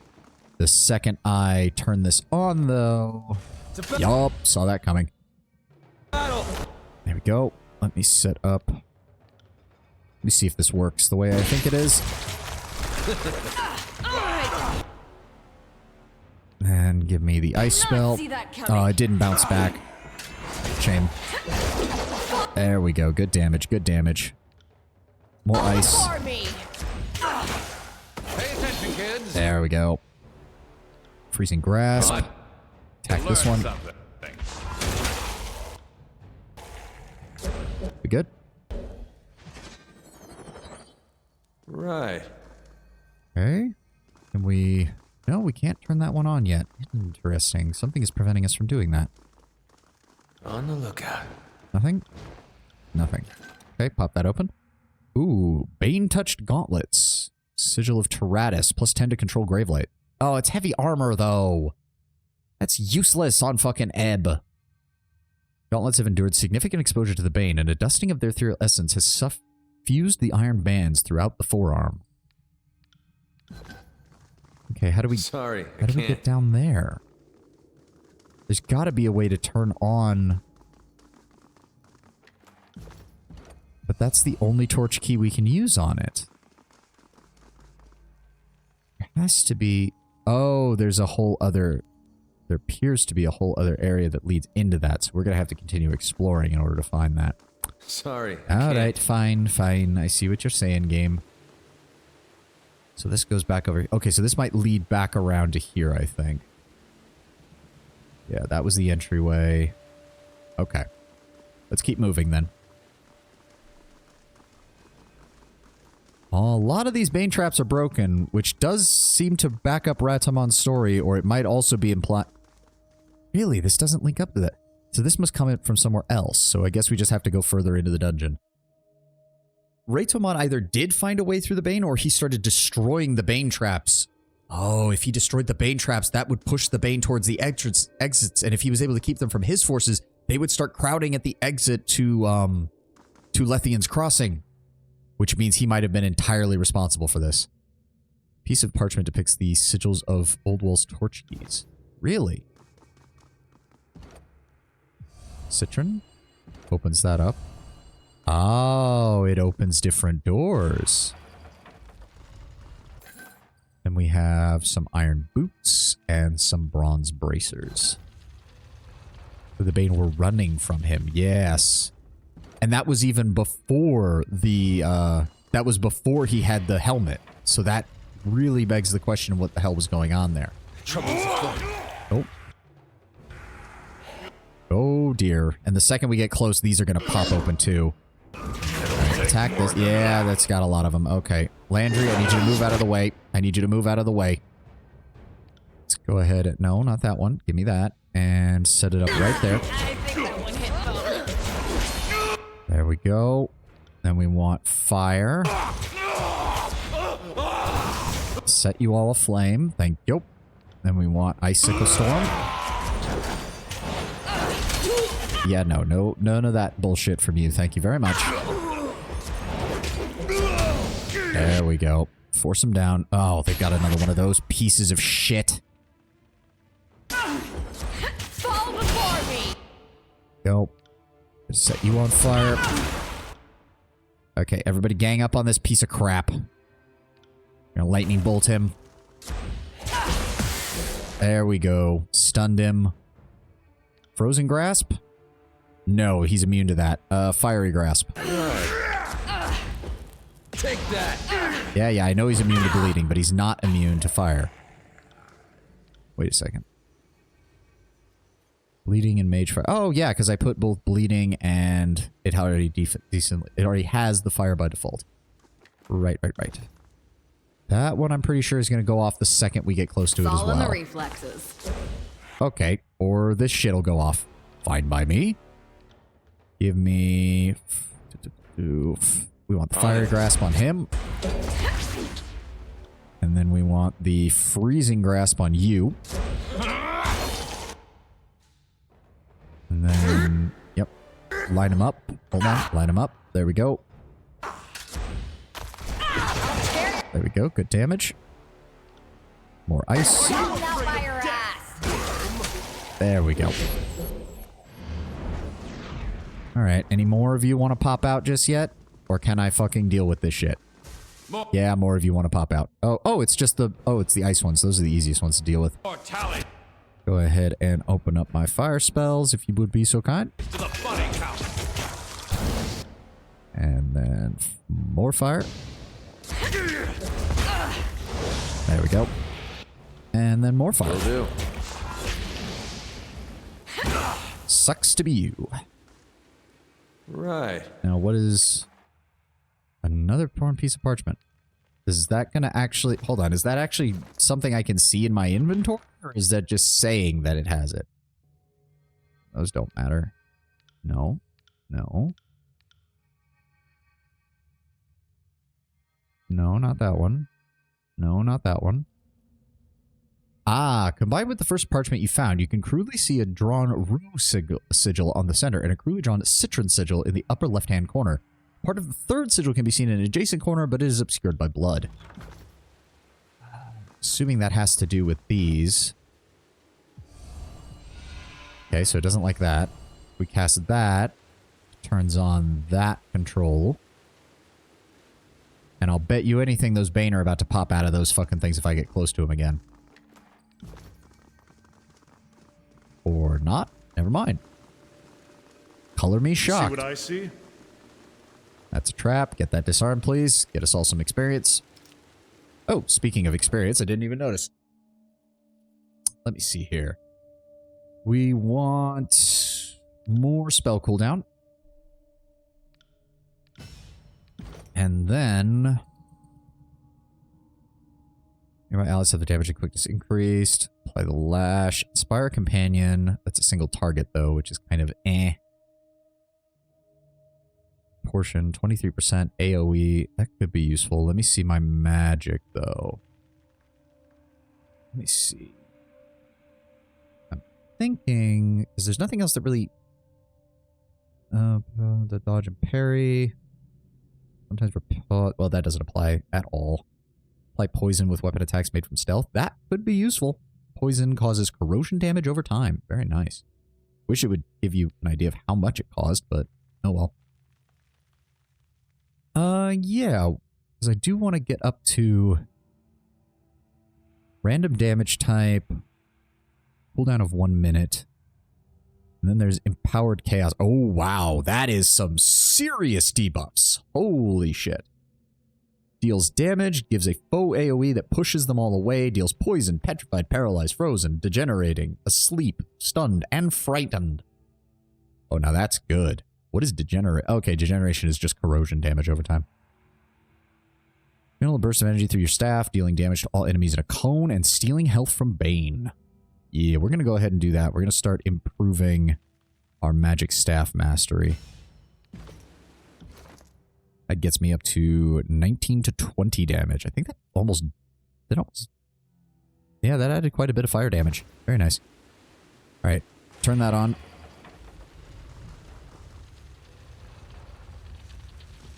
There! See that? Go ahead and disarm that for me, please. Thank you for the subterfuge. What does this do? That opens up the door over here. Hey, Garrick! What have we here? Let's get you the fuck out of here, buddy. The bloody and dirt-smeared man cries out when he sees you.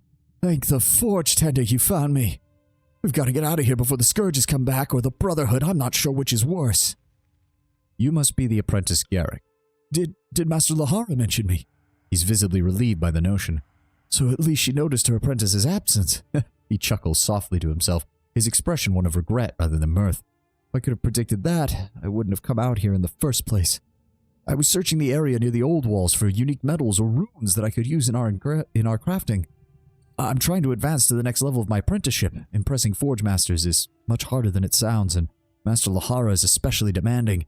You have to stand out, and well, I thought this was my chance. I didn't even know the Brotherhood were here until some of them showed up. I grabbed a discarded helmet and tried to blend in until I could get away. Their leader thought I was just one of his men who got stuck away from his post, so he demanded that I return to my duties, and I was so scared that He shrugs with defeat. I followed my orders, and I went inside. As soon as I could get out of sight, I started running to find a way out. There's supposed to be a path to Lethian's Crossing somewhere. He shakes his head. But that could just be a story. Of course, I got turned around and couldn't find my way back. I barricaded myself in here to stay away from the Brotherhood patrols and the scourges that are roaming about. If you hadn't shown up, it would have only been a matter of time before something found me. You do realize that it's quite illegal to trespass within the old walls. I know this doesn't look good, but I was hoping that someone would look the other way since I'm doing it for the sake of our work, and no one stopped me on my way here. I haven't hurt anyone but myself, so there's no problem, right?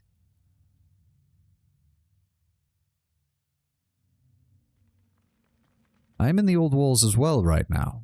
Let us work on resolving our issues here, and we can deal with the rest later.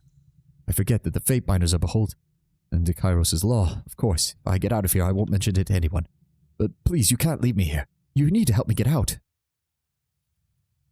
There are things in here, bad things, hungry things.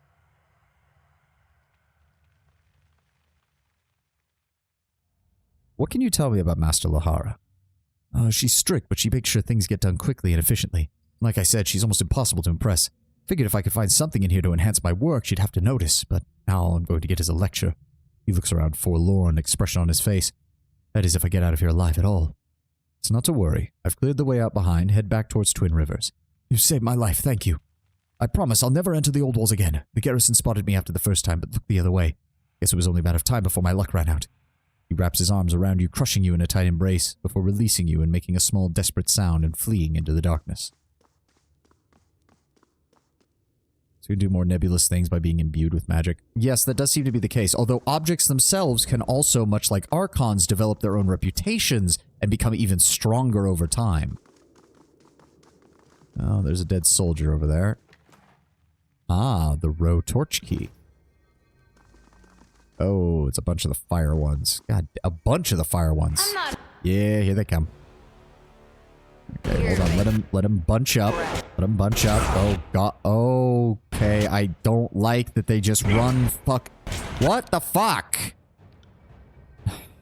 That is aggravating in the extreme. What the fuck? Stop moving, you pieces of shit. There we go. Fuck you. Hi. Fall before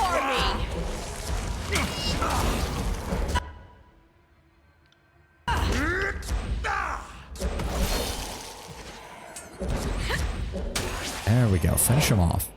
Will do. Yeah, those things are fucking fast. It's aggravating is what it is. What is this? Ooh, take a charcoal rubbing. Yes, yes, yes, yes, yes. I believe this is something to do with the symbol on the floor of the spire. Yes, no shit, Lantry. We've done this twice before already. Try the citron. Nothing? Ameth. Okay, hold on. The second I do this... Lantry, come over to this side. Yeah, saw that coming. God damn it. Okay. Ice. Bleed out, you little shit. Did we seriously... Savani grazes the Scourge. Okay, so it's not as bad as I thought. They don't get any armor from it either. Go ahead and do that. Take that. There we go. That's better damage. Go ahead and lightning bolt him. That's how it's fucking done. There we go. Grab that. Interesting. That only opens that one, though. How do we open you?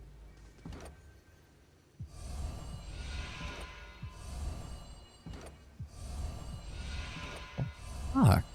There must be something else that opened. There must be another torch key or something that we haven't found. Do you have eyes on this? Oh, you dipshits just walked right into that one, didn't you? Yep. Another piece of torn parchment and some... Ooh. This armor is heavily scarred. It appears to have been through quite a few battles. Faint red-edged scorch marks suggest that the past owner dealt with the Bane and probably lost. While the armor is well worn, it looks like it will hold together well enough for a return trip out of the old walls. Interesting. That must be for something. Oh. Okay, hold on. Yep, saw that coming. I would rather deal with them now than wait for them to fucking pop up when I'm in the middle of a fight with something else. There we go. On. You're fine, Verse. You're fine. And gives +7 armor for Arcane. Interesting. You've seen the symbol repeated with remarkable consistency throughout this place. Since research of old walls is forbidden, it is likely that the symbol's meaning has been lost to history. Okay. Everybody focus on them. I'll deal with the ice one. Well, actually, we can lightning bolt them first. There we go. Then we will move a bit closer. Give me ice damage on both of them. Very nice. That one rattled me hard. Oh, go ahead and pick those up. Thank you.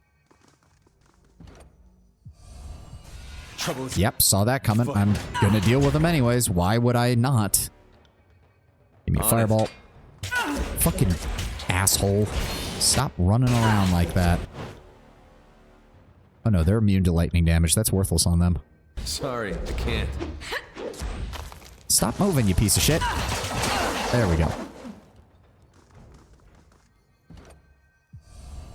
Heads up. Yep, knew that was gonna happen. I'm not gonna say no to more experience points. That one rattled me hard. Yeah, the basic Bane are no longer really an issue as long as they're not in large numbers. And you... Yep, so... And there's the big boy. I was wondering when he would show up. Lightning bolt his ass, please. Take that. Good damage. Now give me ice. I got it. There we go. And now we can use the rest of our fire spells on this asshole.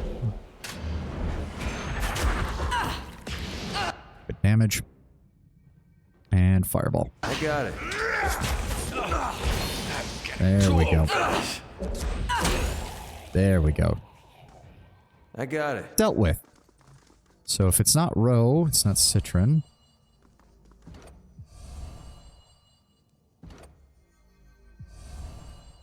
Aha. But then that begs the question, where does this lead? Oh. Oh, this leads to the next part. Scroll fragment. A portion of an unknown sigil has been recorded on the scroll. The charcoal imprint is rough and incomplete, leaving the full design a mystery for now. What would you look at that? Research magic sigil. These writings describe the process for creating a magical accent. You should be able to decipher the instructions with materials in the Spire's library upgrade with proper materials. Okay, so before we do that, we need to double back all the way to the entrance because there was an entire other door we did not go through.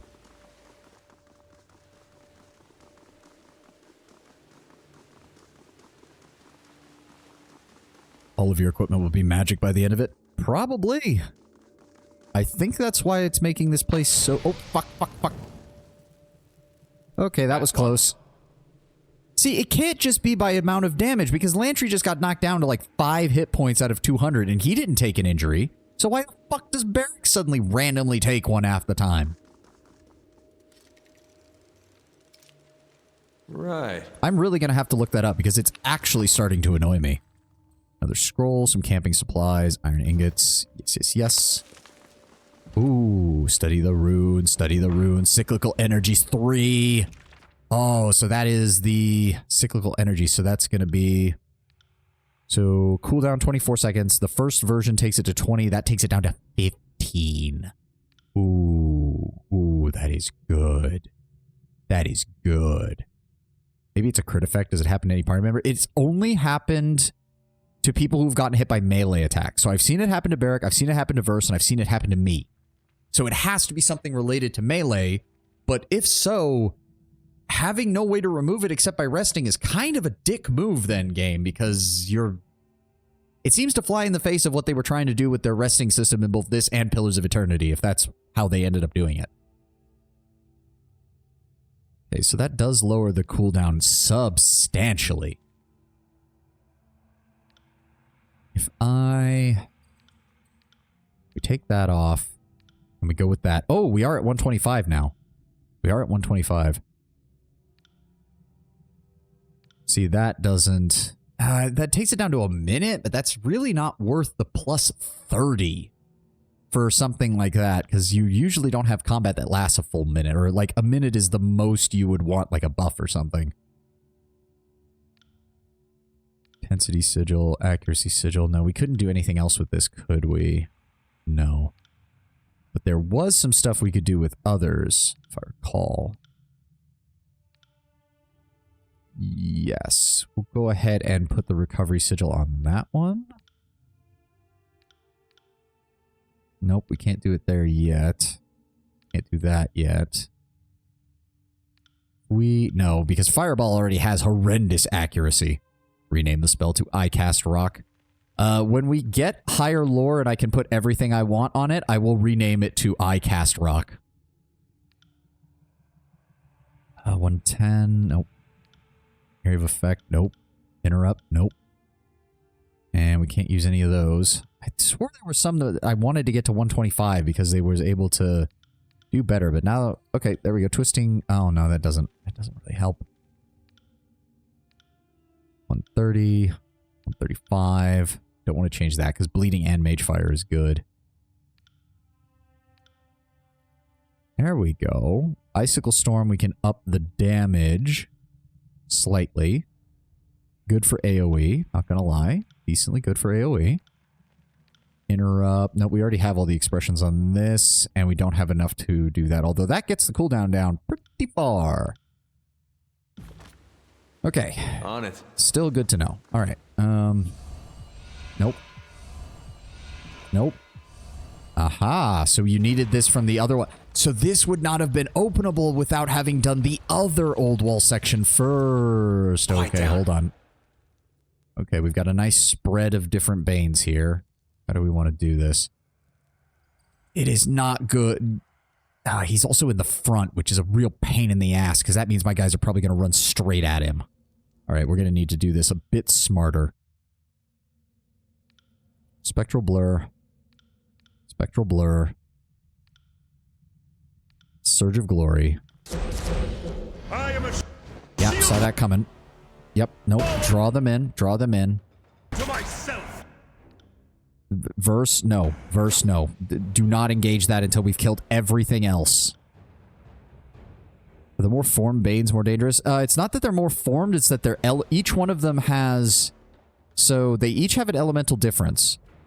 They also each have a special ability. So these guys are faster and they do a resolve debuff. These guys have a ranged attack and they also deal raw damage and remove buffs against anyone who comes close to them.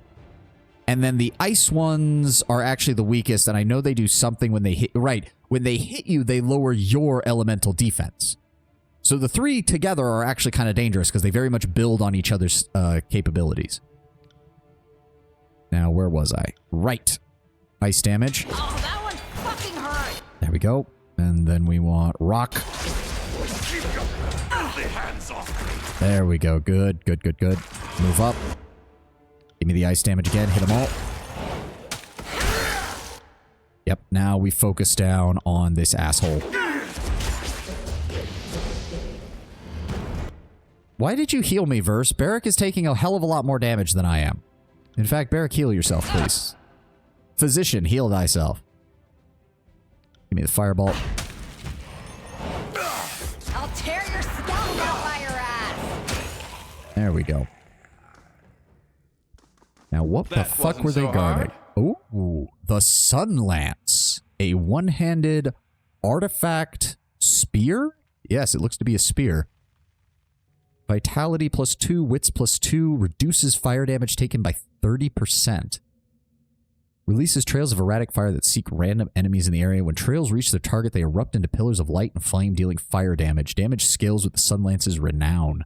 Long ago, a storied Queen of Apex wielded the Sun Lance as her royal scepter. When the Bane broke free of the old walls in Haven, the army of Apex answered the call for support. With the Queen insisting, she rushed boldly ahead of the vanguard. She used the Sun Lance to drive the Bane back into the old walls, where it was presumed she lost her life somewhere in the depths of the gloomy catacombs. Though her body was never recovered, the presence of the lance implies an unfortunate fate.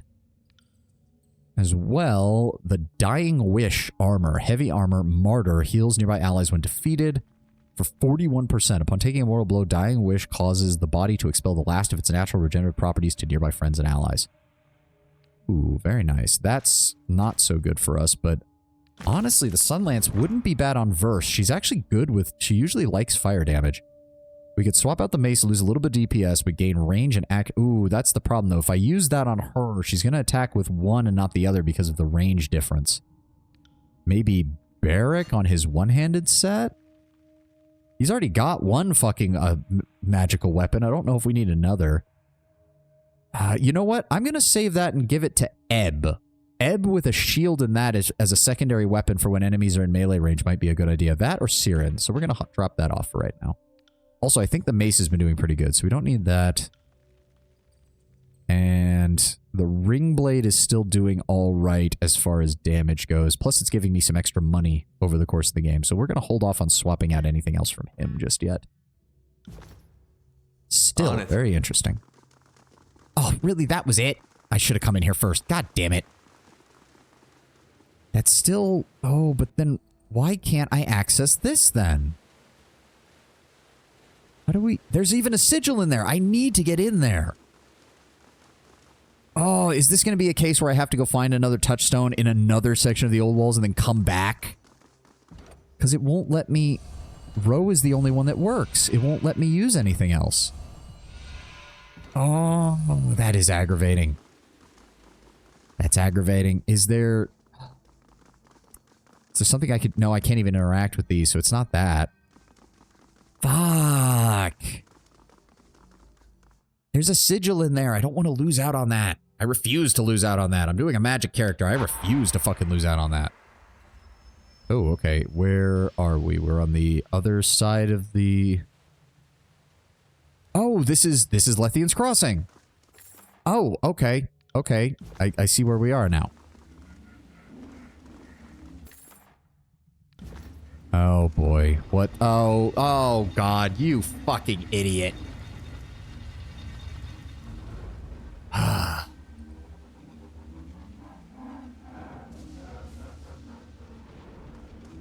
Wait, they have a green keystone, too. Maybe that's what we need. Oh, you son of a bitch.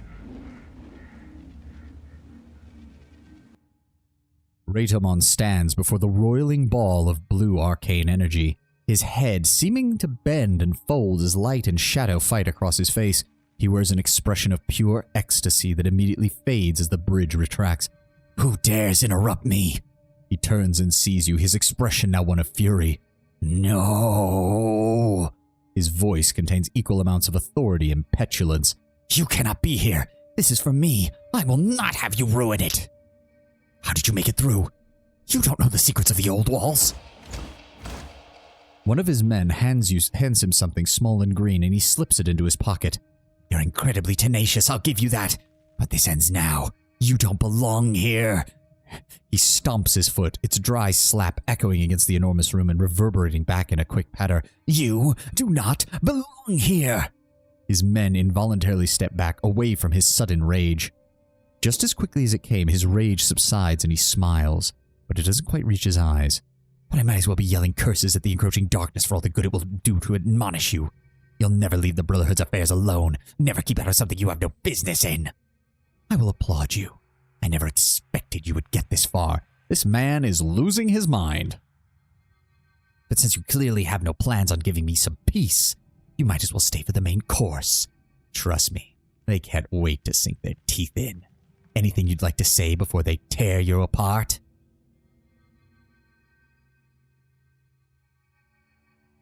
Why did you take the helm and kidnap the Forge Master? Working for Fatebinder Sylvani isn't too bad, but he tends to get a little vindictive if someone has knowledge he wants. Yes! They told me. Raytomon points at the glowing sphere and all of the stone structures built into the wall. Once they start killing, they don't really discriminate. Flesh to rend is flesh to rend, you see. He taps his helmet. So this will ensure my safety. With the helmet, I can drive them back. They will give me the glory, the chance to have Lethian's Crossing as mine alone. He laughs, the sound eerily echoing back in the large chamber. Why Zidania? To rebuild. We'll need a master of the forge, and who better to take that role than the master of all forges? You are absolutely insane if you think I will work for you. Better yet, why don't you come over here and we will discuss our plans for rebuilding. Raytomon grimaces and touches the purple mark under his eye. Do you have any idea what's in that prison? A havoc. Raytomon whispers the word in the throes of ecstasy, a maniacal glint shining in his eyes that grows and ebbs in intensity as the light undulates over his face. Let Kairos send his forces, they won't win. I will raze the crossing to the ground before I let him have it, before I let you stop me. He looks at you, dangerous manic light within his eyes. This is my city. I found a lost sage. His subdued glee punctuates his word. He seems strangely agitated, as if he wants to say all the words at once, but is also fighting with himself to keep from saying them. He told me all about it. He sang such beautiful songs for me. You have gone completely insane. What has happened? You at least seemed somewhat composed at our first meeting on the Iron Hall Trail. Raytomon's eyes narrow. I am on the verge of having everything handed to me, only to watch you walk in with the intention of taking it from me. You begrudge me my emotions. I think I will particularly enjoy watching you die. Raytomon's face grows red. You will not take this from me, he shouts. Lethian's Crossing is mine. They told me no one would believe me. They told me I would have to stand alone against the armies. I knew you were all against me. Only the Bane have given me the guidance I need. Man is literally talking to ghost/spirits of elemental powers that seek only to kill. Dude is dumber than I thought. What did you do to the sage?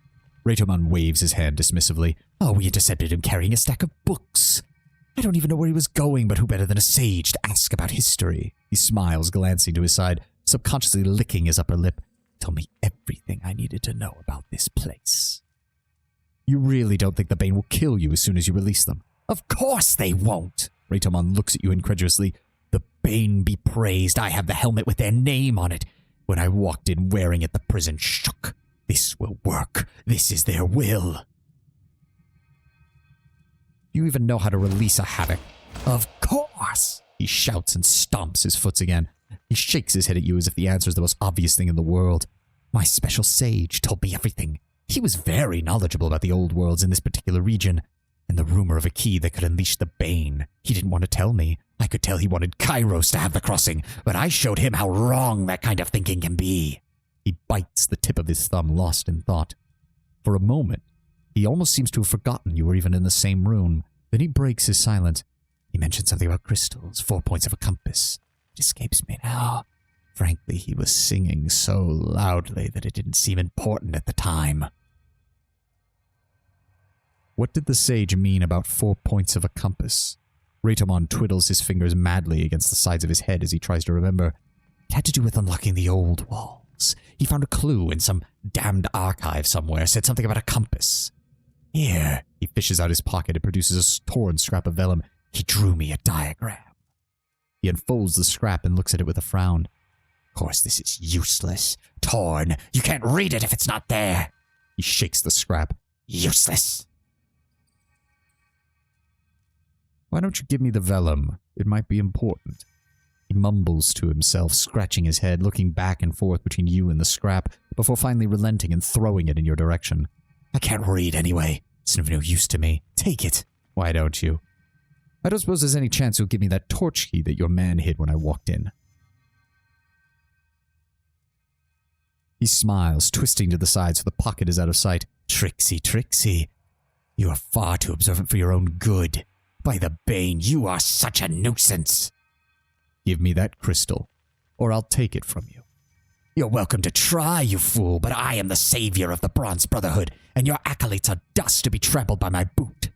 I was going to watch you torn apart by the Bane, but now I see it's my job. They want me to make you their first sacrifice. Raytomon lunges to attack. You are literally down to yourself and one other dude, my man. You are a fucking idiot, and I'm going to enjoy setting you on fire. Yeah, he caused frightening. We've got to deal with that shit. Knock them on their ass, please. Thank you. Then we're going to Path of Frost both of them. And then we're going to Fire Path both of them. Just keep setting everything in front of me on fire. No, you do not get to cast spells while I'm here, you piece of shit. Goodbye.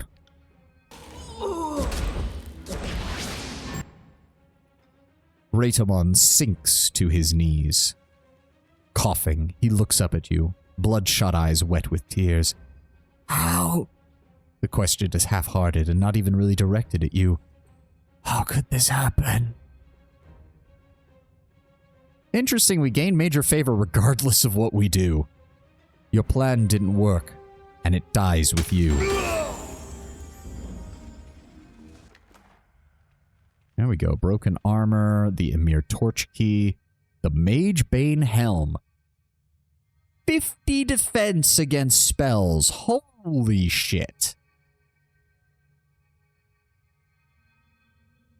Fire a bolt of energy that explodes an area around the target, weakening and fatiguing all Bane inside the radius. Duration of these effects scales with the Mage Bane helm's renown. The Forgebound crafted this helmet to ward the settlement of Lethian's crossing from the Bane. The iron is polished to a fine sheen, and the sigils inscribed in the dark metal glow with power. The forces of Kairos have long eschewed ceremonial totems in favor of more practical items. A statue or otherwise more abstract symbol would invite analysis or interpretation. A helmet is straightforward and nothing more or less than what it is. Even within the pragmatic confines of their art, the Forgebound seek perfection through iron. Enchantments are lovingly hammered into the ore, and the shape of a piece is ushered through intentional stages of development. The Emir torch key, some broken armor, and Axe of the First Brother. Ooh, Raytomon's axe has seen significant use against a number of foes. The much weathered and replaced wrappings along the haft have suffered fire damage and corrosion. The blade doesn't hold much of an edge, but the flat of the axe glimmers with ethereal purple light that you only perceive from the corner of your eye. Yeah, slash damage, masterwork, and on crit deals an additional 13 to 28 arcane damage. Very nice. Might consider giving that to Barrick. We'll grab the rest. Because I think that's... Yeah, that's actually quite a bit of an increase, but... Oh, hold on. Yeah, the recovery's not much worse than his two-handed other weapon, with higher accuracy, higher armor penetration, and higher DPS. Sorry, Ringblade. You've been very useful, but this is just straight up better. Now, we need to figure out what we're doing here. We really should deal with this thing before we do anything else. I'm hoping there's a way to trigger these Banes over here before we open its prison. Yeah, also, hold on. I should check what the actual... Let me see here. Where is it? Dragon Remedies Orders. Agent's Report. Mysterious Missive. No, not that one. That's the Ocean Spire. Incomplete for the Sunset Spire. Where is it then? Rose Sigil in the center, a Cruel Citron Sigil in the upper left-hand corner, and a Cruel Amethyst Sigil in the upper right-hand corner. I don't feel like that was the right one. No, we've seen that. And that doesn't have anything to do with us. Oh wow, we have a lot of these torch keys now.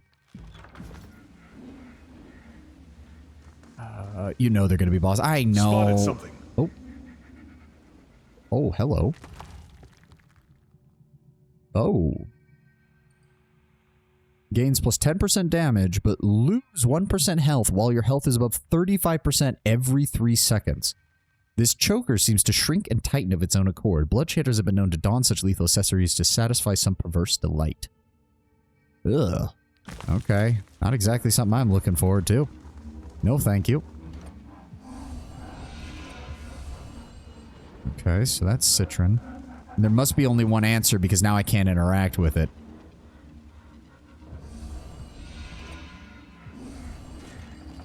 Oh. That opens the door. Okay. Okay.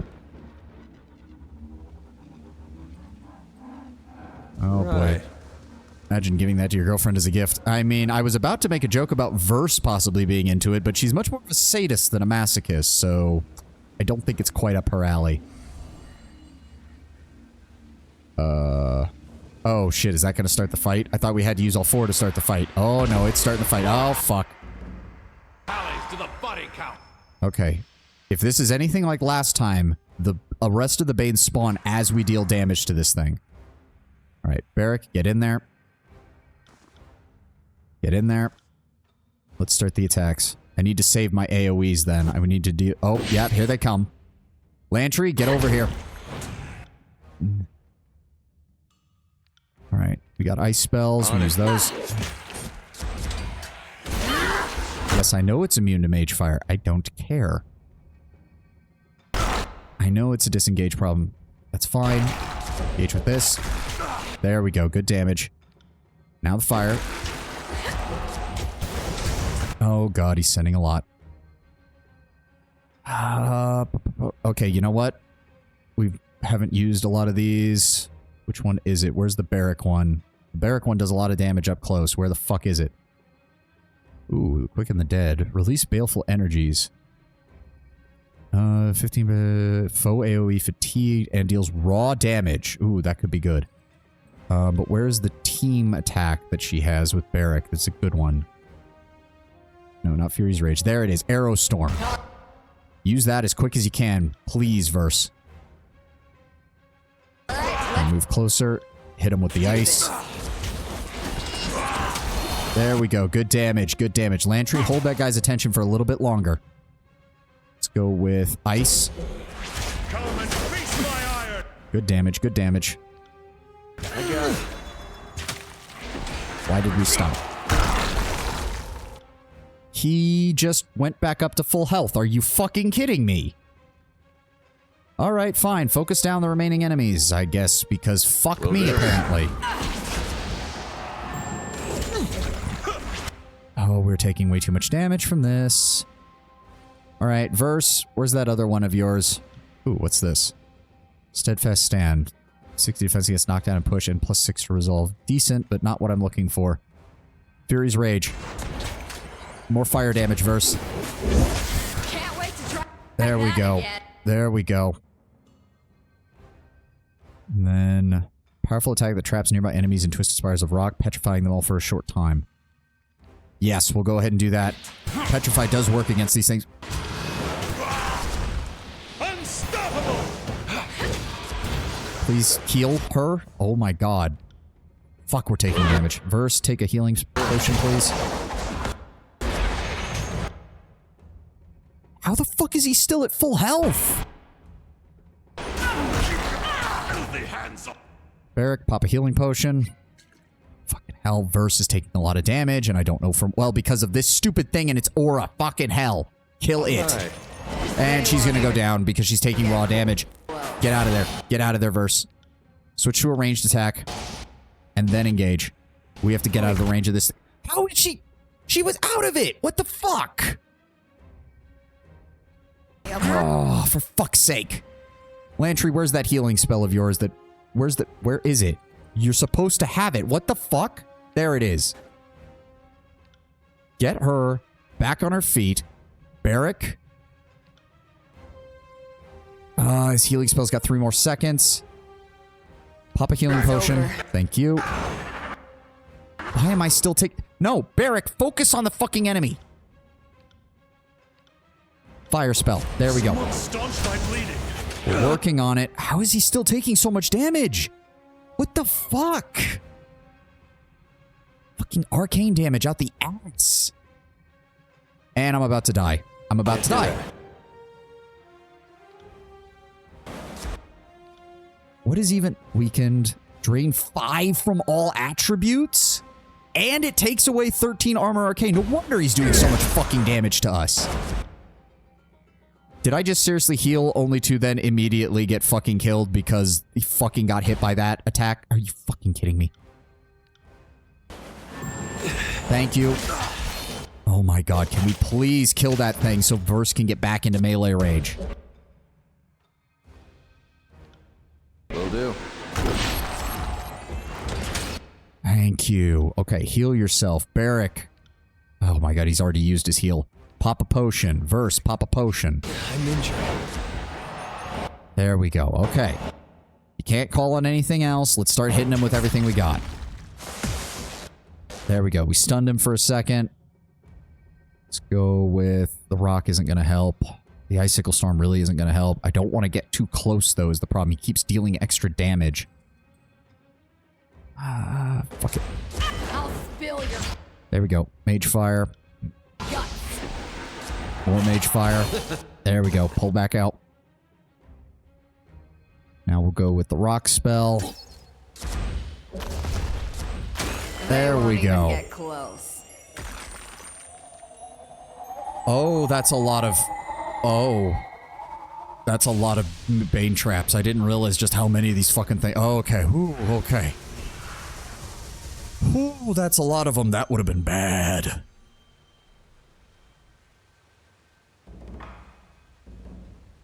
Oh. Okay. Surprisingly, that worked. On it. And now we can adjust these. Interesting. Is there something else we can do here? There must be. No?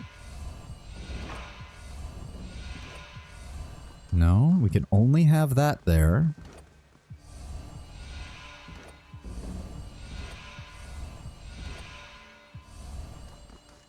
Or maybe that was just a way to ensure that you didn't accidentally cut yourself off from the rest of the area.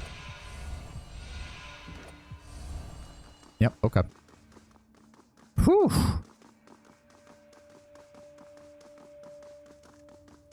Need to figure out how to get in there.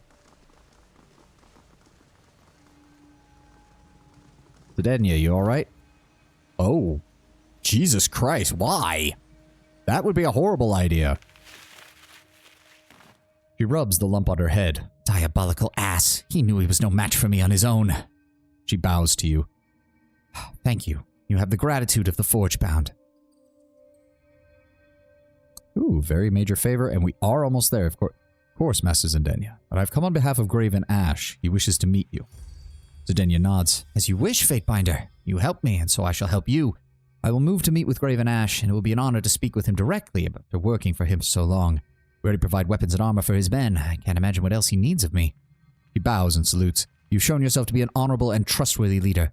May the fires of the Forge never cool. That wasn't so hard. This Tempest. Another legendary weapon. A two-handed sword this time. inflicts crit damage.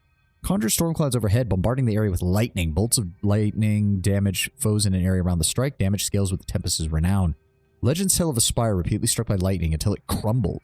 Amidst the devastation less than its wake, ancient explorers found a conspicuous length of iron that seems to have attracted and absorbed most of the storm's onslaught.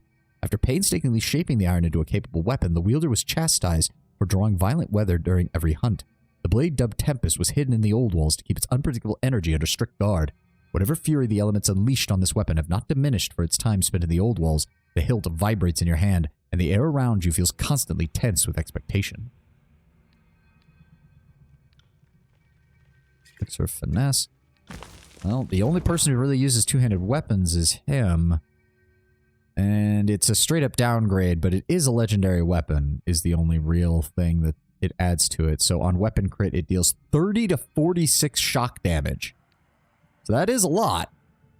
But this thing almost matches that with crit and has better stats overall. So for right now, it's going in the inventory. On it. Alright, now we need to see if that runestone that we picked up unlocks some of these areas in here that we found. Kicks into chasm. World star. God. Wait, what? What? Oh, this opened up. Those were camping supplies, right? Oh, this links back into... I wonder if this links back into that room that we saw. That is some traveling supplies. Let's go here.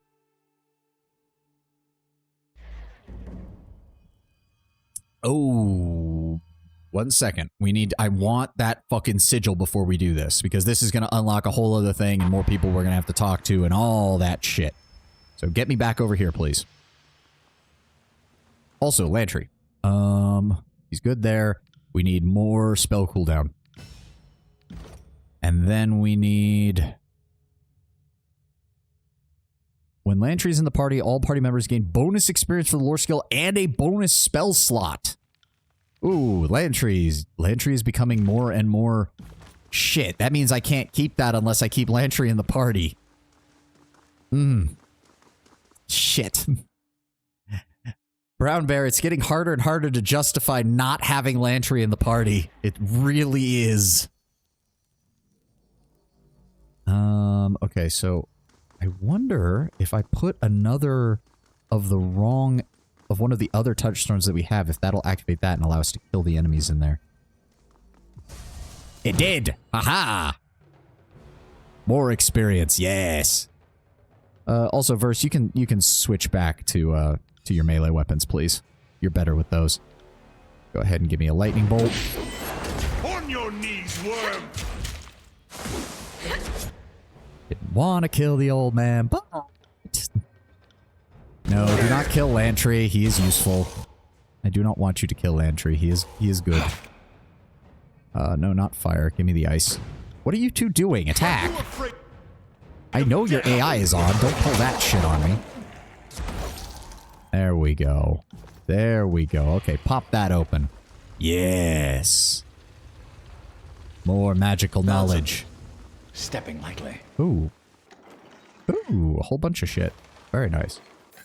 And Potion of Elemental Barrier. Thank you kindly. And... Chaotic Descent. What the fuck is that? Expression used to create spells that affect random targets within a circular area. Plus 100. Okay, we can't use it on ice. We can use it on fire. Scorching Missiles. Lore required. Base level lore is 100. Deals fire and crush damage versus dodge. Conjure fiery meteors to rain from above and scatter across the battlefield. Those struck receive fire or crush damage, whichever is more effective. Oh, that's nice. Lightning creates a thunderstorm, which is pure shock damage. Vigor does not have one. Illusion does not have one. Force does not have one. Life does not have one. Jaws of the Earth. Conjure a series of jagged slag spikes to rip through the ground in an area. Enemies struck by the spikes are impaled, taking pierce damage, and left bleeding. And if I add this... Oh, all that does is raise the affliction. I thought that would add a lot more to the damage, but it really doesn't. You'd be better off using the duration sigil, which costs as much and is not nearly as bad. And that does not have it. I'm tempted. See, the problem is much like Fireball, it does not inflict mage fire. But it does have 9 projectiles, which means it's probably good against both single targets and groups.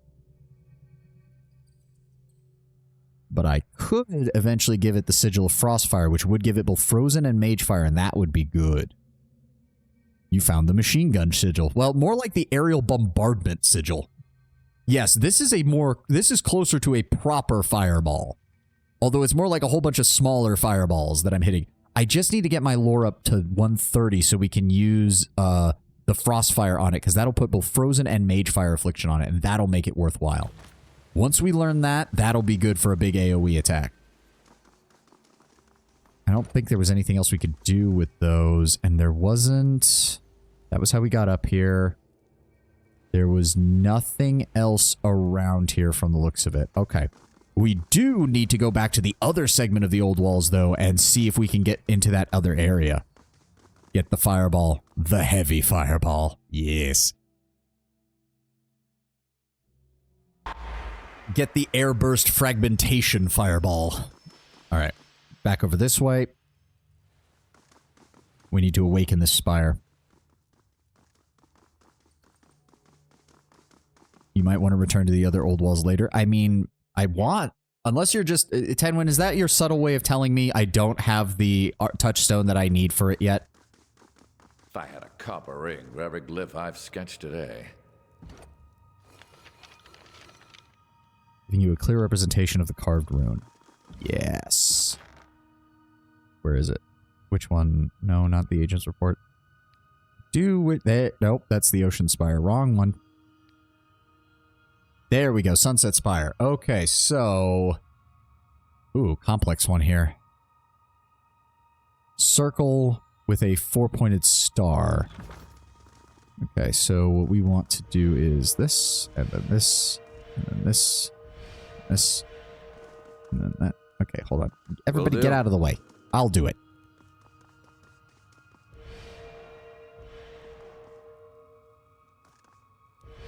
Okay, so circle. No, not that one. This is one thing. They needed a by acquisition time sorter in here because having to find this thing is a pain in the ass. There we go. Hold on. Can I keep that open? I can. Okay, there we go. That makes things easier. Then we need you and you. Come on. Right. Come on.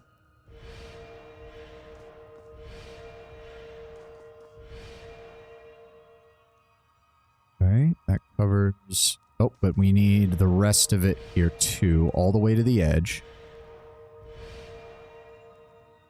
Wait.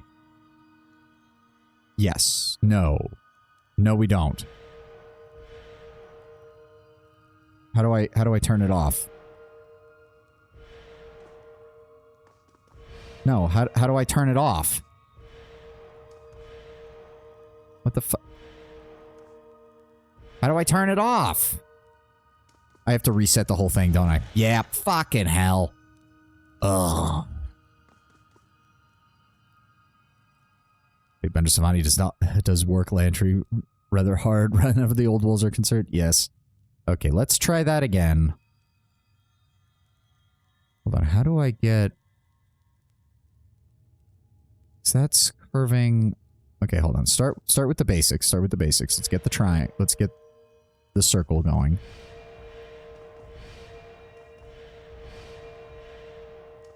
Okay, that's the circle.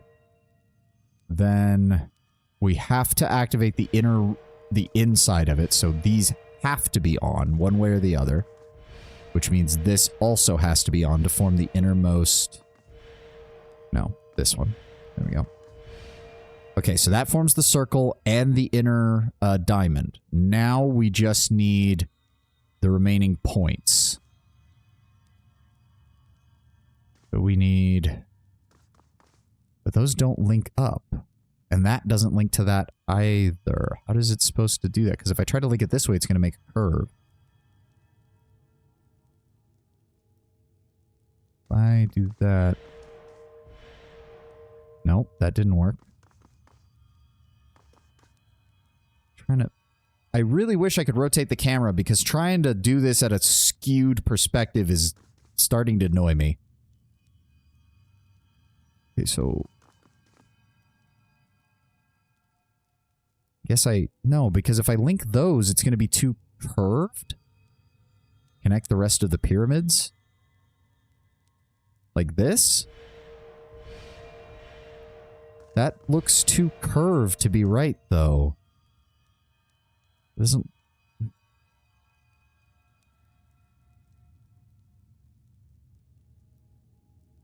Yeah, that doesn't... It is right? Okay, okay, 10. I'm... Okay, the bottom also then has to be linked. Come on. Oh.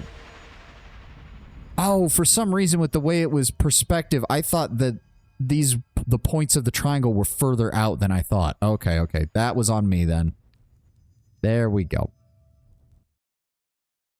There is no edict in this area, though, so I don't know how it's going to respond differently than the others.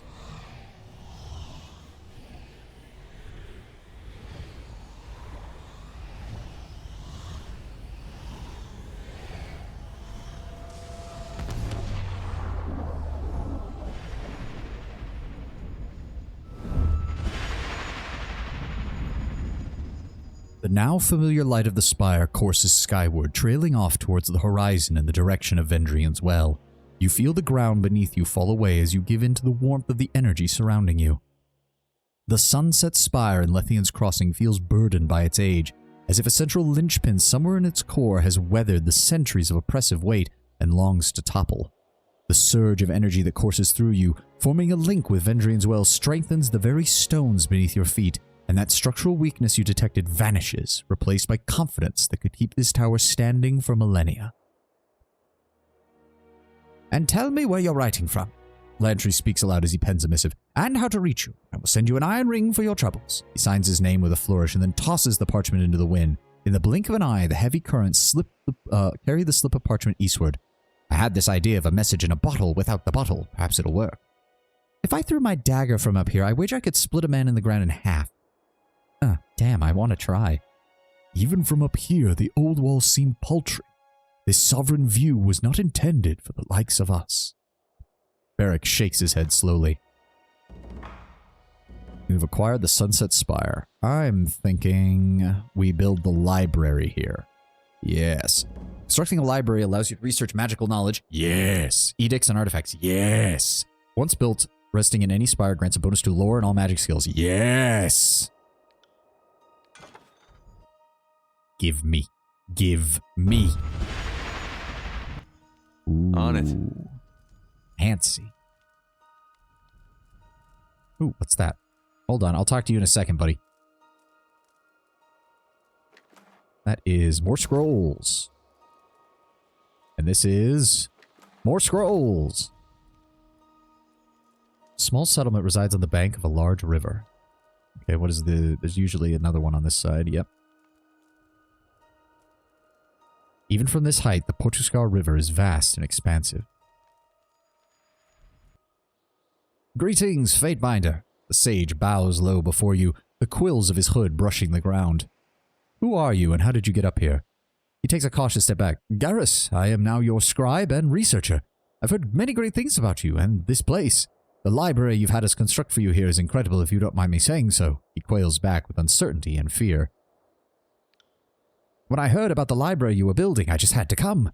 I watched the workers as they hauled the stone and the scrolls up here. There was an awful lot, and they were very tired, so I did what I could to assist.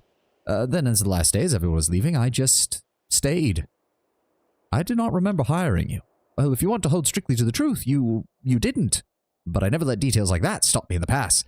Sage Tacitus always encouraged me to show ambition ahead of restraint, and I'm nothing if not a student of good advice. Libraries attract sages like a moth attracts... Yeah, like a moth to flame. Yeah. He straightens his posture and clears his throat. With your permission, of course. Oh, so you just invited yourself into the mix. Lantry wipes his brow, leaving a sepia streak. Ah, such a foolhardy initiative reminds me of a younger me. Amazing I still have all my teeth, considering what a fucking twit I used to be. Oh, who am I kidding? I still am. About to say, Eb's standing right over there, Lantry. If you need someone to remind you that you're a twit, I'm sure she's more than willing. Why are you here? I take it you need someone to organize this collection of scrolls. Someone to catalog new texts as you discover them and to organize research efforts. As your scribe, I can do all three. In fact, I'm excited to get started. I've already started looking through your collection, and he cuts himself off. To be honest, I need the work. The Vellum Citadel isn't exactly up to its old standards, and I'm afraid there aren't many safe places where a sage can find employ during the war. What can you research for me? Oh, any number of topics. Magic, alchemy, the history of the world. You do have an impressive collection here. Not as large as the Citadel, perhaps, but no sense in crying over burnt parchment. I've started compiling a list of possible research topics. Please, let me show you. Ooh. We need more recruits. Research dagger plans, research drug recipes, research items, research sigil scroll. Well, we need to hire some more people to assist him with that, so give me a second. You're just regular, spire workers. Okay, who can we...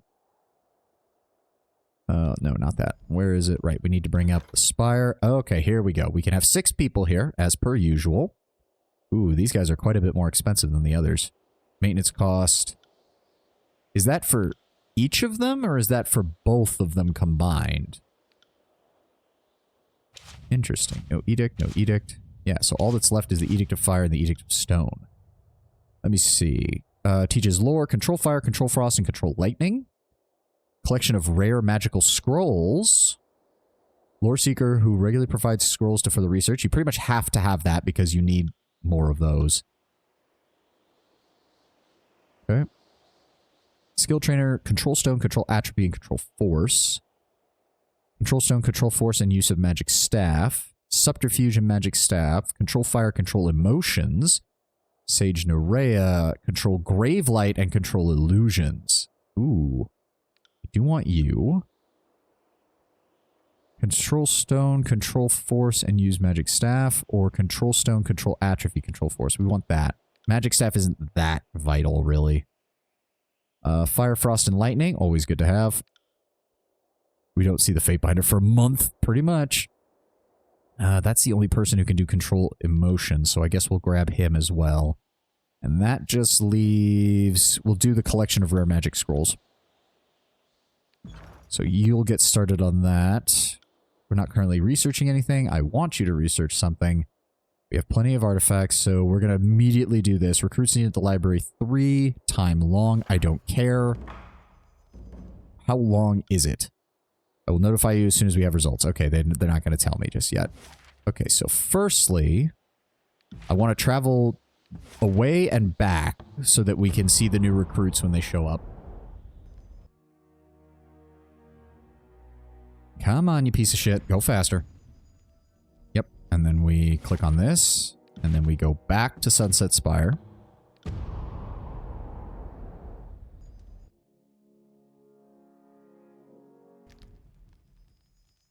Okay. Let's start looking around.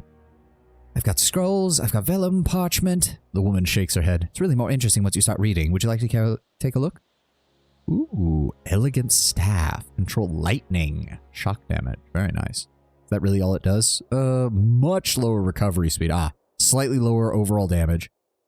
Cinder explosive. On weapon crit, 11 to 21 fire damage. Ooh. Its combustible properties were used as lessons in pain and discipline before the school was absorbed into the Scarlet Chorus. Now its powers are brought to bear against surrounding enemies. Nice. Elegant heirloom necklace. Plus 15... performance skill. She has her own unique skills. Interesting. Worn by a beloved bard for the duration of her career, she caressed the sapphire often during her performances, claiming that it calmed her nerves during bouts of stage fright. Ooh. Oh. Sigil of marking. We don't have that. Sigil of rapid casting. Contains a magical accent which removes the recovery time from a material force or guarded form spell. Sigil of Focused Rain. We don't have that either. Sigil of Strength. We don't have that either. Sigil of Staggering Force. Of Reaching Grasp. Piercing Frost. Limitless Boundaries. Greatly increases the area of a spell. Ooh. And Sigil of Precise Accent. I don't care if it's taking a third of all of my money.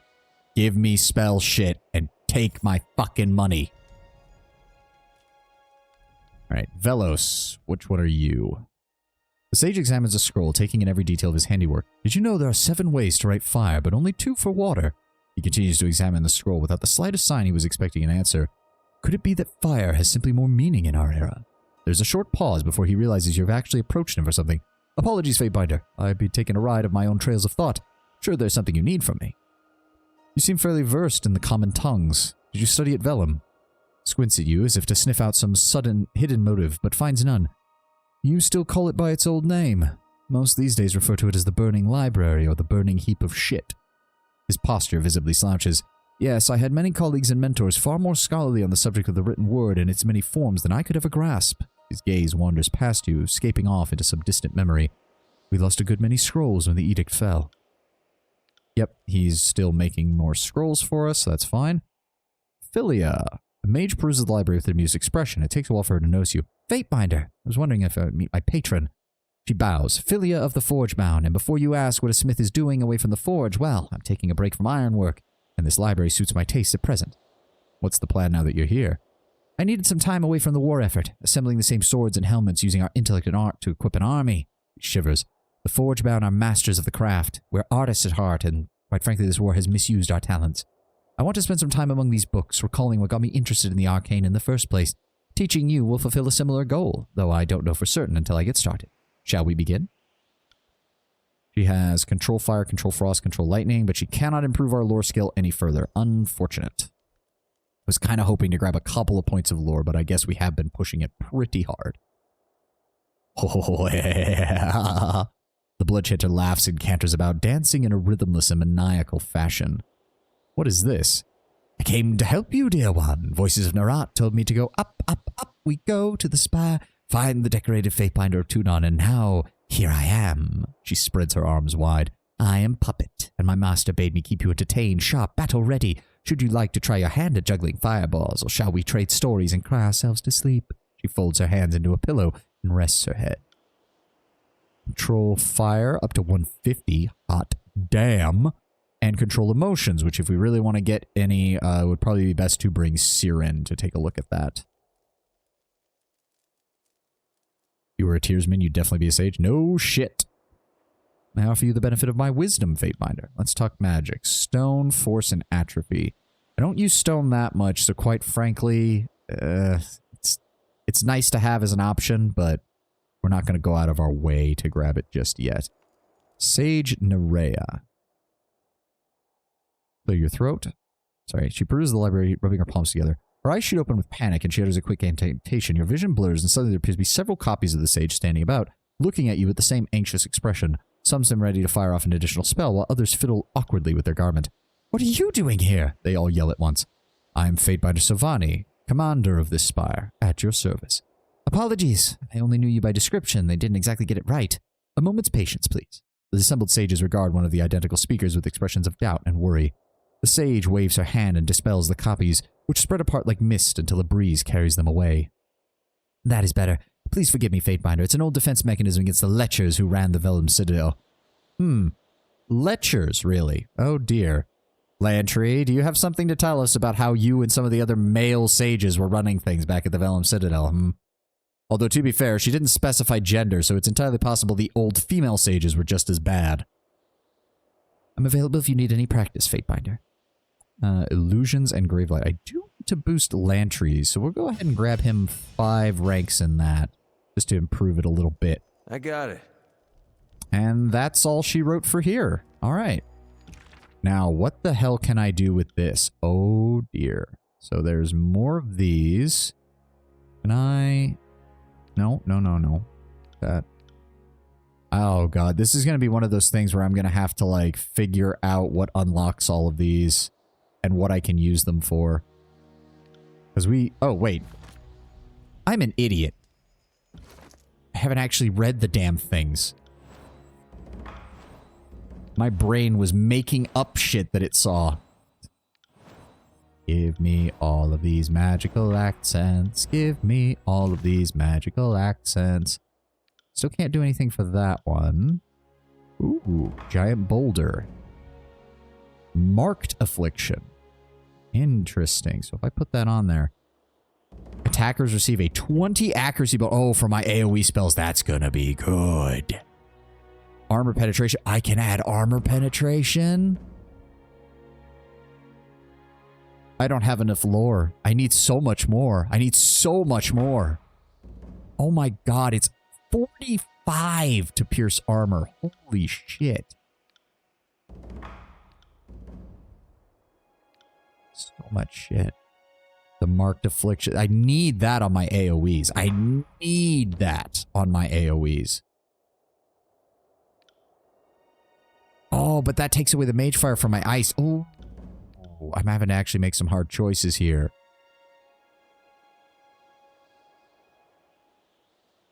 Oh, that would be good. Lore skill is a super skill, very much so. It allows you to do everything. Okay, we need to go down. There was nothing else in Lethian's Crossing that we could do, so we can, or in the Spire, so we can just head straight back into Lethian's Crossing. We need to return the helmet to its proper spot. Like,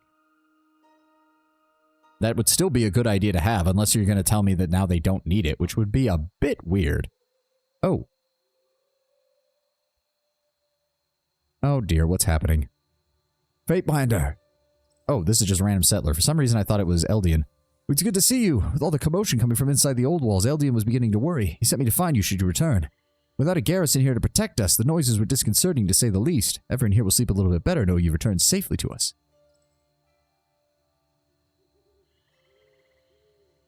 The challenges of the old walls would never stop me from protecting your settlement. We're grateful for your protection. He bows deeply and runs off. Well, so much for not having a garrison. Obviously, the disfavored have already arrived. Now we just need to keep them from acting like total pricks to everybody.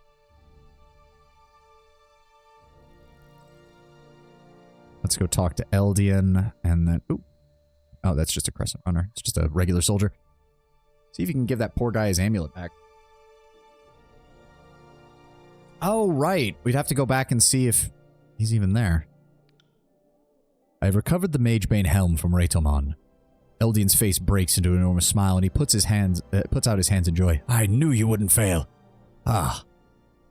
Now we can put it back where it belongs. Please, let me have it. Here you go. Okay, you've lost Wrath. For a second, I thought we gained Wrath. I was about to be like, I'm sorry, what? No, we lost Wrath. So we have high favor and almost no Wrath. He gingerly takes the helm from your hand, breathing a sigh of relief. Thank you, Fatebinder. No words could ever express our gratitude or touch the debt the people of Lethian's Crossing owe you. You've saved us all. Kind of annoying that you only lose Wrath. You don't actually gain any favor. That seems weird.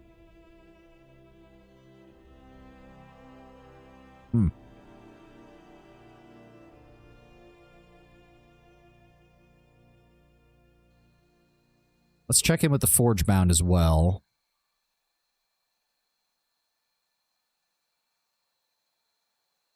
Yeah, it looks like the disfavored have already moved in and made themselves at home.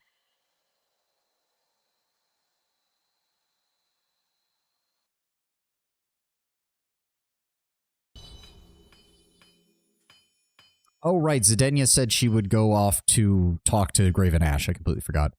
You've returned! Laurara turns to face you, her body covered head to toe in the charred hues. Oh, yeah, we've already seen that one. I found your apprentice, and I've already spoken to him. Ooh, you received scroll Sigil of Material Force. Ooh. Oh, God, if that's one of the ones I just bought, I'm going to be a little annoyed that I just wasted money on that. The young weasel thought he could find rare materials in the old walls. I'm more impressed that he returned with his life than anything they might have found. Thank you for the hard work, Fatebinder. You still have nothing? You still have nothing. I find it very strange. Maybe if you'd sided with the Scarlet Chorus or something, he would be of importance. Or maybe along the rebel path to take control of the Forgebound here or something. It would have to be something like that, I would imagine.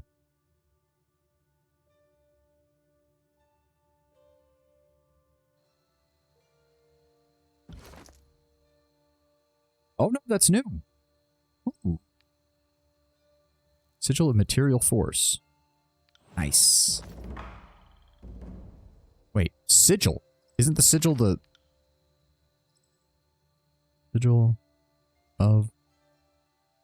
No? Oh. Used to create spells that alter... So wait. Freezing grip. Ooh. Oh, I can... Yeah, you can buff things. Light your target's weapon aflame, causing all attacks made with the weapon to deal additional fire damage. Ooh. And then obviously, yep, 10% lightning, shock damage, as well as additional damage on crit, including an AoE. 4 armor penetrated. Nice. Oh, nothing on illusion. Nothing on force. Really? I would have expected there'd be something. Crag weapon. Prone affliction for 2.5 seconds. Oh, and that's not on crit. That's just on every attack. Ooh. I could put that on verse. She can do it right now, actually. That's actually... I still want her to have a healing spell. Like, there's no reason not to have a healing spell on people. Go ahead and put that on verse, because with your dual wield and fast attacks, that could be knocking people prone very easily.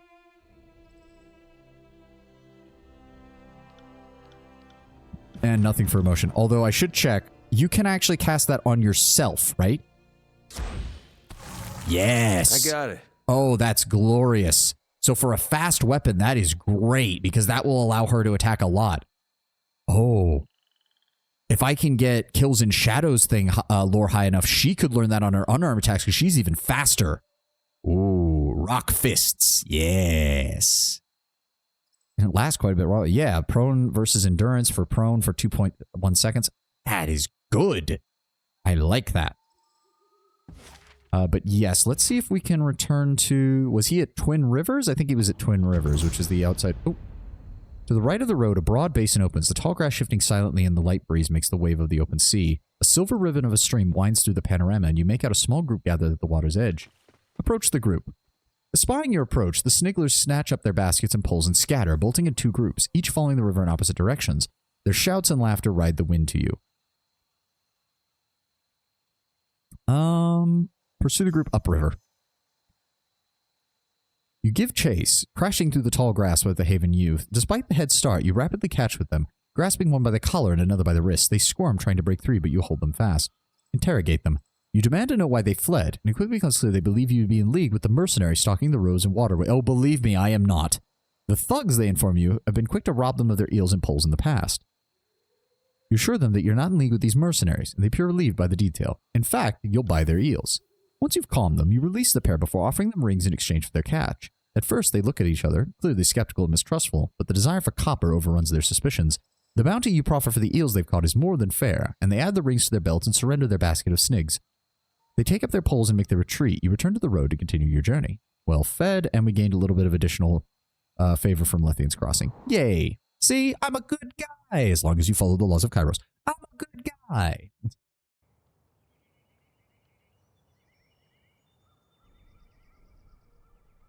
Yes, it should be over here. Yep, just ford the river real fast. That makes things nice and easy. I'm going to guess that's just camping supplies, which don't matter. I mean, I have to imagine he's left by now.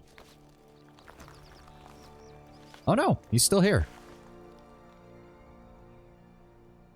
Dea is dead. You are free to return to Lethian's Crossing if you so choose. Thank you. Wonderful. I didn't know what I was going to do otherwise. Really? At least now I don't have to look over my shoulder. Died and doesn't appear to have been abandoned. Freshly gathered wood rests in a nearby bundle, and you find a few morsels of dried rabbit. I wonder if... Oh god, don't... He didn't want his amulet. I mean, I guess not? The amulet was just a way to make it easier to tell that she was doing something, because it made it more obvious when she was able to shift her emotions so rapidly. Basically that, yes, she's always been a manipulative bitch. Well, I guess we're done. I mean, if we have to go back to Lethian's Crossing at some point, maybe I'll check to see if he goes back there and you can actually talk to him there. But for right now, I'd like to actually keep making progress if we could. Ah, that's cacophony. I was wondering what that symbol was. So if that's the case. We did all of that. Oh. In recent generations, many of the coastal cities rebelled and became known as the Free Cities, lawless dots along the coastline. The majority of the realm's political and economic might resides within them, and by the time of Kairos' conquest of the Tiers, all major coastal powers declared independence. This left Haven with an ambiguous ruling structure that could not simultaneously weather political infighting and armed conflict, granting Kairos' forces an easy victory. Ah. So that means Haven probably used to stretch across this whole region, but this area probably rebelled as the Free Cities, the rest of the coastal areas rebelled, and by the time Kairos showed up, Haven was probably restricted to just this central region, and, well, they got fucking destroyed, most likely. Okay, not Oceanspire. We should head to Iron Hearth. That should be the fastest. I believe that's the only thing we need to do. Hold on. Claim the spires. Yep. Maybe able to provide these. Oh, that's part of Barrack's thing. We'll deal with that later. Evidence against Graven Ash in that. Travel to the Shattered Bastion. Return to Graven Ash. There we go. Okay, so yes, that is all that remains. We will go ahead and... Yes, arrive at the Mountain Spire. We'll rest there, and then we will teleport to the Ocean Spire and head to Iron Hearth. Yes. Very good. Very good. Oh, why am I only selecting one person? Why am I only... Everybody. Right. Why is... Everybody. Right. Come on. Okay. Really? Yes, please rest. I think next he'll probably be sending us to the either the Citadel or Azure. If we go to the Citadel, I definitely want to bring Landry. But if we go to Azure, I'll try to bring Ebb and Kills in Shadow, because I would imagine that would be her thing. But we'll see where he wants us to go first, and... I am really sorry for this, but I must have drank too much water. I need to use the restroom again. I'll be right back. I'll go quick. I'll go quick. I'm sorry about having to do this twice.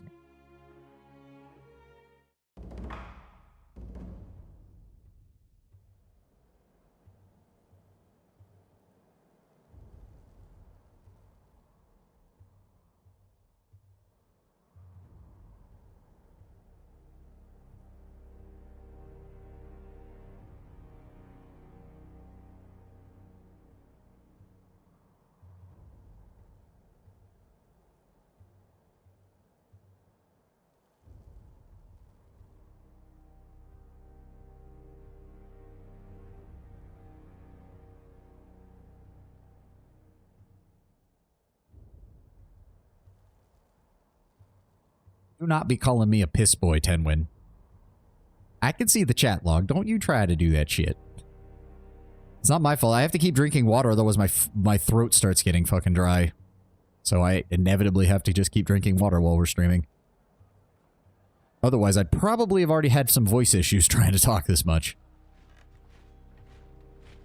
That's strange. Zedenia still isn't anywhere to be found. I have heard favorable tidings from Lethian's Crossing.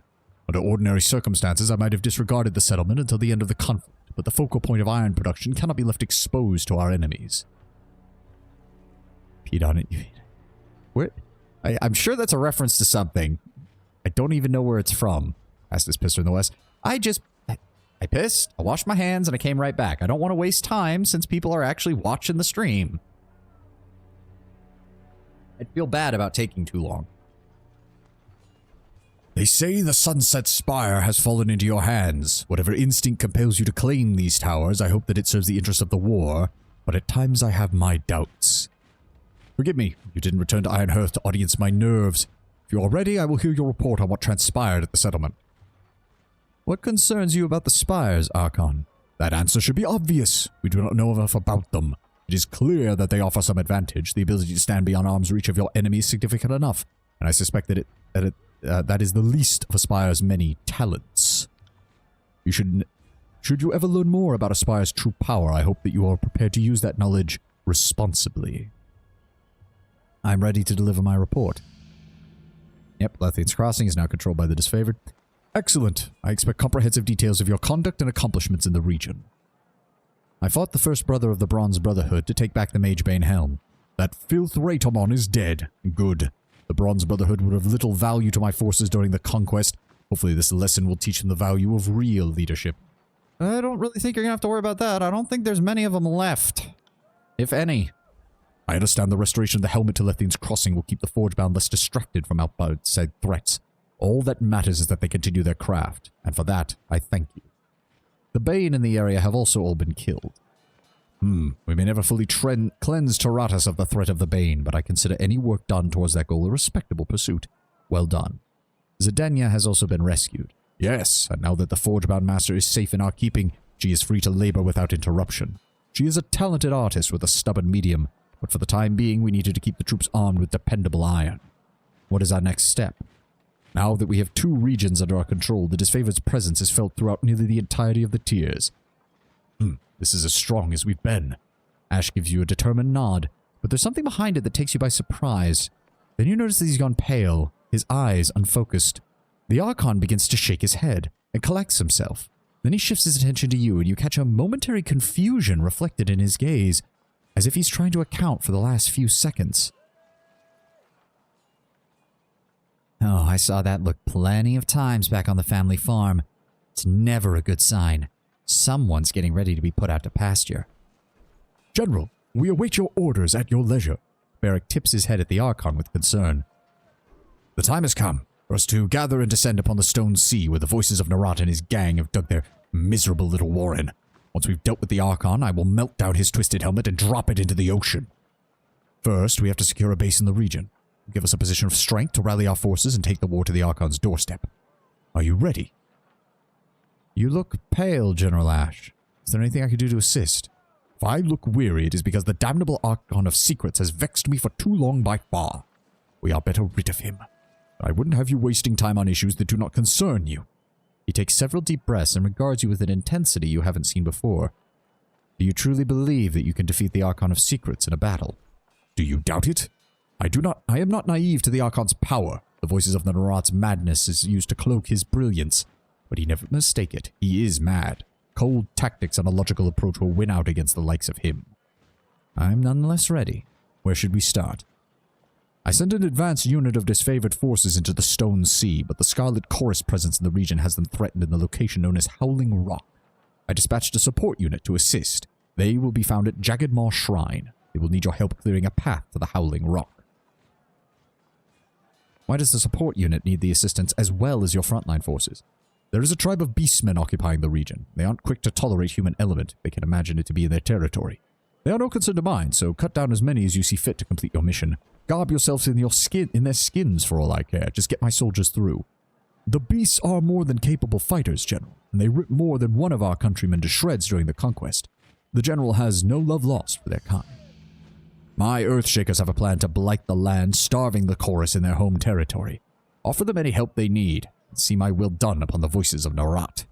We are nearly at the end. I can feel the Archon's doom ahead of us, like the peace at the end of a slaughter. Was there anything else you require? Nope. No other questions to be asked. Alright, so we're gonna go grab Ebb and Kills in Shadow, and we're gonna swap them out from... Oh, but... If we run into a lot of Chorus members while we're doing this, I'm also gonna want Verse, because she might have interactions. Oh, we received a message from Tunon. Oh, we received a message from a bunch of people. Archon Sovani. Allow me to address... Wait.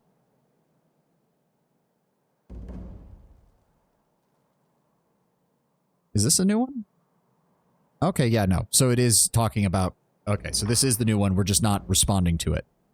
Allow me to address you by such a title before it becomes fashionable to do so. I do pride myself as a woman who stays ahead of the trends. Why Kairos smites some but allows others to exist is a question we have all long pondered. The Overlord can certainly appear arbitrary, and if I've learned anything, that is the point.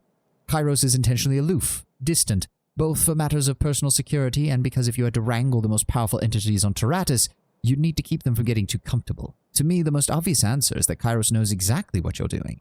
She probably approves of your actions and is likely working at every opportunity to create a situation where you are acting of your own self-interest while satisfying her own ambitions as well.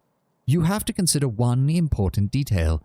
There is nowhere left in Tyranny to conquer now that the tiers are within the grasp of the Empire. What would the great generals even do in a time of peace?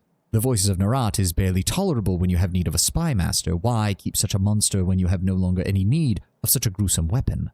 I would argue that in Kairos' interest that the tiers be a costly invasion that claims the lives of as many Archons and warriors as possible, not enough meat on the tiers to keep too many sharks sated for long. Kairos ordered everyone to take Ascension Hall or die. The or die must have been an acceptable option then for the Overlord. If I had to hazard a guess, I'd say you have the unspoken backing of the Overlord. After all, it's not like Blooded Mark can't find you whenever he wants. Signed, Fatebinder my oaths. Oh dear, you are to report to the Bastard City at once. Be prompt lest I mistake your tardiness for reluctance. Send a confirmation. As you request, my lord, I will appear in your court in good time. And another, this is also from Teuton. Word reached the court that you have dealt with the seditious mercenaries claiming for themselves the mantle of defenders of Lethian's Crossing. You have the gratitude of both myself and the Overlord. The disruptions in the settlement long stymied production of iron weapons for the war effort. Forge Master Zedenya personally thanked me for your intervention. Congratulations. The Forgebound Guild are a strong and tireless ally to possess. Someone seems to have been made aware of where you walked. I mean, we know Blooded Mark is following us, so I'm not surprised. I want to see, yeah, they're surprisingly... Oh, we did get a plus 3% to melee damage from all weapons on that. Very nice. Delayed unconsciousness and... cooldown of 2 minutes, Intimidate, Terrified Affliction for 9.4 seconds. Oh, no restrictions on rest. We just get it. Very nice. I do like picking up passive effects, which is nice. Passively reduce the duration of all incoming hostile effects that would affect. Too bad we can't get that, really. We did pick up passive of +3 armor against fire, shock, and frost. Very nice. And we can also activate an ability to give us an additional 20 armor to elemental damage for 15 seconds. Very nice. Stonestalker Tribe we're getting to. Lethian's Crossing. Interesting that we weren't able to... I could have sworn we had something that gave us very major, but apparently that only got us up to 5. It didn't push us over 5, which is a shame. How are we doing? Siren... briefly suppress the power of Siren's headdress, has over her, quickly rises in the air, unleashes a single note. Before the power of the crystal returns, her magic clears a random negative effect on a nearby ally, and briefly protects them from similar effects. Interesting. Dauntless, the Steadfast Obsidia, the Grave Bow, the Weeping Whispers. Interesting that we did manage to get Graven Ash's Wrath all the way up there, but yeah, too far with your questioning. And because of disfavored reputation. That's why. Yep, Blooded Mark was watching. Blooded Mark was pleased. Blooded Mark was watching. Blooded Mark was watching. I do like that it doesn't even bother to tell you what the rest of that is. Yep, we've got maxed on the disfavored. Shielded for 40 damage for 30 seconds once per combat. Very nice. Not going to be probably getting that anytime soon. We didn't pick up anything from the Broken, but we did minus the enemy's armor. Oh, and we do have a +10 defense against all spells for having some reputation with the sages. Oh.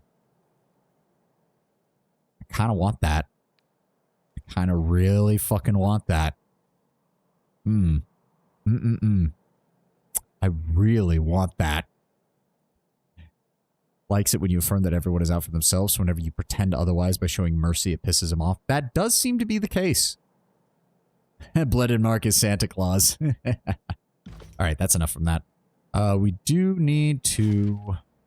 Shit, what did I say? Right, we need to grab our people, and then we also need to make our way to Tunon's court as quickly as possible. Oh! Taking a break from your journey at a small freshwater pond, you notice several small troughs in the soft soil at the water's edge. Mud has been splattered about, and you recognize it as a telltale sign of wild hogs. Nearby hoof prints confirm your suspicions. The markings seem fresh. The animals can't be far. I'll go ahead and hunt it. Find where it's suspected of hoof prints in the muck. Try to track the boar. Moving quietly through the wilds, you notice the torn bark, muddy leaves, and hoof prints that mark the passage of the boars. Soon you come across a small pack of animals as they rut in the soil for mushrooms. You're downwind of them, and they don't seem to have noticed you. Nope. Nope. Control lightning. That's our highest skill of these. Staying low, you let... Ooh, gain 3 control lightning skills for it. Very nice. You let muscle memory guide your fingers and hands in forming the sigils of archons. Our arcane power gathers about you. With a final gesture, you channel it outwards. Your blast casts one of the animals, sending it sprawling even as the others scatter. The other boars bound into the underbrush, leaving you alone with your catch. A large animal, enough to provide plenty of meat and fur. Very nice.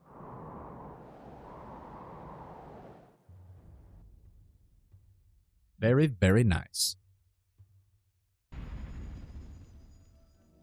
We don't need to rest, but I do want to grab people.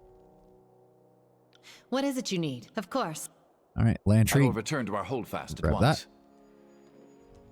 Pre-cooked, unseasoned meat. Fatebinder wants Beast Woman? It's time to hunt. Go ahead and stay home Goodbye verse. to you too. Grab you. Right. And we need to reorganize again, because the game never remembers. There we go. Can't do. And we'll go ahead and 2 experience points, get her up to that max there, and increase her accuracy as well. We got 2 points here, so we'll go ahead and do... He's already got both of those. When stealth gains 100% hit precision. Use the duration of any harmful effects. Use both claws to rip a target's stomach wide open, dealing best of slash or pierce damage and leaving the target bleeding, which, as we know, bleeding with a damage over time effect is very good. And then we'll go ahead and...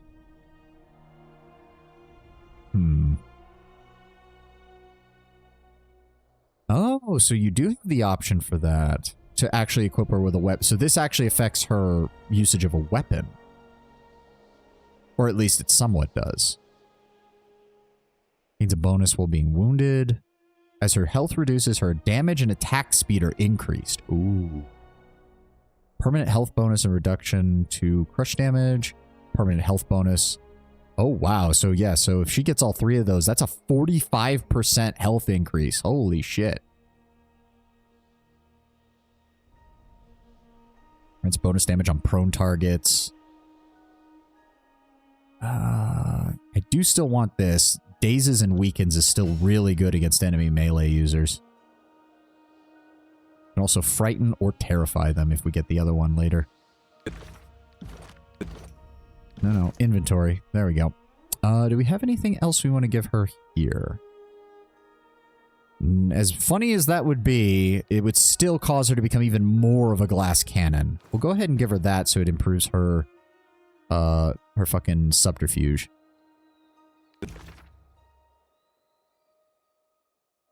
Yep, we got our lore up to 132. Barrack actually, Barrack is now ahead of, Kills in Shadow. Barrack has now 69 lore as opposed to her 64. Pop off for the day. I'll catch the rest of the VOD. Thank you very much, Lord Brown Bear. You have a good one. Thank you for joining us. I don't think there's anything else I wanted to grab from here. Nope. Not that I can think of. Oh, I should check Ebb's equipment. Also occurs to me. Damn, she is way shorter than my character. Even Barrack, like, she's still a couple of inches shorter than him, too. Okay, so she's got the Grace, which gives 1 finesse. She's got the bonus to her Tide casting ability, which is nice. These are all heavy armor, unfortunately, which means they're not quite as good for her. Oh, right. I was considering... Because that will allow her to stay out of range. Yeah. Yeah, you know what? I like that. I like that. It does occur to me. What's her skill with one-handed weapons? Not very good. Well, I mean, it's a good secondary. For right now, we'll keep her at the staff. This feels weird not using fucking artifact equipment. Like, but I don't have characters that can use some of it. I really don't. I don't think there was anything else I wanted to adjust on her. No. No. Okay, Tunon's Court. Tunon's Court. We need to go to Tunon's Court.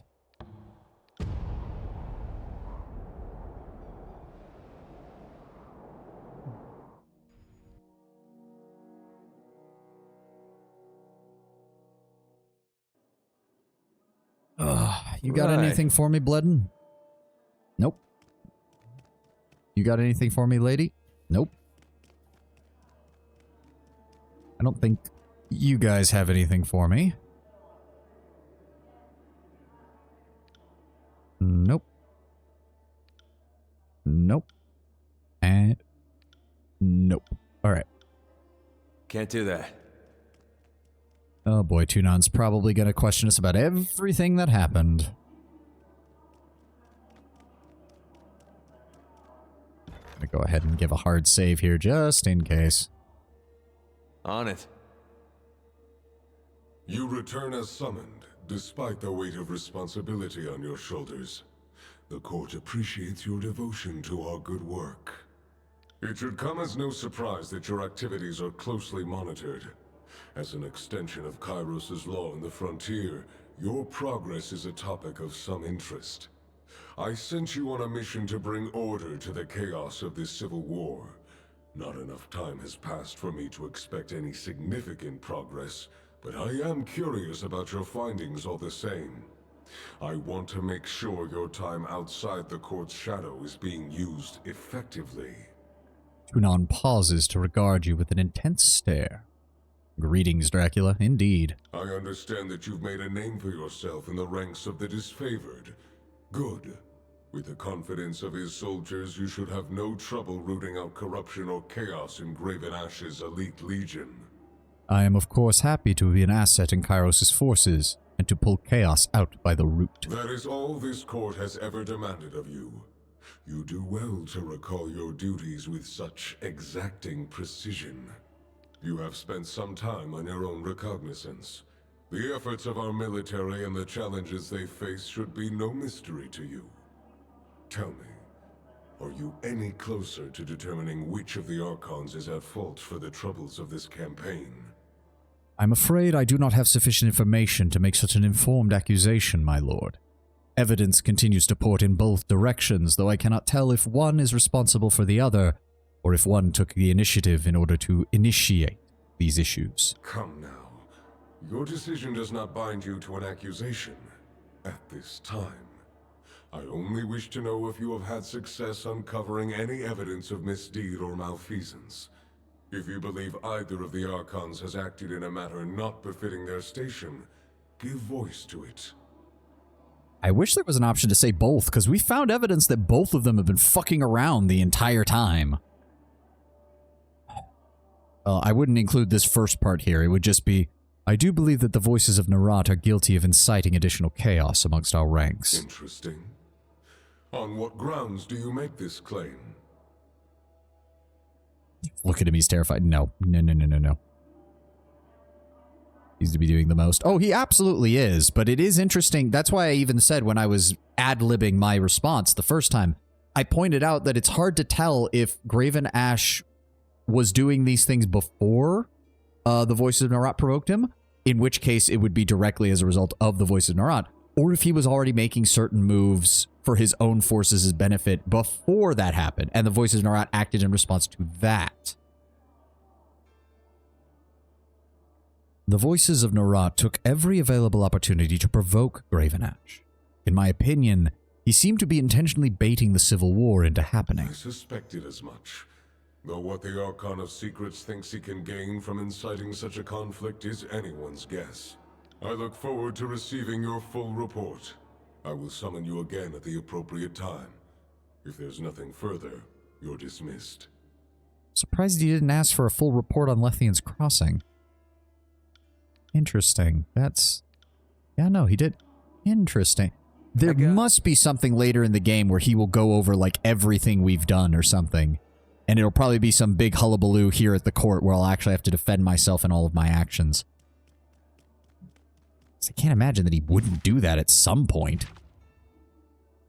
Shattered Bastion. I still feel like maybe we should hold off on that. I don't know. Jagged Moss Shrine, Secluded Forge, Half Gate. Alright, he said to go to the Jagged Moss Shrine first. Let's see if maybe we can convince some of these beastmen to let us by. Though I can't imagine the disfavored will be very happy with trying to work with beastmen. They might intentionally sabotage my ability to fucking deal with this shit. Oh, that's a lot of dead guys. Yeah, I can't imagine they'll be very happy. The Stone Sea environment is harsh and unforgiving. Arid plant life is about all that can survive in these parts now. Scarlet Chorus Corpse. More healing. That's a dead beastman. What is this? A rocky protrusion is magical in origin. As Cairn roamed the Stone Sea during the Conquest, it was rumored that structures like these were formed in his wake and contained traces of his essence. Oh, you already know this sigil. It's the Sigil of Stone. Okay. Works for me. Radix and Cadis. Well, hello, good sirs and or madam. Fateminder. The soldier salutes you with a smack of a meaty fist against bronzed armor. Lieutenant Cadis, at your service, sir. He jerks a thumb, his gauntlet caked with dust and blood, towards the mountain of a man behind him. He won't get him to admit it, but Radix is too. That is Commander Ironcore to you, baby brother, and you as well, Fatebinder. The elite Iron Guard casts a steely glance in your direction without offering you a salute. Forgive me, I do not have time to entertain idle pleasantries. We are on a command of the highest importance. I'm sure you understand. Cadis clears his throat with a sound that's half hacking, half deep guffaw. He slouches in lazy attention, a hand resting comfortably on the hilt of his broadsword. I humbly apologize for my brother and myself, but if you don't mind me asking, sir, what's brought you to these parts? He tips his head, indicate the stone expanse behind him. I'm sure she looks pretty, but don't let those big peaks fool you. This land is a tangle of danger. Ash has sent me to assist with your efforts to solidify our hold on the Stone Sea. That gains fear with kills and shadow. I be here on behalf of the Court of the Disfavored. To secure the Stone Sea for the glory of Kairos, also gains fear. Brief me on the course troop movements. What exactly are these parts? You and your squad doing stationed here. What's with the consequence? The Earthshakers, the arcane armor of Ash's military. Future related. Randomly just kill people for some fucking reason. Darkstar, welcome, welcome. You're a bit late, but we are doing just fine. I hope you've had a glorious Sunday so far. I am here on behalf of the Court and the Disfavored to secure the Stone Sea for the glory of Kairos. So you do come with purpose. The Iron Guard turns the crushing weight of his attention upon you, one strengthened by both magic and the austerity of his resolve. After a moment, the severity of his scrutiny slowly crumbles, and he nods as if to an unspoken decision. Oh, you don't have to apologize, Darkstar. It was just me pointing it out. I'm not trying to make you feel bad about nothing. It's just an observation. I hope nonetheless, I hope you've had a great day and a great weekend. I'd be a fool to turn down the aid of a Fatebinder, especially one so renowned. I'll accept any assistance I can acquire in uniting with the Earthshakers at Howling Rock and defending the fort they have erected around Caird's remains. Once a fertile swath of farmland, Howling Rock, as the Stone Stalkers took calling it, is now a precipitous stretch of craggy peaks and bluffs that roils with the cries of a slowly dying Archon. What the commander is trying to say is we're beholden to have you, Cadis grunts, shooting his brother a pointed look. Getting to the rock is the easy part. Only it hasn't been that easy. We've been waylaid by chorus forces and beasts that'll rend you limb from limb sooner than you can blink. They're bloodthirsty sons of curs, mark my words.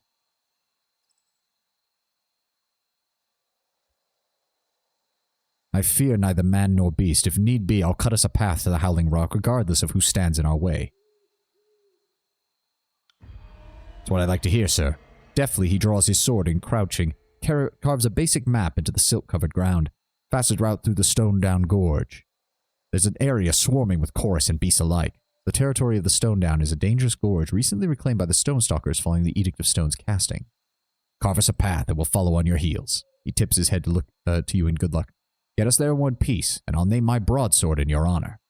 We'll slay enough of them to have an armory named after us before long, brother. Suppose I could stand for a few more swords named Barak out in circulation. Oh, that was Barak talking. I'm an idiot. I thought it was the other commander. We'll slay enough of them to have an armory named after us before long. I suppose I could stand for a few more swords named Barak out in circulation. Barak, have people named weapons after you? They have indeed. The cohort that followed me across Apex and Stalwart took a liking to how I handled myself in battle.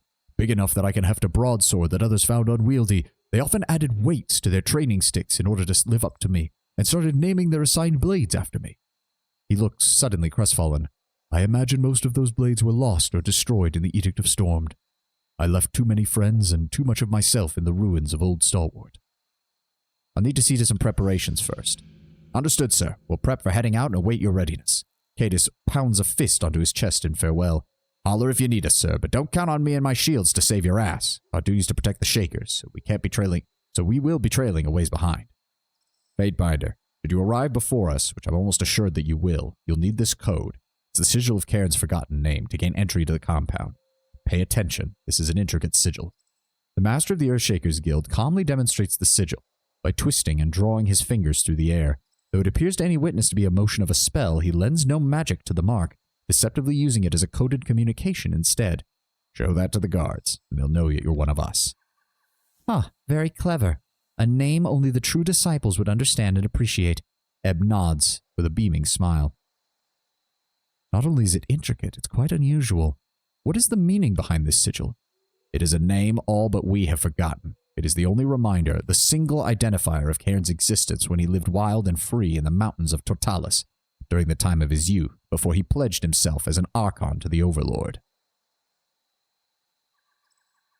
I'll practice it. He tilts his head, impressed. That's good. Adjust your finger slightly so on the down curve. Yes, precisely. You live up to your reputation, Fatebinder. Was there anything else we could do to be of service? Brief me on the Chorus's troop movements in this region. Shit, if there aren't more of them than the maggots. Can't go 2 feet without needing to gouge someone's entrails out. The soldier rubs at the pommel of his sword, edgy. Most of them swarm the half-gate, looking for warm bodies. Crude as my brother is, I agree with the assessment. The Chorus are rather semblant to maggots. Singly inconsequential, annoying, innumerous. Squish beneath the stones of adequate acceleration and mass. He taps his foot in a slow but eager rhythm on the ground, and then stops, settling himself once more into stillness. However, more pressing matters have need of our attention. Even Radix likes killing the Chorus screamers, but he can't stray from the parameters of this post, and I can't stray from him.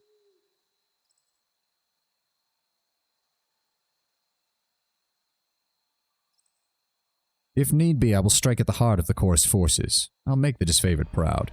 Gonna massacre the whole slew, the lieutenant rubs at the edge of his faceplate, head tipped in awe.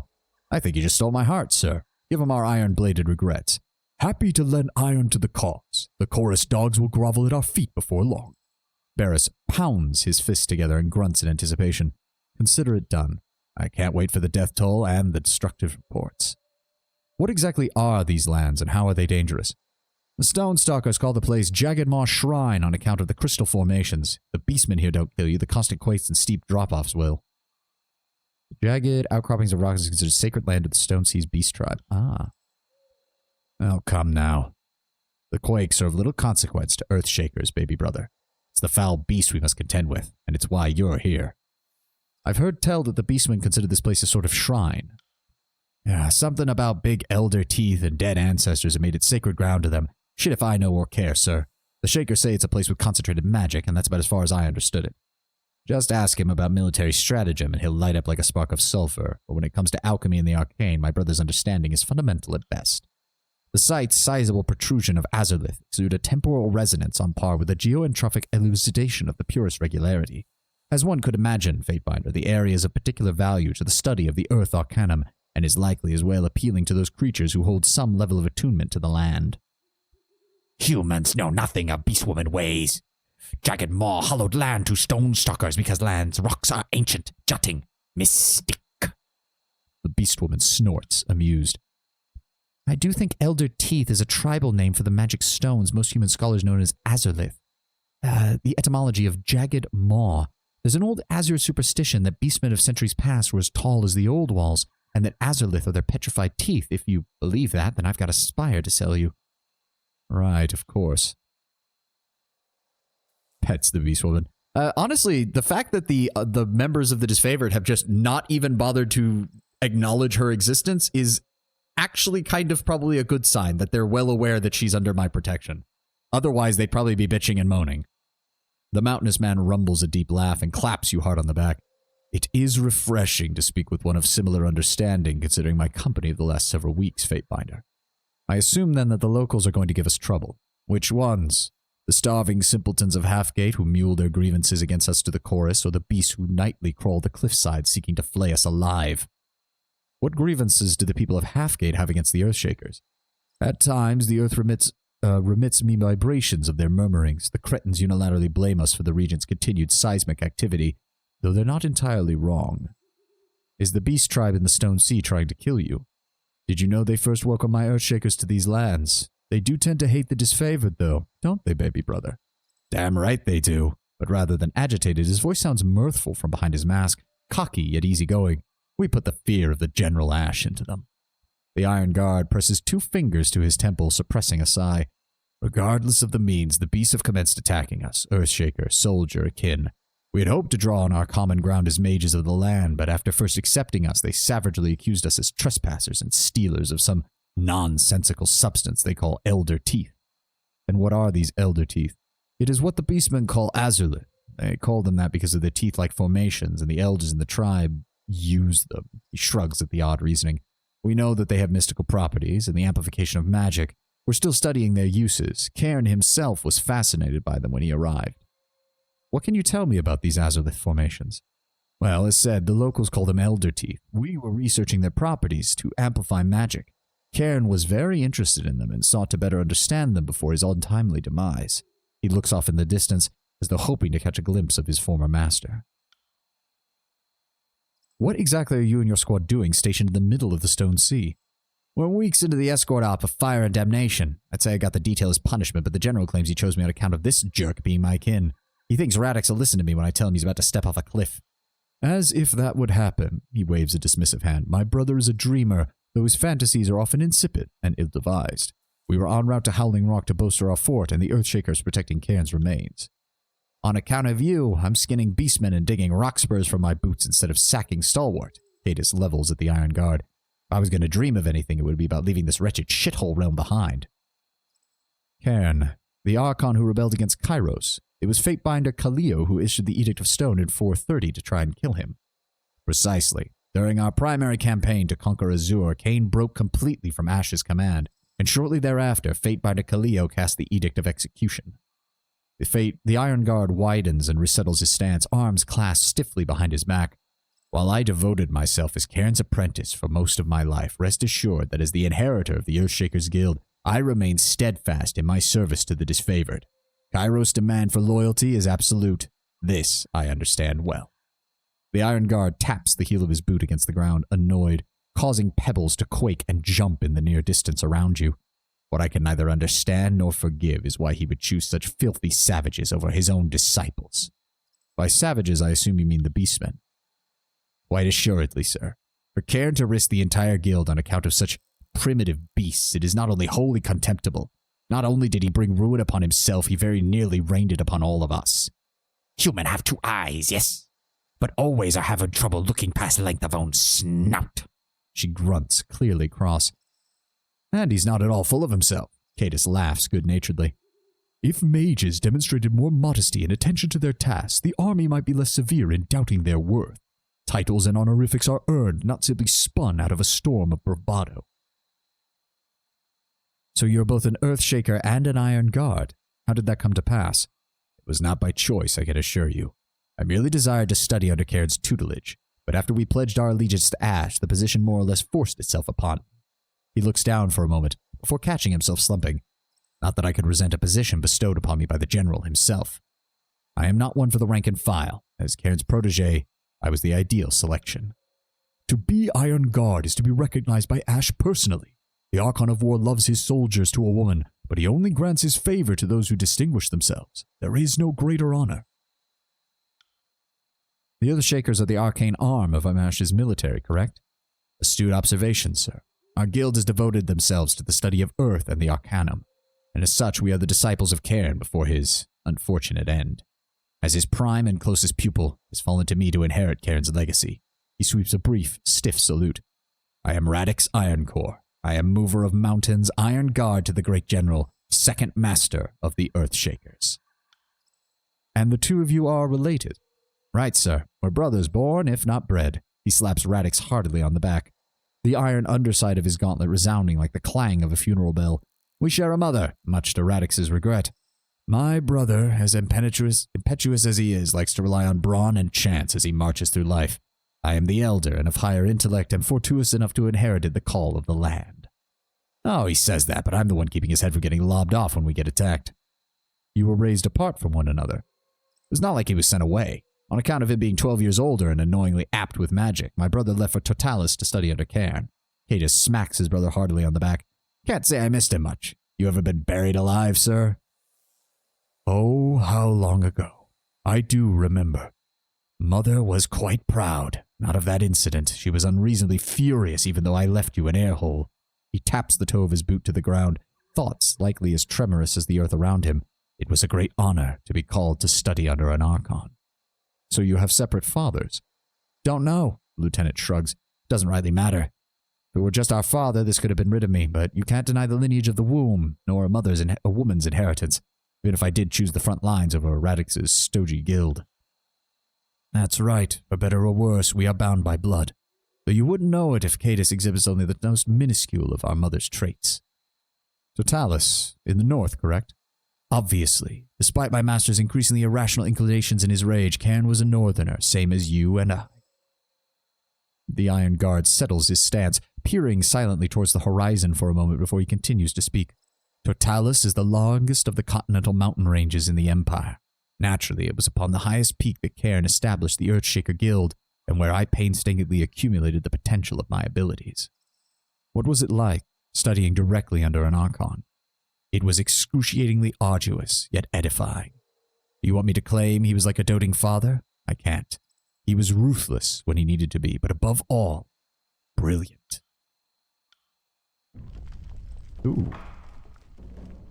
Aged planks of wood and withered rope are the only things keeping travelers alive while crossing the great chasms of the Stones Sea. Right, so we came from that way. That also leads out. There's some more Scarlet Chorus corpses over here. Let's see if we can speak to Radix. Yep, we did that. Scarlet Notebook. Detailed troop movements, time and locations are noted alongside numbers and mirrors of trees, stick figures, and rocks. Yeah, we found something like this. Brigades appear to be recruiting far faster than its members are dying or deserting. Okay.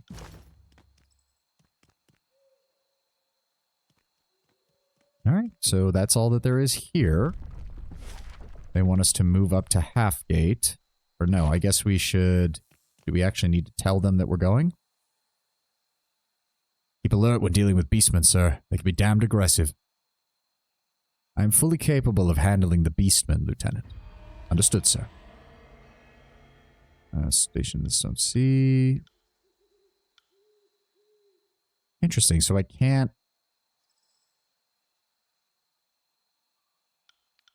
Okay, so I guess they don't care. They just assume that if I leave the area, it's going to be to go to the next area. Okay. Let's go. We've got a few more minutes before I'm done for today. Oh dear, everything's still shaking. Hello? Those are obviously Scarlet Chorus people, but who the fuck are you? Lo and piss and behold, look who it is, the great Fatebinder of Tunon. Come and greet his fucking excellency. Would you have us bow and worship like dogs at your feet? She runs her finger over a ragged blade. Or do we settle this with a bit of fun? I have only just arrived and you already test my patience. Well shit, I think I've gone and upset the mewling Cankawit. No, don't hurt me, Fatebinder. I'm trembling. You believe this one, strutting about this town like it isn't already ours. There's only the question of what to do about you. Slice down your face or a dagger between your shoulders as you walk away. I'm partial to either.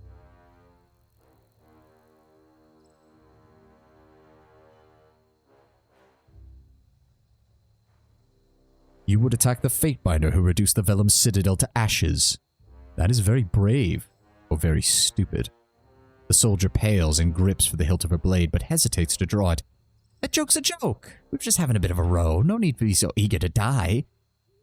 Right? No need to get worked up. After a moment of uncertainty, she breaks into full-on retreat while shouting into the air. Quickly! Misery! The Fatebinder's coming through! Yeah, I should have seen that coming. Dipshits. Tails between their legs, that's a refreshing sight. Watch your step, Fatebinder. The Stone Sea is rather steep droop from Halfgate's edge. Wouldn't want you to slip off now. We do already have a little bit of favor with them, so hopefully that'll help. What can a poor trader do for you? This place sure does look like it's seen better days. Huh, and by a Fatebinder like you no less. No offense to you, my lord, of course. You're good justice. But if I ever get my sights on the woman who did this, I'll give them a right piece of my mind. The city lost everything to that damned edict. Our homes, our people, even the name. You can't imagine what it was like to watch her quake and burn. Cowards or actually intelligent, one or the other. Possibly both. Now that the city's death slide is settled, we only have to deal with the occasional rumbling, the tremors that come and go like a sweeping summer storm. Most blame the disfavored. The Earthshakers are no help at all, and the Scarlet Chorus at least want to solve the problem. I see that the folks of Hatgate feel that the disfavored are causing the problem. Have you come to help us?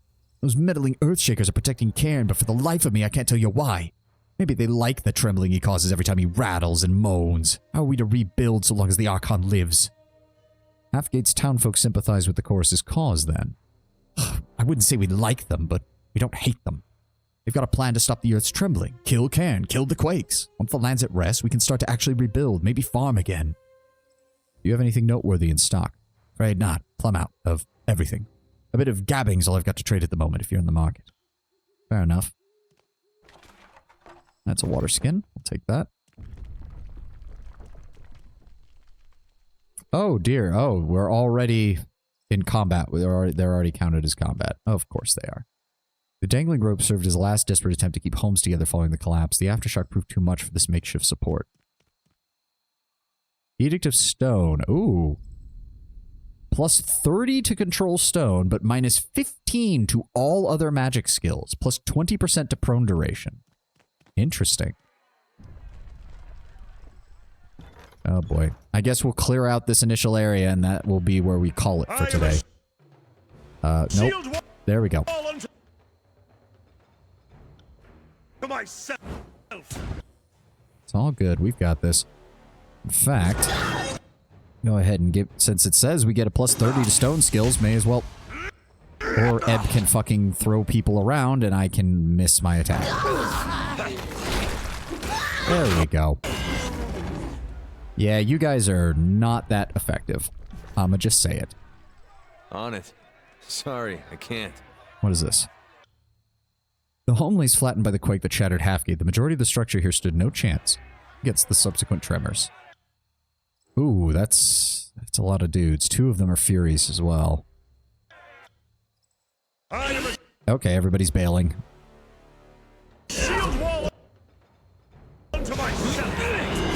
Yep, go ahead and attack. I need to line them up. There we go. Go ahead and give me fire spell. There we go. Set them all on fire. Now set them all up with ice. There we go. And then we're going to hit them with this. Good damage, good damage. Give me the lightning bolt. Stop him from moving. There we go. Stun that piece of shit. And then give me a fireball. What are you doing? Just attack him. There we go. And that just leaves the 1 Scarlet Fury left. Let's go ahead and hit her with the ice grip.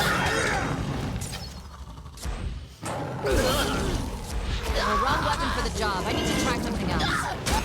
There we go. Oh wow, you can actually hear him moaning in the background. That's kind of disturbing. Akon's bronze sword, one-handed, so not really that useful.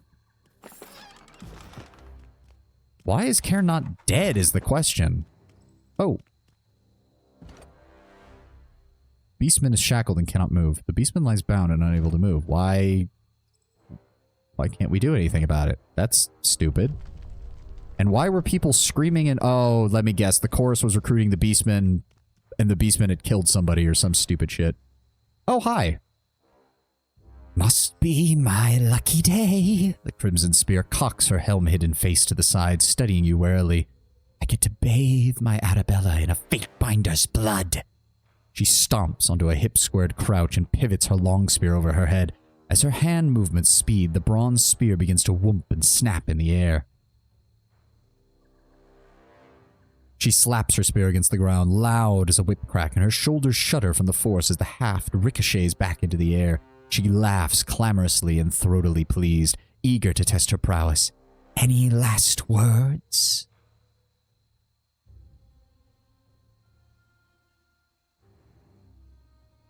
I don't know. How about a truce? Coming from the Swiffer with my soldier's blood still smeared on his chin. She spits vehemently on the ground. Try again, you two-faced motherless pox-prick. With that, she cracks her neck, raises her spear, and charges. Alright, well, I can fix that for us then. Back down there. Draw her in. There we go. There we go. Open up the room for us. There we go. And now... I said, and now... Boom, boom, boom. Will do. And then fireball. Zap, zap. Lightning bolt. There we go. And then we want... Can I get a bit closer? I said a bit closer. There we go. Ice spell. Yeah, you guys suck at this, don't you?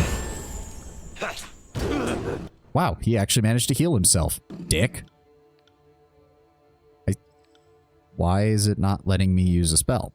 Why is it not letting me use a spell? Silenced. For 20 seconds! Are you fucking kidding me? Fine, I'll just keep hitting you with my staff. Dick. Aw, we don't get her fancy spear? Oh, the Blood Chanter just decided to not fucking fight us. Okay, well, you're about to have a bad time, buddy. You have made a poor decision. Too easy.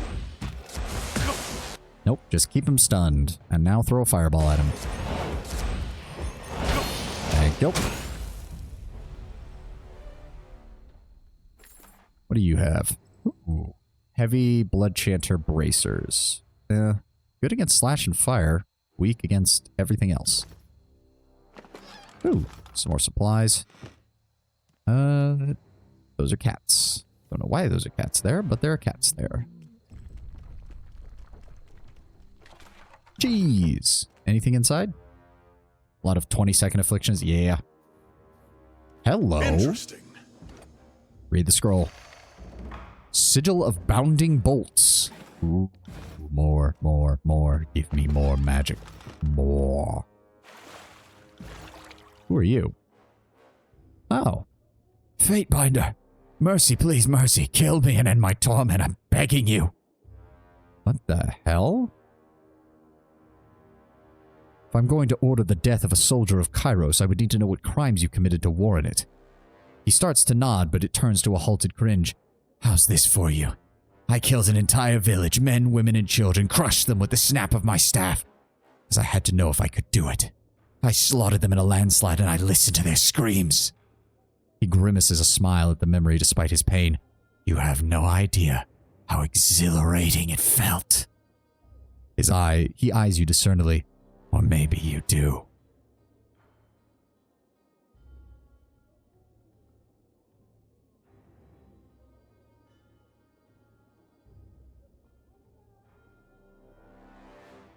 I'm confused. I mean, yeah, if he's willfully broken the peace, then yeah. But something seems very off here. Come closer. For a moment he only stares, eyes glowering darkly, but when he struggles to lean forward, straining with all of his strength against his bonds until he finally howls from his effort.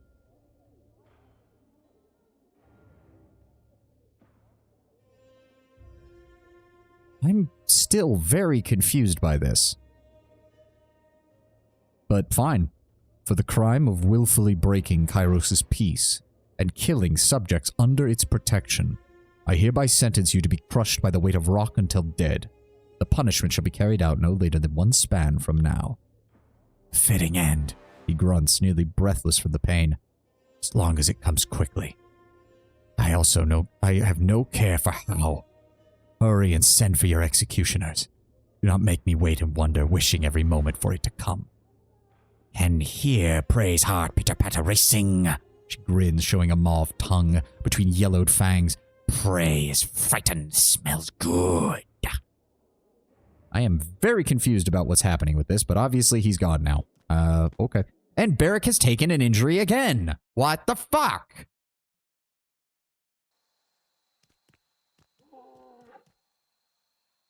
Alright, let's finish up with the last of the Scarlet Chorus members here. Yeah, there's 3 of them. We'll deal with that. Yep. Lock them in place. There we go. And then we're going to pop this open. Give me fire, fire. Set them all on fire. Then we're going to rock them. Rockin' and a-rollin'. Sucks to be you. Shadow Hunter strikes with sharpest claws. There we go. Whew. As you slay the last of the chorus gangsters, the terrorized Halfgate, the town's residents once more emerge from their homes.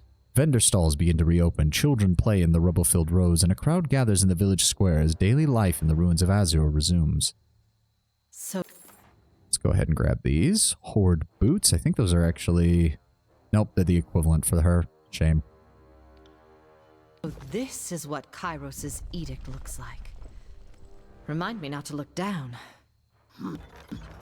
Humans slaughter own kith and die so easily. Cannot share territory without hunting other packs extinct. I'm surprised that the half-wit savage is in any position to comment. Oh, come on. When's the last time a beast cast an edict?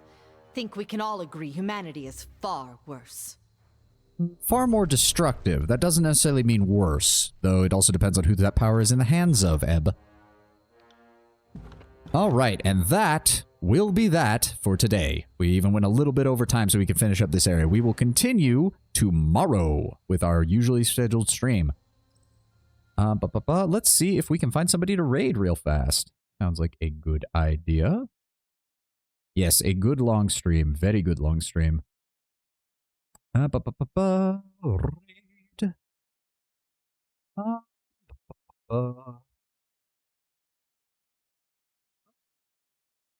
Nagratep is still playing. I think he's still doing his. He is still doing his challenge run. Don't recognize the area he's in. Oh, I think he's playing. Oh, he's playing Pillars of Eternity 2. So I will give the raid and then immediately dip so that I do not get spoiled. But we will go ahead and start the raid there. So thank you all for everything you've done. Kataka, thank you very much for the bits, my friend, and for joining us on the stream. Tenwin, Darkstar, everybody, thank you all so much for joining me this Sunday. I hope you all have a glorious rest of your Sunday, a glorious rest of your weekend, and I will see you all tomorrow for more Tyranny. Have a great one, guys.